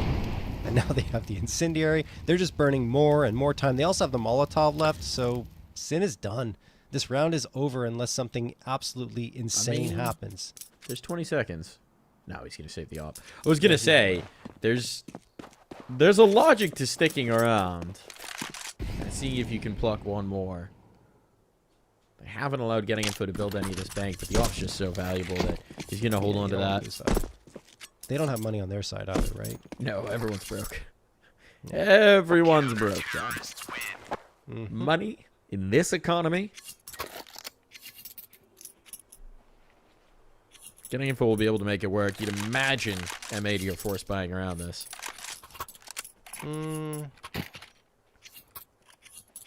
Not sure. Techie's out. It's a partial. So he's going to be on a mag 10 if they don't win here.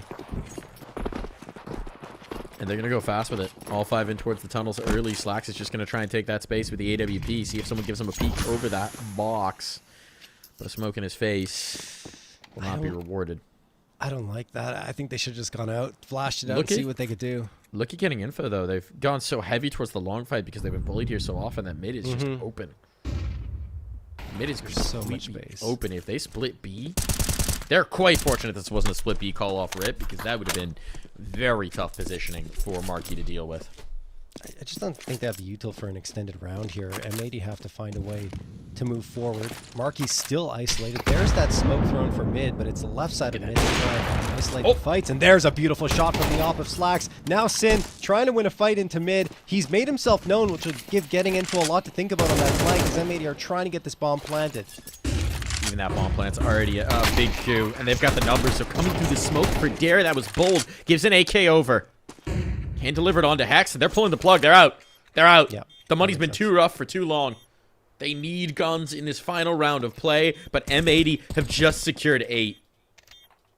That was fantastic. I mean, look, they hesitated at the beginning, but then they made it right by going into that B site. Great mid-smoke thrown to isolate those CT players and give them a lot to think about. And as well, throwing another player into the mix, trying to take fights into mid, made things even more difficult for Getting Info, especially after losing Marquee. Exceptionally well called there by Sin.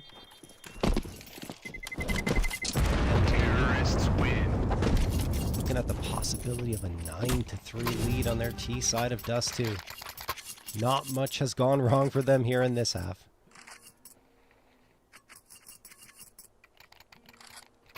And my feeling is after that happening, M80 might just go back to what was working for them in the early rounds, and that's long.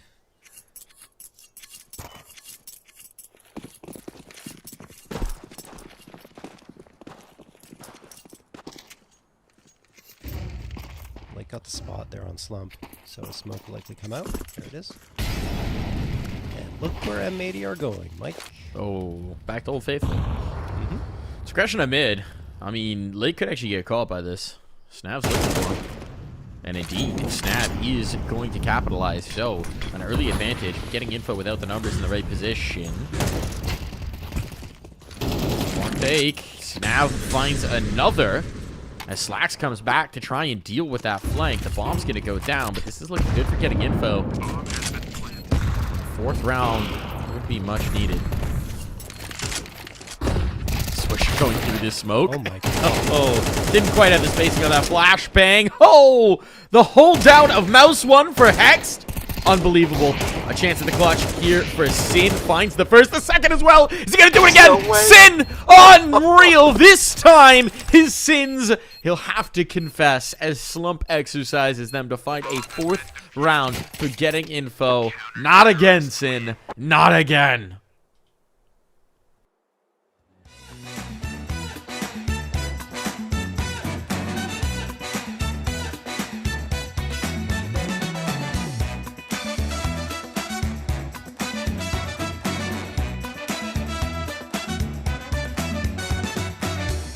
At the break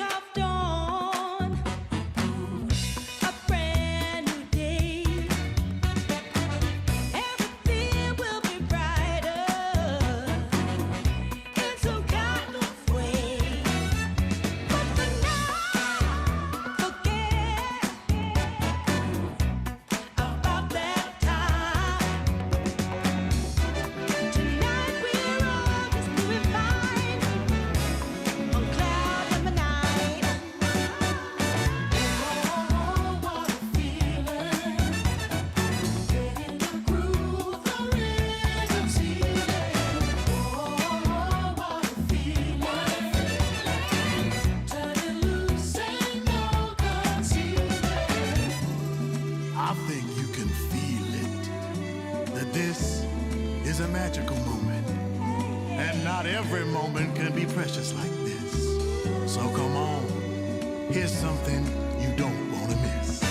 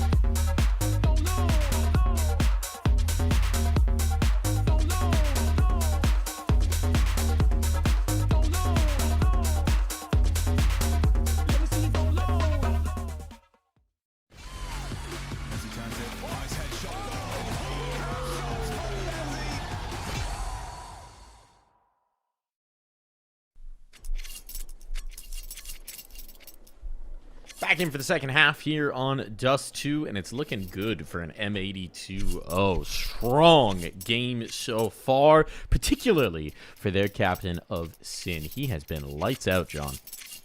No, he's been incredible on the previous map. The A's powered his team to victory on Mirage, and right here, 15-5 after only 12 rounds of play. Almost got the 1v3 clutch. You believed it was going to happen with the way he's been playing here tonight, but he falls one short. Maybe, just maybe, for getting in for that one round can be the difference maker, especially because the pistols have been pretty good. But that is a beautiful nade thrown by Slacks. It connects onto 3 bodies. Shane and Dare hovering around the half health mark. Slump a little healthier. Now Slacks goes and takes a fight. Doesn't win it, but gets information for his squad. This is split on towards B. These spam shots doing a lot of damage, but that's only gonna matter if you body shot. Oh, Wow. Marky's not gonna allow you a chance to shoot anything. Oh my goodness, Marky. Executions coming out of the tunnels. That's gonna be a bomb down, and that's gonna be M80 with no interest in this retake. That's beautiful stuff from Barkey. Honestly, you know, they took the first damage, right? And you think, okay, maybe M80's going to have an edge here. But no, Markey just absolutely deletes both of the B players. And M80 are nowhere close to even fight into it. So they just decide to save their armor here and carry it over to the next one, which means a force buy will likely come through. And okay, a little bit of bonus money there gained. Almost simultaneously, Slacks and Lake finding frags. And another one for Slacks. So hey, look, this will bolster their force buy. Gets you something. Terrorists win. Gets you something for sure. See, investment comes in. We've seen scouts before for them. Lake goes to the rifle. He's got to follow us off of those kills. Slacks can pick up a scout should he want to. We've seen Swisher do the same, though this time goes for the 5.7. Yeah, just the scout. I was going to say, saving for a knot. That's not the Slacks I know. Now betting on himself with a scout, that is certainly in character. For good reason. Look out for the doors. But That's before why. he goes, Slacks gets vision, and that is a kill confirmed onto Snap. Great way to start it here for M80. Absolutely phenomenal. I mean, they get that man advantage. Now they don't really have to be aggressive anymore. They can wait for the fight to come to them. But Swisher's got to keep this spot because that 5-7 up close can be so very deadly. Slacks coming to support. I don't think Swisher gets expected here. Maybe Slump clears it. We'll see. But Slacks being dropped there. They have to know there's someone here, right? Yeah, Slack is he's hit. waiting. He can't have long responsibility. What a transfer for Slump! Started the fight out on Swisher. Late peeked out, thinking he'd have him dead to rights. Wow, that was a nifty bit of gun work for the new guy on the team with the rifle as well. Bomb has been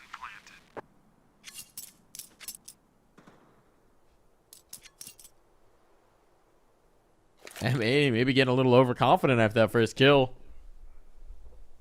And John, it cost him. Absolutely. Tough go for M80. Very aggressive in the fight that they took towards long. And in the end, getting info just overwhelmed them.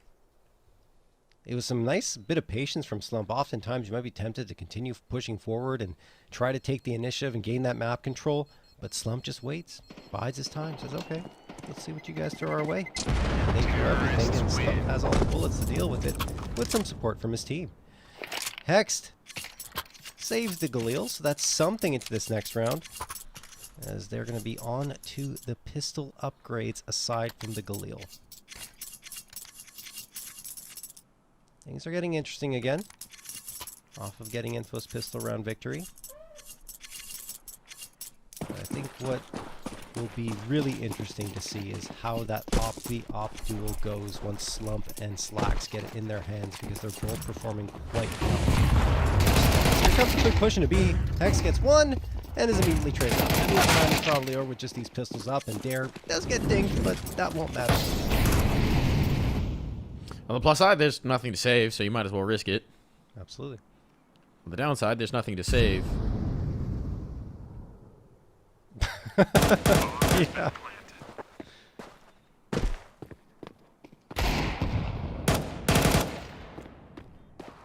Slump's not going to do anything either. Oh, Lake finally connects one. Suddenly this Galil.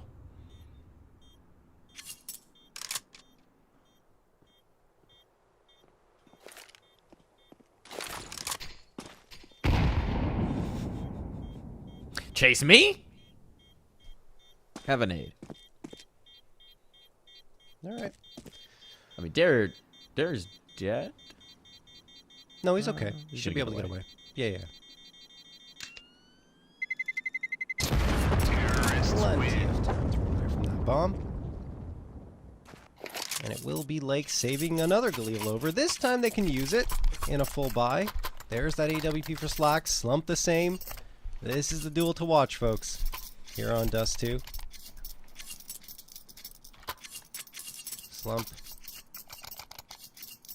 been getting Won the hot in the round. second half. I mean, he won them the round in the 1v1 in the last round of the first half, right? And in the second half, he's really started to power up those numbers. Maybe settling in here. Green now. See what he can deliver. A little bit of nade damage. Just chips. But a flashbang on the peak. Now Hex knows everybody's here, and I am pretty alone. Smoke section is off. Gonna peek ahead of it. Gets the first. Can't quite transfer over for the next. But a gap still on this door, and Sin trying to get involved on the fight. Don't stick around too much, knowing there's an op. Peek was a little bold. Window missed perhaps. Sustained spray. Lake with an HE to try and find some more punishing damage. Mostly takes it back in turn. Doesn't realize this player right here on the window. A little too bold. That's got to be a save now for the remaining M80 players. Yeah, I mean, Hex getting that first one is good. I feel like his position was maybe a little too exposed behind the big box. I mean, he comes out and doesn't really try to get enough cover, I feel. And that's why he gets traded out so quickly. But at the same time, you know, there was a player towards mid that could have supported him a little bit sooner. I think it was Sin. He tries to get into window, overstays his welcome a little bit, but you see the reason why he does it is because of how difficult it is to get back from that B site. So it's so valuable to find any type of damage before that bomb is planted, or even retake control of the B site. feels like it's worth the risk for him. And with the way he's been shooting today, I can't really fault him. That being said, once he falls, it's just so difficult for the remaining players to get back in. You see Lake try it, but he's fragged, and after that, they just want to save what they've got. And that means with the saved M4 and the AWP, a buy-up can come into fruition again. But the scoreline is tied up, and getting info, a lot of credit their way. Great job of isolating Hext on their side and getting into that site, not rescinding control at all. Fast play out long, trying something out of the M80 playbook, but this one not so effective. Chunked up by the utility, sectioned off from his teammates. Snav never really got a chance there as he tried to get out towards the blue dumpster. So with the rifles back out, a 5v4 already established is a nice way to start out for M80. Lake has given that to his team.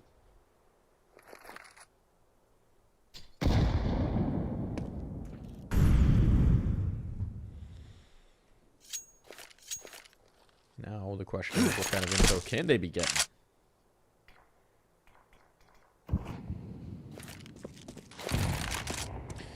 Pretty standard setup. The one maybe surprised is that Lake is playing pretty safe towards Goose.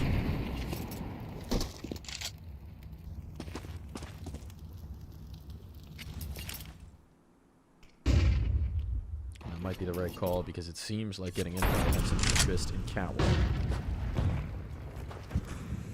If I'm M80, this is where I want getting info to go, so they walk into the crosshair of Slacks, but perhaps getting info are aware of that as well, and they don't want to take that fight. They're going to continue trying to abuse this B site. Smoke is out. Lake, excuse me, Sin and Look at Hex the time. on the site proper, but yeah, only 25 seconds left. If there was a nade pop for this CT smoke, they'd be in real trouble. There is. It just was picked up back in towards CT. I think they're a little bit too late onto it. Let's see. There's an assassination through the door. Swisher got active out on that long flank. Now they're making their move. Lake's doing so. Spots the bomb. It's too late, though. The bomb's dropped. Rounds over the clock. You get these kills. Doesn't matter. Doesn't matter getting info. They play late on this timer, and this time it cost them. Yeah, I just had to go a couple of seconds faster. I still felt like they could win the round, even with less than 20 seconds left. But the fact of the matter is they waited way too long past that 20-second mark to start activating. They get some nice frags, but as you mentioned, Mike, it's in a losing effort. And M80 win the round off the clock. Everything was good about that execute for getting info, though. I mean, I liked every step of the way, except for the amount of time they took to get into that B site.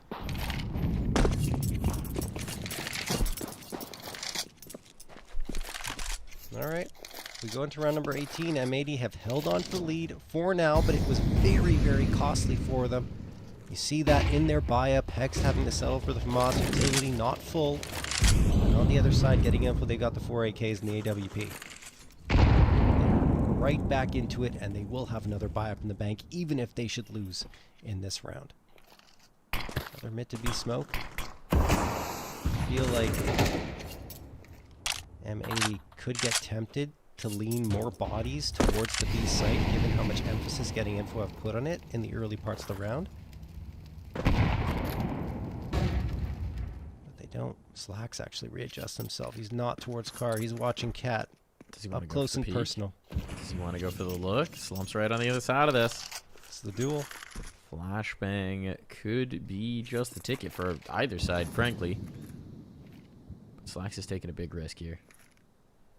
Lake has the Molotov primed. So it's going to be Slacks drops a shot. Lake immediately puts the incendiary out. Here comes that shot. Not quite a killing blow. Flashbang to provide some cover, but a player's dropped in towards CT. And so Slacks can't get away.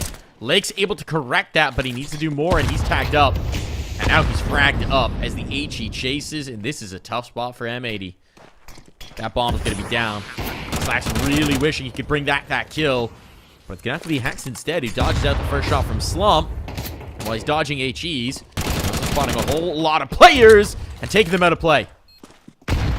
Sin raining down nades from spawn, picking up these HEs, deploying every bit of util that they left behind. And Hex continues to find headshots into the clutch, but in the flames, Shane will burn Sin to tie up this game once more. Sin rushed that. I think he really wanted to get the jump on the last player. Hex did such good work in that round too, going ahead of the smoke as it was thrown towards Cat, which Cat just slumped completely on his heels, so he gets fragged out. And then Hex continues to deal damage and then get fragged, leaves it to a 1v1 for Sin, but Sin, getting a little overeager, walks into an incendiary, and it just throws his aim off a little bit and his visibility enough for that frag to come through. But he had the information, right? He did the hop over, looking onto the A site, just had to go around a little more patiently onto that ramp and gain a favorable angle, and it just doesn't come to fruition. So another good round from Getting Info in a clutch situation. Tie it up once more, 9-9, and this time around M80 do not have the funds to invest. They will be going for a half buy. 2 MP9s, the 5.7, and the Scout 4 Slacks. We've seen rounds like this go M80's way before, but getting in, they have a chance to get this lead, and that is going to help. I would say the Slack Scout is kind of the totem of these rounds for M80. With it out of play, I mean, Sin's going to pick up the gun, certainly, but it's a lot easier. Slump's going to miss on that first shot. He's going to survive. Marky comes in to keep his AWPer safe. Nicely done from Marky. Slump fighting here. And Getting Info off to a great start. I'll take a breather. They've got long control. They got a 5v3. Yeah. There's no reason to panic. There's no reason to rush this. It's M80 who have all the pressure on their side. Yeah, and M80's got to gamble, you feel, with the buy-up that they have on one side or the other. I'm curious about this adjustment right now from Sin. He's just going looking for kills, right? Because they know it's not coming towards the B side of the map. Hex has this information. So Sin's hoping that someone tries to get in towards Catwalk, gives him a chance on the scout. But with a hit coming long, we can see there's not going to be any fruit to his intentions. That was a very lucky tink for Swisher. That's just blind firing through his smoke. Why not? Trying to create gaps in this one, which he has done. That's not a good smoke, yeah. I think he blocked it, actually. He body blocked it, yeah.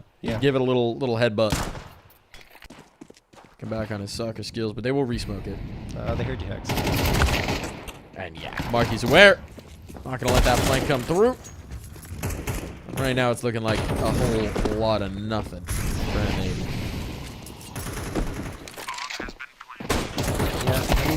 Sin tries to go for the no-scope scout. That doesn't work out for him at all. And there indeed is the first lead of the map for Getting Info. Comes in round number 19, but they will absolutely take it. M80 not able to do much with the bits and pieces they brought into that previous round. They're hoping for more success here as the AWP and the 4A1Ss are out. Full util for everyone. Only a flash missing or an incendiary. 4 slacks. This is it right here. This could decide the map. And that shot through the smoke on the timing is wondrous from Dare. They're celebrating again. Another opening frag. It feels like Getting Info. I've been getting those far more often than M80. Flashbang maybe set up the long play, but they've already had to bail off of it. Now they need to defend. Pressure on out towards long. This is the site of so many confrontations in the first half, and it's the same thing again. Actually, cleared out tons, but Snap's come back this way. He's calling for his team, right? They're going to know that M80's expecting heavy presence out towards long. It seems like they want to play with those expectations, but how much of a look does Hex give this again? He's caught Snap. He's caught Snap, but he doesn't have the kill. Still, the information's there, and this is now tough to read for him. There's a player back in spawn. Snap really wants this positioning up from Hex. You've got support from Catwalk, so you don't have to worry about lower. And a heavy focus on tunnels. Getting Info are running the risk once again of just getting into a situation where they run out of time. Yeah. This is a weird decision, too. Like, you see Hex there. You've attracted all the attention. Almost the rotation's pulled over by M80. Now they've second-guessed themselves and left everyone towards the A site. So it ends up working out for Getting Info in terms of only one player on the B site. But you're right, Mike. 28 seconds left. They have to get a move on. They are accelerating, and they find that frag. Time is fine now. Yeah, that's the way it's supposed to work out. If Hex had a late smoke, I mean, you're not expecting the situation knowing that there's huge gaps in the economy. But one more smoke, something to give him a little bit more comfort would have been huge here. Instead, Getting Info this time around with 20 seconds. That's plenty of time by their standards. They find that lone B player. And M80 were starved of the information themselves. And then might be starved of the economy here if Shane can do anything about it. Harassing, harrying. Surprised they're not more eager onto the hunt here because there is every reason in the world for getting info to chase down these guns. I was just going to say that. Maybe they want the perfect setup to try and ensure that all 3 guns go down. And yeah, Shane's just waiting for everyone to surround them. They're going to this late fight. They will get all 3 almost simultaneously. The cherry on top is Dare's nade onto Sin, and it will be 11-9 for getting info. Catastrophic for M80 because nothing is saved through. Might not be a bad idea to call a timeout here to settle things down because things are quickly getting out of hand. This was an 8-4 half for M80, but now 11-9 for getting info. Dominant on the attack. In the second half. Lake's gone all the way in. Yeah, okay. Someone just yelled at him. He has refunded.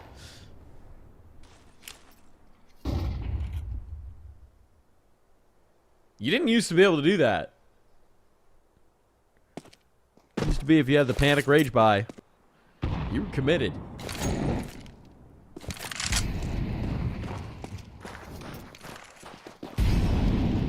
I will say there is a piece of me that misses when players were punished for the panic buy. Yeah, I kind of agree with you there.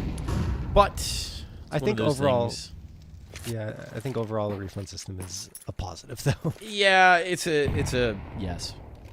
I agree. Especially for casual play, it makes complete sense. For pro play as well, but the curmudgeon in me is sad that we'll never see another just buy a smoke Ronnie clip.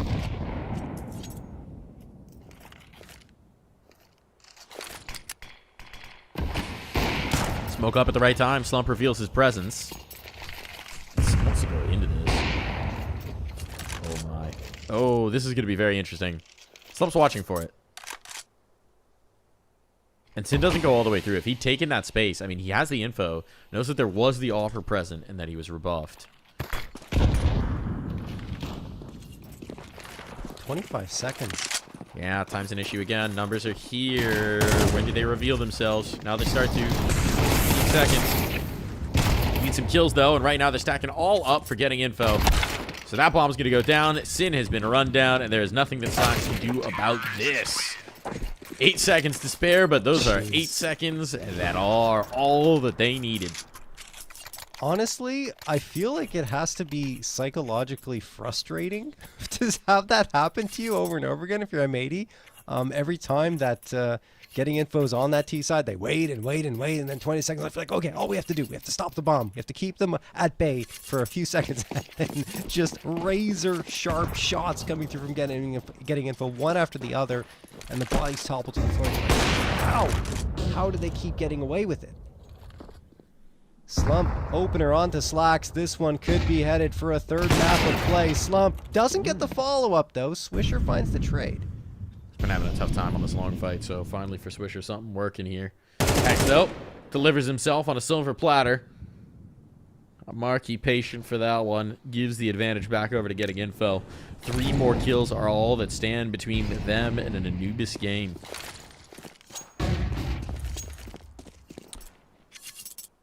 Reminder of the situation here. It is still the upper bracket, so whichever one of these teams loses this series will have another chance in the lower.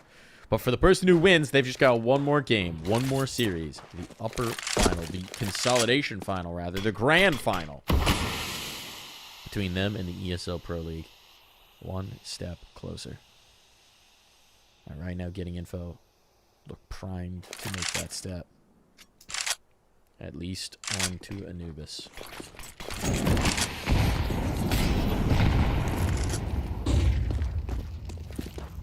Control the site. Given over. It's going to be a retake on. Got a fair chunk of util considering the situation. But as getting info, yeah, as they get further off site, there's no one on them to receive the HE, so it's going to have to be the gun barrels. It's going to have to be the gun. Lake delivers the first. He's looking for more. Everything's been deployed now. Smoke to give him a little bit of coverage to get closer, but it's Dare who takes advantage of that distance. Just gonna stick. Do they realize he's on it? Do they realize he's on it? Oh my goodness, right down to the wire, but Snap figures it out in time. and that will be Getting Info to take it through 13-9. They steal away Dust 2. We are going the distance here, John. Getting Info are just frustrating them on the T side time and time again. This time they get into the A site after finding 2 frags. They don't go fast. They take their time. It's a little less time, of course, than the previous ones where they're going down to that 20-second mark, but beautifully done. The smoke, I like the response from M80, throwing that smoke onto site and trying to capitalize throughout the chaos, sneak the defuse in. But, you know, Getting Info are just a step ahead of everything that they attempt. Wow, fantastic T side for them. And now we head to Anubis, where I think more concerns arise for M80. It had been a while since they had played it. I think the last time was against Vagrants in March, and then they played it in this qualifier against Outfit 49, Mike, and won it 13-4. But still, I don't think that's a true test for them. Looking over on the other side for Getting Info, they've won 5 in a row. 2 against Lag, 3 against Lag, 1 against Boss, 1 against the Party Astronauts. All of these teams are not slouches, and they were dominant wins. 13-4, 3 times. Primed for a heck of a showdown. Primed for the upset, perhaps. We'll find out if Getting Info can do it after this break.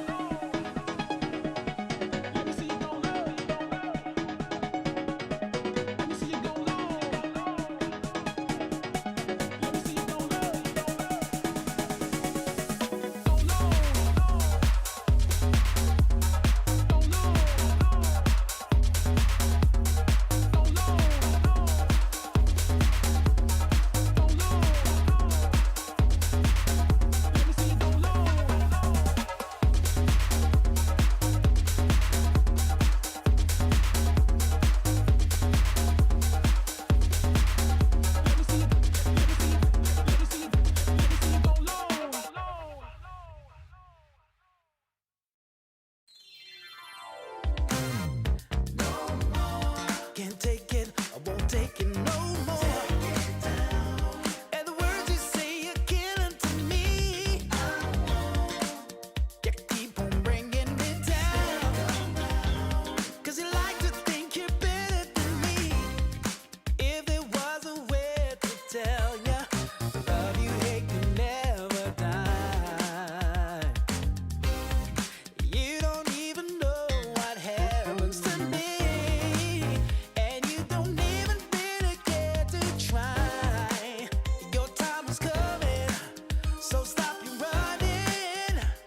You're gonna have to listen to me. We're rearranging, it's time for changing. Do you hear my cry? Now's the time. I can't take it, won't take it no more. 'Cause the words you say are killing to me. You keep on bringing me down.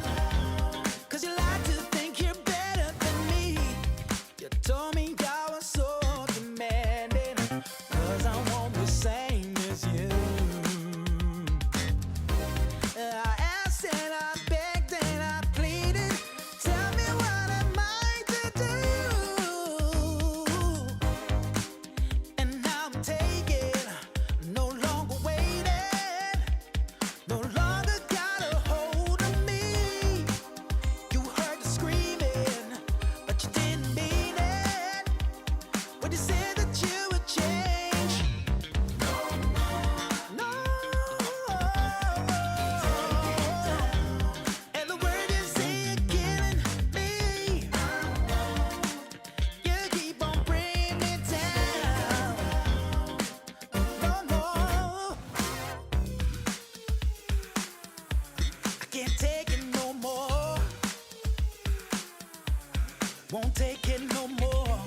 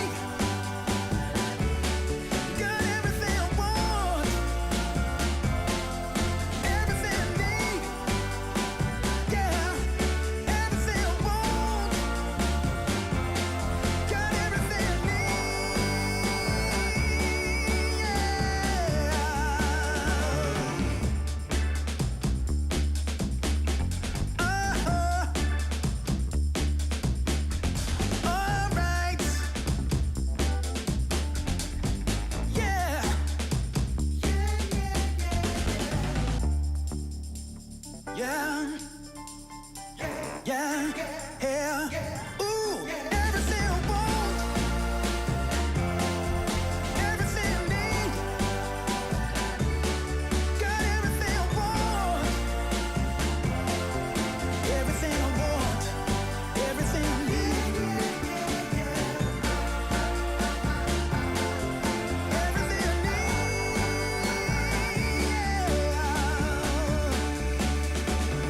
Yeah.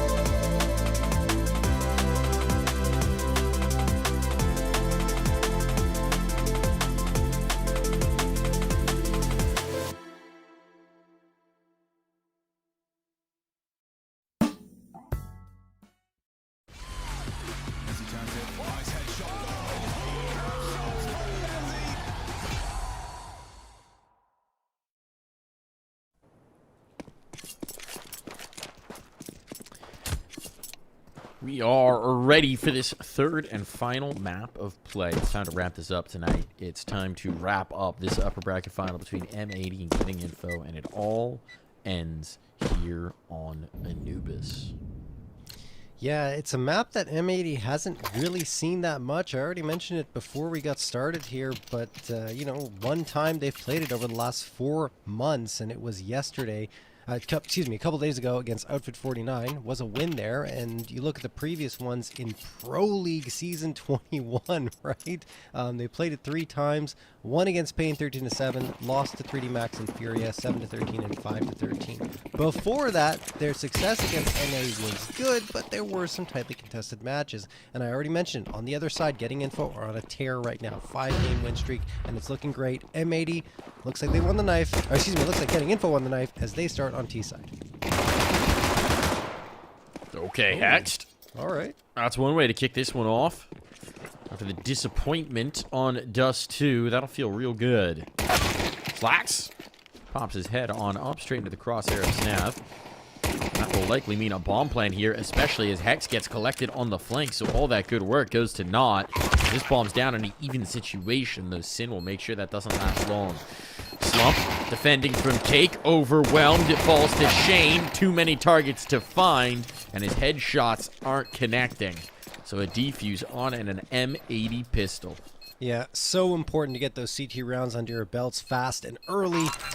on this map of Anubis, and M80 find the pistol round off of Hex 2K, right? He kicks it off very well, does go down and ends up being even numbers, but I love the response from M80, very quickly trying to get one back, and they do. Don't let Getting Info get stabilized on their post plant, and as a result, they get the pistol round and the defusal. Thing is, with that plant, Getting Info will be able to force up with some pretty nice rifles. 3 Galils, in fact, and 2 MAC-10s available to them. I'm surprised they don't go with another MAC-10, though, Mike, because only 4 pieces of util? That's exceptionally light. I'll have to shoot their way out of it. Why buy nade when gun do trick?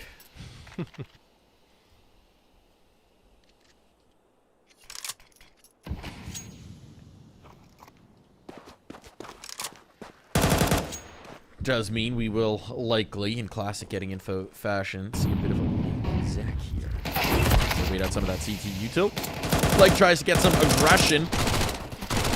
And all he gets is destruction. Dare follows it up as well, and this one's falling apart for M80. Big trouble now against the force by Slacks. Fortunate that these B main players weren't ready to capitalize, because he's able to get that kill on E-Box and fade back. That's such a weird start to the round. So much utility for M80. They know that Getting Info are probably a little lighter on their side, but they still seem to want to take these fights. It's Anubis. Getting Info squad. It is Anubis. You do want to get aggressive. I do understand that, but at the same time, with Getting Info being a little short-handed, let's say, in terms of their money and utility, you want to use that utility advantage as much as possible if you're M80. This is a tough spot for Hex. Mid's completely open. Has no information to back up on. And they've seen nothing as well, so they got to be suspecting that there's a player here. It's either a full stack or it's Hex. But he'll couple up a couple of kills to make this easier on his teammates. Full Auf Deutsch mode activated as Sin and Slacks remain the duo alive. And I stepped ahead and might catch them off guard. It does indeed. Shane completely unexpected, and he can combo with Snav to seal the deal on this second round for us. Yeah, I mentioned how you have to get those CT rounds early here on Anubis, and that's unfortunate for M80 after losing the pistol round not to get the follow-up. Full credit to Getting Info. They play it slow. They force M80's hand into looking for some information, and they do exactly that and punish them at every single turn. So M80, although Hex did a great job trying to recover, he's anchoring down A extremely effectively. The follow-up just wasn't there. Now M80 will be forcing up to 5-7s and a lone deagle. You see Getting Info. Just poking and prodding here. Util is out. Airburst Molly won't help. That lets Slacks get comfortable here. Pops around the corner. Misses the head just by a hair. That was the opportunity afforded. I don't think they realized it would be that close, but because the Airburst Molly, he had a chance. Couldn't quite land the shot. Means Getting Info are on notice. You're gonna have to gamble one way, and it seems like M80 are making the wrong read. Although, look at the bomb. You never know. Yeah. Getting Info are doing a Getting Info classic. And not making the move. You like to take their time. They certainly do. Somebody's got to get that C4. 40 seconds, we're going to mid. It seems like it's going to be Snav to do so.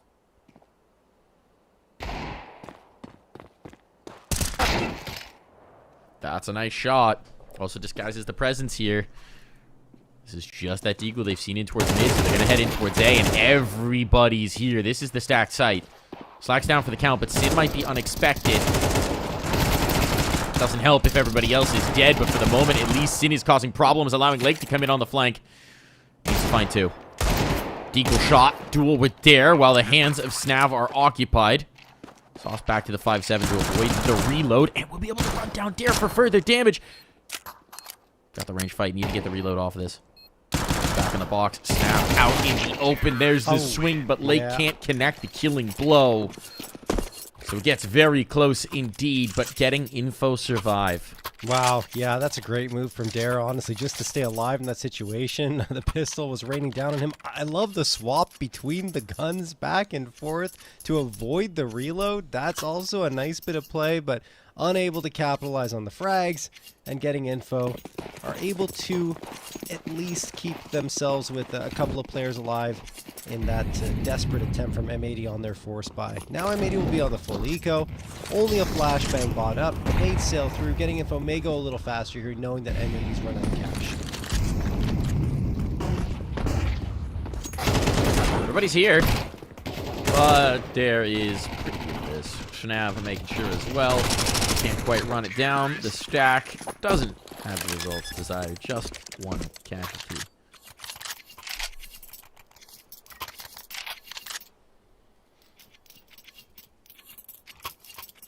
You'll take that if you're getting info. Gun's going to be out now, though, for M80 and the op, most critically for Slacks. Going to keep peace across their whole run. Let's see if M80 can get the magic now with the rifles in hand. Curious to see where Slacks posts up here. Guessing in towards E-Box. Yeah, okay. No guessing needed, Mike. He's right here at E-Box waiting to take some engagements. Not a bad spot. Assuming they're getting info going to canals. I think he's going to have to hold his game very patient because getting info, as we've seen in these gun rounds, they like to take their time. And they only execute in the very last moments of a round. Snap does take a lot of space into mid, though, as I'm saying that. Up close and personal with these double doors. Slacks has moved himself over to his A site and hits the shot on Slump, peeking at the perfect time. Still the space is conceded. And Slacks is on the rotation trying to keep them guessing about where the AWP is, but look at all this real estate. They have not been slowed down at all. Yeah, you got our slump. We got someone else. Problem is, Slacks is back on the angle, and so the slow peek around. Dare was not expecting him to reposition that quickly. Now Snap wants no part of this. Where do they go from here? 37 seconds on the clock. Feels like neither Marquis nor Snap have an intention to go in here, and either... Okay, never mind. Take that back. It's going to be towards the A site. 22 seconds left, though. When the smoke clears, I mean, if Lake looks around, he's going to see that nobody's here. The replayer's ready to defend. Now they got to tip off. Now they know. Flank will be pretty quick, and they got to go through smokes to begin with. So as they fade, a no-scope hit, but it's all onto Marquis, and he's got to get back to the bomb. He just doesn't have time. He has to save this off. There's no other choice to it. Victory M80, and... well, the AWP will live. The round will not. I think they lost a handle on the time there. It was really weird. I was fully expecting them to go for a save at a certain point because they felt so disjointed, but in the end, they go back into the A site. 2 players from camera, 1 into A main. Excuse me, other way around. 2 A main, 1 camera. And just does not pan out for them. Marquis manages to get a frag on the tail end, but he's fragged himself and getting info, lose it. M80, happy to have found a second, given the way the momentum had shifted in the early parts of this half.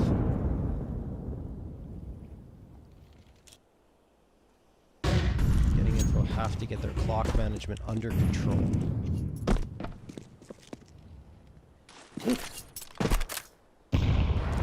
I think one of the keys as well, Mike, is that Slacks patiently waited with the op. He's a player, an opper, in fact, that likes to move around. He likes to get aggressive, but he needs to keep himself under control in order to catch off the late executes from getting info. Speaking of getting aggressive, look at this towards B main. Marquis, oh, the timing on this Molly. They're coming around just in the right moment. Now Slacks has found that. Molly maybe went a little deeper than he expected, but unfortunate. Still, knowing that the AWP's not here in mid, that's going to embolden them. Might be the split back through from Temple. No, they want to play this from camera. Flashbang's out. Didn't quite catch. Nice turn from Sin. Means his vision's clear. The second player to walk out does certainly catch him off guard. And now Hex is in a really tough spot while he tries to wait for cavalry. He wants to buy time. He's found damage, but no kill on the Slump. So a retake is on deck. And everybody coming from the same angle. That doesn't feel good for Dare. Nice swing off of it. His vision disguised by the nade particles. This kills everything. The op can't connect. The USP can't finish. Oh, but at long range, it certainly can rifle out. Oh, no. Need a new magazine. No bullets. No bullets. And meanwhile, Shane has slipped away. How do you expect this? There's a smoke. He's just going to stick it. Just going to stick it, but Shane comes back too. What a clutch for Shane. 4 massive kills in the round and a risky late reposition pays off. Honestly, that's a very smart play from Shane, right? His teammate gets naded and then taken care of by the bullets, but he wastes no time retaking that space and getting 2 frags in turn, putting all the pressure onto M80 to try and clutch things out, but in the end, he's the one who slips away and gains an advantageous spot as, looks, I think it was Slacks trying to get onto that site, throws the smoke down onto the bomb, and it was really all about the fight. Never really wanted to try and stick that defusal. As Getting Info slip away with a 4th round victory. It's tough for Hext as well in that position, right? He's the last player alive right behind Cake. And all three of his teammates are really nowhere close by, so he has to get at least 1 or a lot of damage to help him. And he gets that lot of damage, but the 1 frag would have been a lot better. Certainly. Going to be back to the ecos here as, yeah, the CT side has been a struggle, even with some of these rounds getting very close indeed. Getting Info have done a good job of holding their nerve even when they're losing some of these early picks. Mortar strike. A couple of them. And the CTs have gained a lot of aggressive positioning here in the canals, but they're being watched for.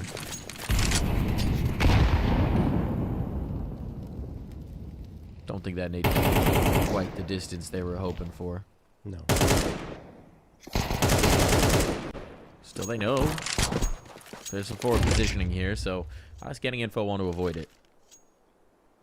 Yeah, it's smart to back off there because you're walking into a worse situation if you try to go out from bridge window or even go further forward without clearing out the canals.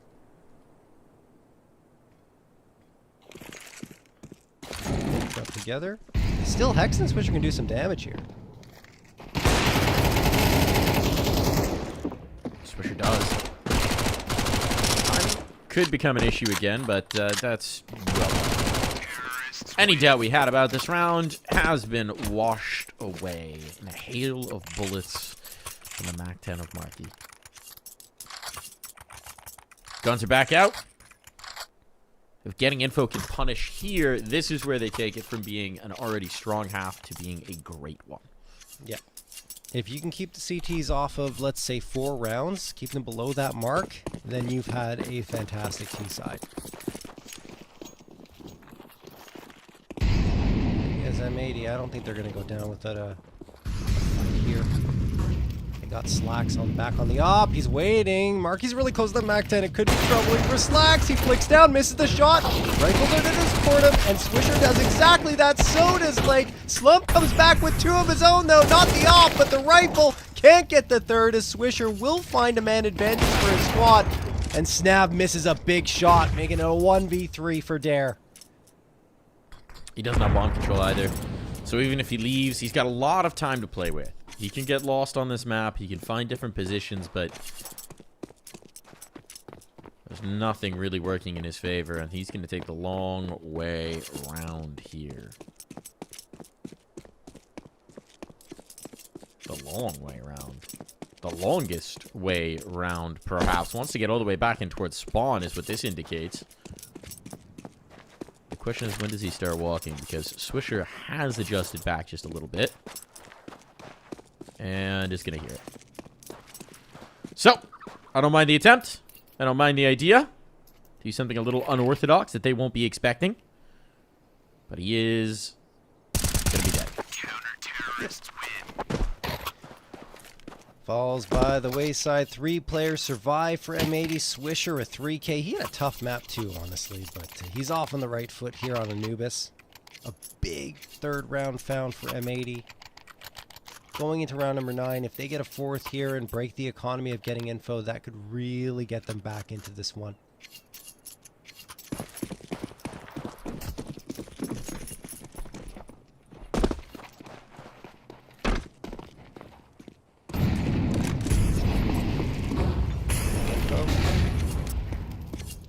go a little faster in that previous round. Unorthodox for them, and they did indeed pay the price. Now they're likely going to go back to that slow and steady play, waiting for opportunities to come their way.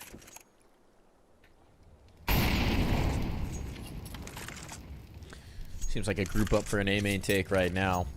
Only other presence is Marky, who usually works as a lone operator. But a smoke up for the moment moves them back the other direction.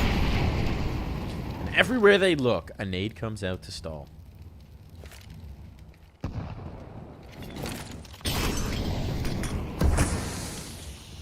smoke just a little too deep. Does dare to test it? No. I mean, even with the smoke a little deep, it still pushes Dare back. 3 players on B, though. This is a bit of an issue, right? They're going to have to leave something vacant. Could really use the adjustment from Slacks to pick up middle. Timely smoke. Marky's been pretty late on this mid-control, wary that someone could be waiting for him. And here comes the exec. They've got to go. Nothing revealed on the first nade. Pop. The damage here. Needs some kills. Sin's got 1.5. We'll call it. But as Marky backs away, he's going to be such a problem. Not making a secret of this, but his flashbang will stall and net him a kill as Such well. a good flash, yeah. This kill has to be chased. They know it. Lake has to have it. That's the prerequisite to a retake, but it's one that he will be able to have. Now an attempt at the clutch, but the AWP on the angle slump will not miss. Man, they're just so good under pressure. Are getting info right with these late takes. It's gotta be frustrating for M80. Losing the follow-up after winning that third. Really appreciate Marky as well, lurking around towards mid, biding his time, throwing the self-flash, getting the frag off of it. Gets traded, but it doesn't matter because getting info with the time that Marky buys them, positions up after that post, after the bomb is planted over on A, and do not allow M80 to set a single foot back onto that bomb site. So now M80, back onto an eco. Slump hits the opener, Slack's gone. Unlikely round victory for M80 gets even more possible, let's say. Oh, comes out. Slump will hit the shot, and yeah, this one's done.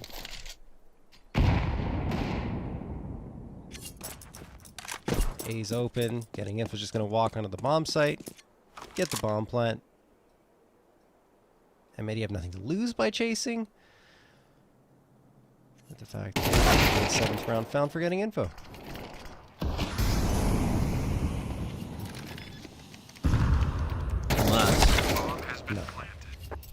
Unless denied. Unless? What could possibly happen here, Mike? I don't know, but Please. I'm excited to find out. And unless denied. Deagle shot in the fading smoke to silence the slimmest of dreams. I mean, M80 right now are in dire straits. Yeah. The ship is brushing up against the rocks, and they are at risk of all lives lost. They need that 4th round. They need that 4th round victory on CT sided. Without it, things will get very, very difficult for them to stay alive here and go into that grand final, and getting info will be absolutely thrilled if they can find the upset win here. At this point, they might just need it for vibes. Yeah.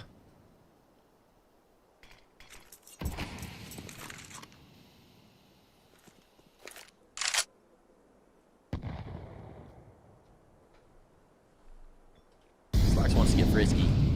Here outside of A-Main, he's seeing a lot. Don't go too far. Shane's going to cause problems. Well, it's Snav instead, who's trying to find some space middle.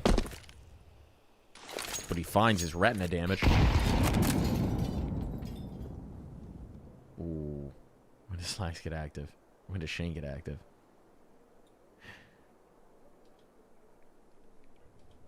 This is the shadow box for this side of the map.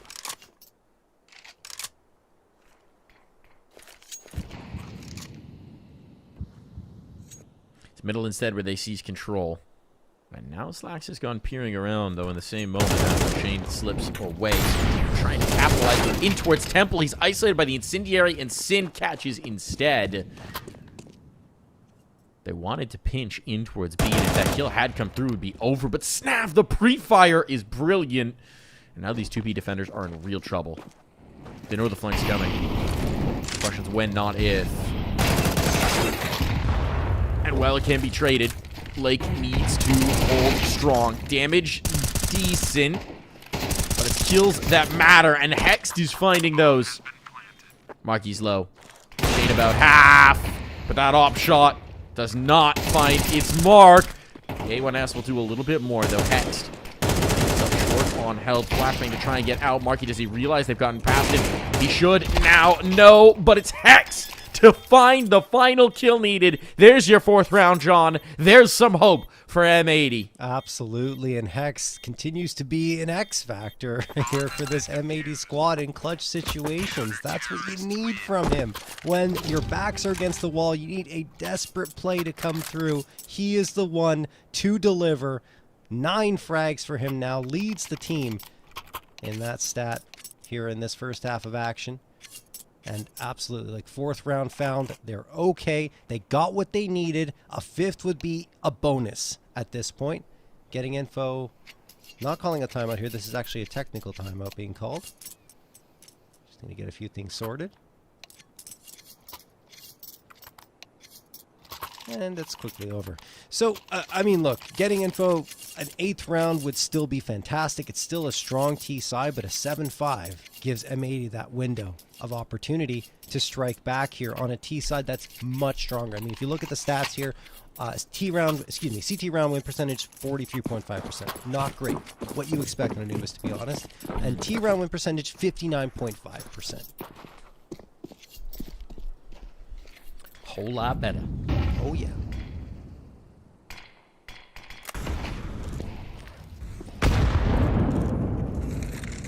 Ouch.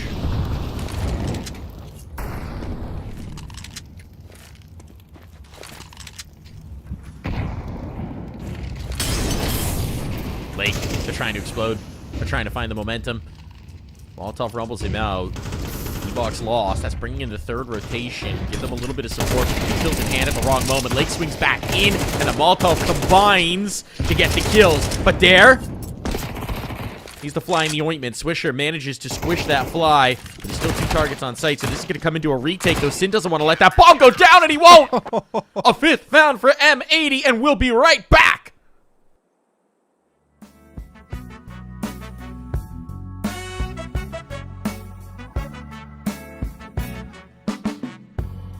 When the world is cold, you hear people say, gotta chase the dream of yesterday. But the stories told, the golden memories, ain't a truth but just a fallacy.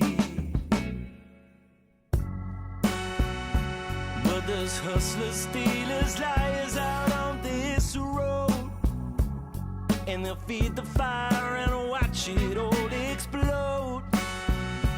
Gotta put those flames out before we burn it down. Gotta plant new seeds in this ground. Don't let yourself be troubled or think on yesterday. Keep on moving, come on, don't stand in my way. Some people wanna pull you under. Some people wanna make you cry. Some people rolling in like thunder. We gotta fight the feeling, we gotta do it right. If the hustle and grind breaks your stride, do you turn and blame the other side? If the hustle in your mind makes you decide, it will crack and strip you of your pride. Oh, but there's hustlers, stealers, liars out on this road, and they'll feed the fire and watch it all explode. Gotta put those flames out before we burn it down. Gotta plant new seeds in this ground.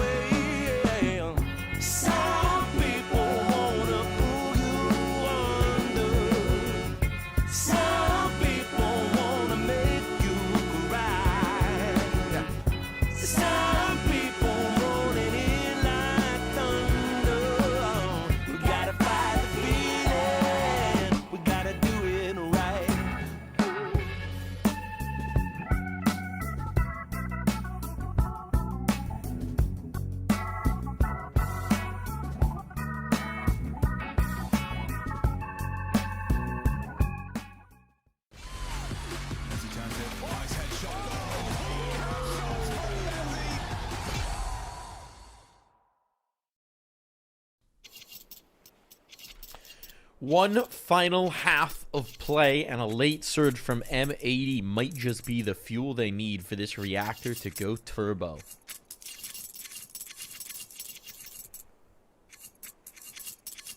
It's going to take a lot of work, though. Getting info. There are no slouches on their CT side either. They've got a 56% win percentage, in fact, which is fairly strong for a CT side on this map. We have to factor in that M80's played some tough competition here in terms of the Pro League teams, though, which probably hurt their stats a bit. But still, it's quite nice for getting info. And you're going to see pistol round already going well. Yeah, I mean, Swisher had no expectation of that. Was waiting, was setting up his util, didn't anticipate the fast A play. Nice ding on the snap. Nice ding on the snap. That could actually be the difference maker. He's down. Slump is as well. So despite that first foray from getting info, it just propels M80 deeper in towards B. And they find it ripe for the taking. They're making noise. There's the swing. Do they realize they've heard another player? They do indeed. Now they can head back, and overwhelming numbers from M80. It's going to take a hero play. And now it's going to take a hero from Marky. Spots the one, trying a duel through the smoke, but not finding the fortune of his crosshair on the head. And far too many bullets coming back the other way. Marky tries for one, but one will eat all he gets. And that's exactly the start M80 we're hoping for. Perfect on the pistols here on Anubis. But remember what happened after that pistol. Yeah, we do. Well, that's because it was a bomb plant in, right, for getting info, and they had the money to force up. But this time, CT side, they don't usually force after losing pistol, and you're going to see exactly that come through. So it's exceptionally more unlikely for M80 to lose the follow-up and not convert off their pistol in this half. So you're saying there's a chance? There's always a chance. If you gamble right. Lake has the def stickers on his MacDown. I like that. Oh, nice. Repping the code.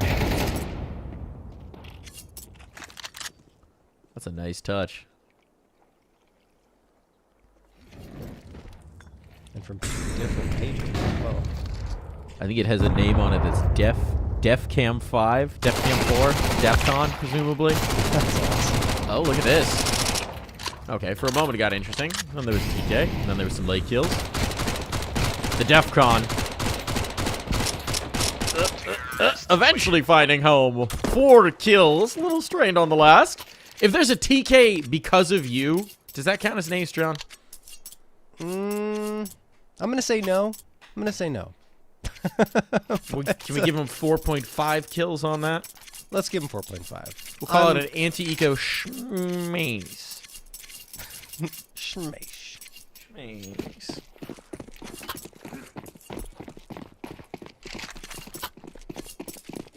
Getting info got the guns now. Mac 10's still up, but not in the hands of Lake anymore. He's upgraded to the AK. Mac 10 turned over for Swisher, I would imagine. Slacks gets the opener, but Marky the quick trade, and then the follow-up as well. This is problematic for M80. They've already lost 3 bodies. Swisher and Sin trying to pick up the pieces here. Bomb on the ground in front of Swisher. He should be able to grab that, but he wants the AK, and he will recover it. They don't know about Slump. They don't know about Slump, right? Sin threw that smoke to try and disguise from the A players, but what they don't realize is there's no one on B. There's a huge gap here because Slump came back into support. So that means that all the information's over on the CT side. And Swisher just misses the timing on this push down mid. Oh, he's going back. He's giving up the audio cue. That's a disaster now. Sin can't do anything with this. He has to go back for the bomb. He's got 50 seconds to try and pick up the pieces of this round. But Slump will strike at the worst time. First gun round on and getting info in control. Yeah, once more, I mean, M80, they get the pistol round victory. They find the follow-up, but you always want to try and get that third, the 3-round conversion, or I should say 2-round conversion off of the pistol round victory. Doesn't happen. So no lead yet for them. Getting info, great job to shut them down. I think M80 just tried to activate quickly, which is the opposite of getting info, of course. And getting info, getting in their faces towards A main as well certainly helped. It just doesn't work out in the opening moments, and you already saw the pieces falling apart.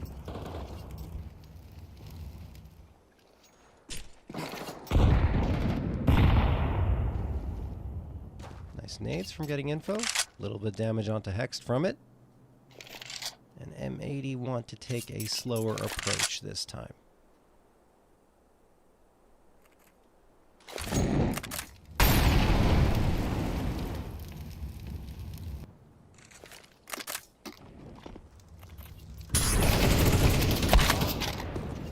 Slump traded. Blake's gained space here by the E-Box. But actually, look at this. Snap just continuing on, which means that he's instantly going to fill the void that's been left by M80. Seems like he's going to wait there as a trap if they decide to go for a late rotation back in towards B, but that frees up Slump. Focus on this mid approach. Smoke to cover off his vision. Is he going to risk this? Could get out by the bricks. But M80 pumped the brakes. If he's left in the open after this smoke fades.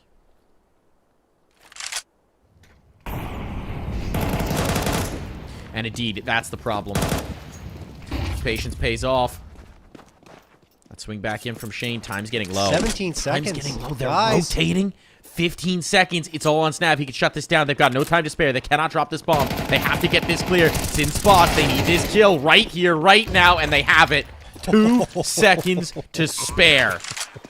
But Slacks has that bomb down, and now M80 still have to contend with the post plant, and Dare will waste no time. Shane and Dare trying to pinch back in. Both these players playing from Glyph. And now it's just Sin, though he strikes on the first. He knows where the next is coming from. Dare has no health to spare. It has to be a headshot. It has to be a headshot, and the knees will be enough for Sin. We are tied up once more, but there is a knife's edge separating these teams. Oh my god, that is such a ballsy call coming through from Sin with 17 seconds left. Hey guys, let's send it to E-Box into B, excuse me.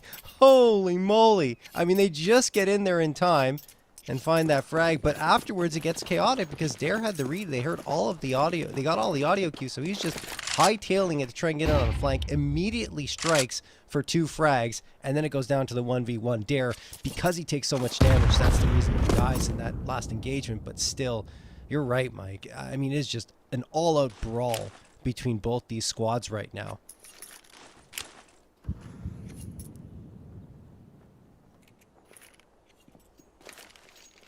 Money's low for getting info here, so they will be on an eco. And I'll count them out! Oh, Dare had a chance with the Deagle, but Slack shuts him down. There's more presence, though. Here in towards A main. Hex looks like he wants to brawl, but there's 2 pistols on the other side. This Macdown might be just the antidote for that. Assuming that, we know how dangerous getting info can be without the armor. Good flashbang. They're both full blind, staring into the wall as Macdown starts to find its mark.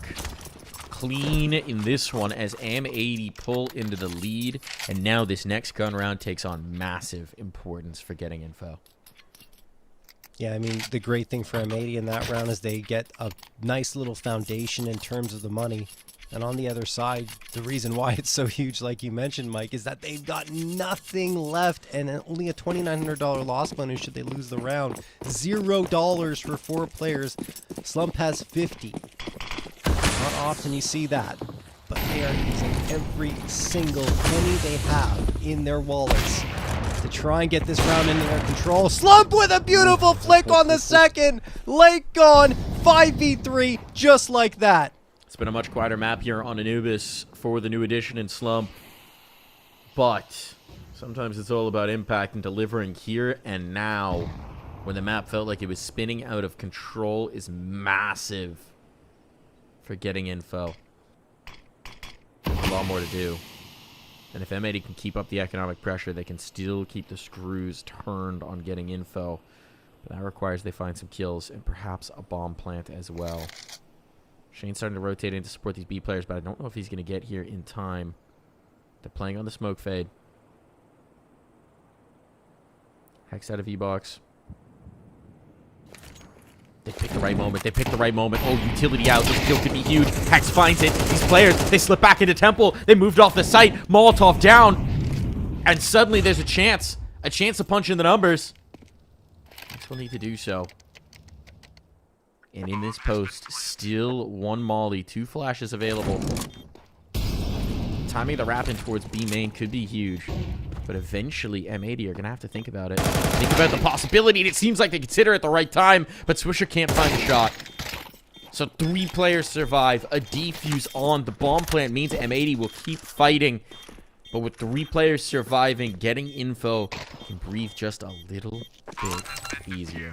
Yeah, I mean, they're going to have full rifles up the next round. Should have a strong util as well. Slump is the one to thank for that because he stops M80 in their tracks on their attempted early take of that A site. No real damage taken by him, and then they force them over to B. And credit to M80 for even getting a bomb plant under those circumstances. Hex did a great job of clearing out the space, but afterwards he's left so low in health, and once he loses his A main player, he's just completely isolated. Or B main player. Anyway, all tied up at 9. Slacks.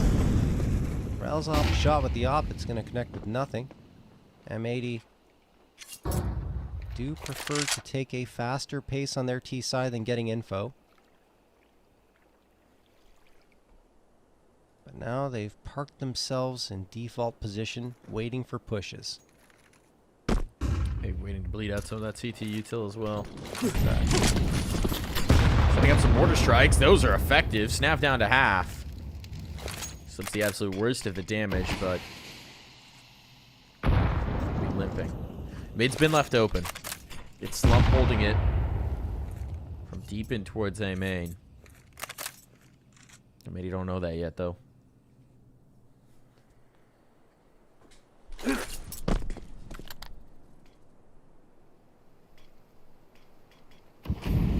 They're threatening the B exec. That is drawing out a lot of nades for this defense. They don't have the vision. Some more flashes, more incendiaries. Look at how little they have now. There's no smokes. They're pumping bullets in, and meanwhile, M80 have completely hoodwinked them. Man. It's coming towards A. Slump unscopes at the wrong time. Can't find the killing blow. Now they withdraw in towards A main. Turtling up just to try and find a little bit of safe haven to play from. Now he'll strike. Huge kill from Shane to keep his opera safe as well. That was a massive find, and as Slacks tries to get a foothold, it's a disaster here. But Marky exposed. Marky dropped down. Sin in the open, knows he has to turn. These have to be brilliant shots coming through from Sin. And now with an op on the angle, adjusting the depth of the fight will not save him. That kill from Shane to keep Slump focused on sight, that was the key piece. That saved them. Yeah, I mean, also, that's the definition of 1 step back, 2 steps forward for getting info, right? They leave the site to say, this is not a favorable fight for us. We need to try and readjust into A main. And then as M80's trying to cross over to the site, they get cut down. You're so right. Again, like I have to say, with Shane getting that frag, with the M4, Slump is able to focus up and find himself a follow-up frag, and then it's all getting info after that. M80 just couldn't contest with what they were bringing to the table. Getting info, hang on to that lead once more. Back to the pistols on M80's side. 3 in the canals, 2 towards B main. And there's just so few opportunities here, right? Yeah. We'll see if they can get anything magic to happen here. Flashbang through. Snap spots the one. He'll be traded. That's a gun picked up. One more kill would make this interesting, but that Molotov comes out at the right moment. Now it falls to Slacks and an eye on impossible clutch. And the impossible will not be made possible here. 2 rounds and getting info, pull off the upset, confirm their spot in the grand final of this qualifier. Considering the control M80 had earlier this half, that would be quite the coup.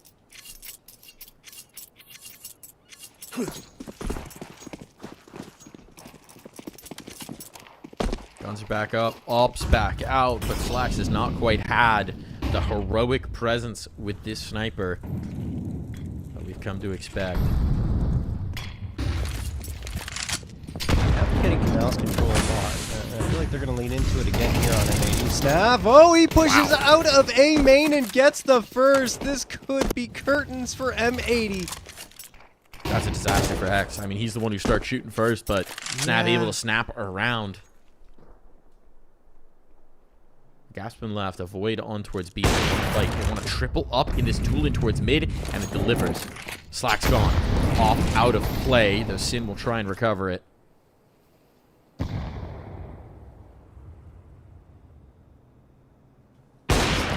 So mobile, and then Slump finds another one onto Swisher. 5v2, Sin and Lake now, even with 55 seconds left on the clock, have to contemplate if they should save. Yeah, I mean, even before that kill, it was a distinct possibility, and now it seems etched in stone. This op's too valuable to what M80 hoped to do. Their loss bonus will not compensate for what they'd lose, but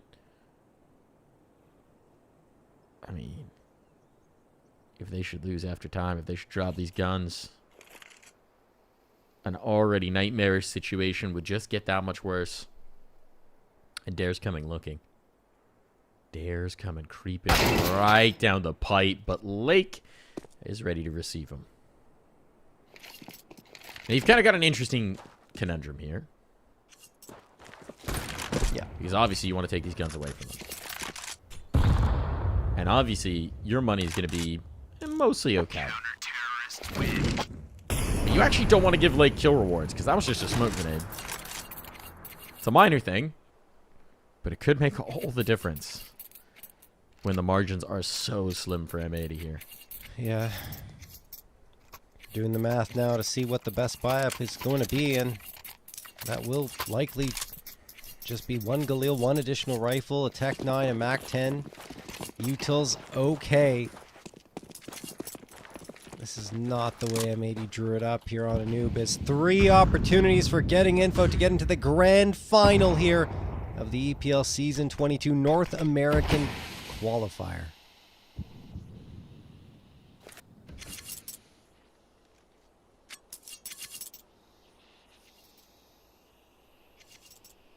Marsborn are waiting in that lower bracket for the loser of this one.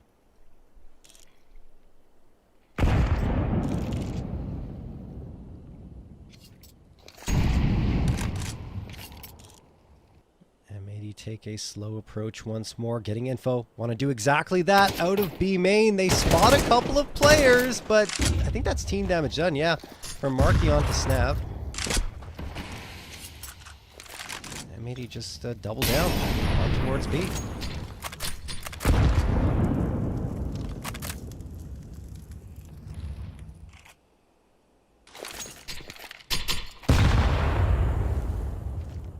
Hax dropped down to 22. His life dripping away with these nades.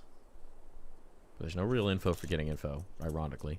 They're leaving mid open. They're taking this risk. Marky's sticking around with his teammates, and as the util comes over, he's correct. This is the right move. Slump, that's tagged and caught the edge of the corner, so Lake lives on 1. It doesn't matter. Solution comes in, but Molotov at his feet. Now the bodies start to fall. It falls to Marky. Teammate's not close. Shane is not here, but Marky continues to hold the line, and now he's bought time for the rotation to come in, and Marky might not need it. Marky doesn't need anything at all. He'll put getting info through. They are in the grand final of this qualifier. There is one best of 3 between an unsigned squad in getting info and the ESL Pro League. Absolutely deserved for getting info. I think they did a great job in terms of picking Mirage. The way this veto panned out was fantastic for them. Anubis was a nice third map to be on. I thought Dust 2 would be their vulnerability, but it ends up being the one they win on. I say it's a great job picking Mirage just because they're able to destabilize M80 a little bit, even though, you know, M80 end up winning that map. It's just Dust 2 as that second pick. I don't know. It just didn't work out for M80 the way that we expected, and getting info are looking like a force to be reckoned with as we move on here in this qualifier. They're going to face the winner of M80 up against Marsborn, and I'm not entirely convinced M80 is going to be the one to win that. Well, we'll find out about that tomorrow, but for the moment, I just want to heap some more praise on that second half of Anubis, right? Because the reality is, for getting info, they had a strong first half up until the last couple rounds where they let M80 get some life, but then they wound up behind the pale. They wound up having to fight back through it. We know just how brutally difficult that is on the defense of Anubis. It's a real challenge. they did it the hard way. They absolutely had to do it the hard way, and they delivered. So huge praise on to Getting Info. That's a tough second half of Anubis. That is well thought from them. Hard fought victory, hard fought win, and they're looking like a very dangerous team to watch tomorrow's game, and then see if they can seal the deal on the Pro League spot. Yeah, and like I was saying before, that ex-Timberman core, Shane, Snav, Dare, they were already impressing me right up until the end of their time on Timberman, and now they've grown immensely. Compared to the last time they faced off against M80, this just looks like a different team. Obviously, it is a little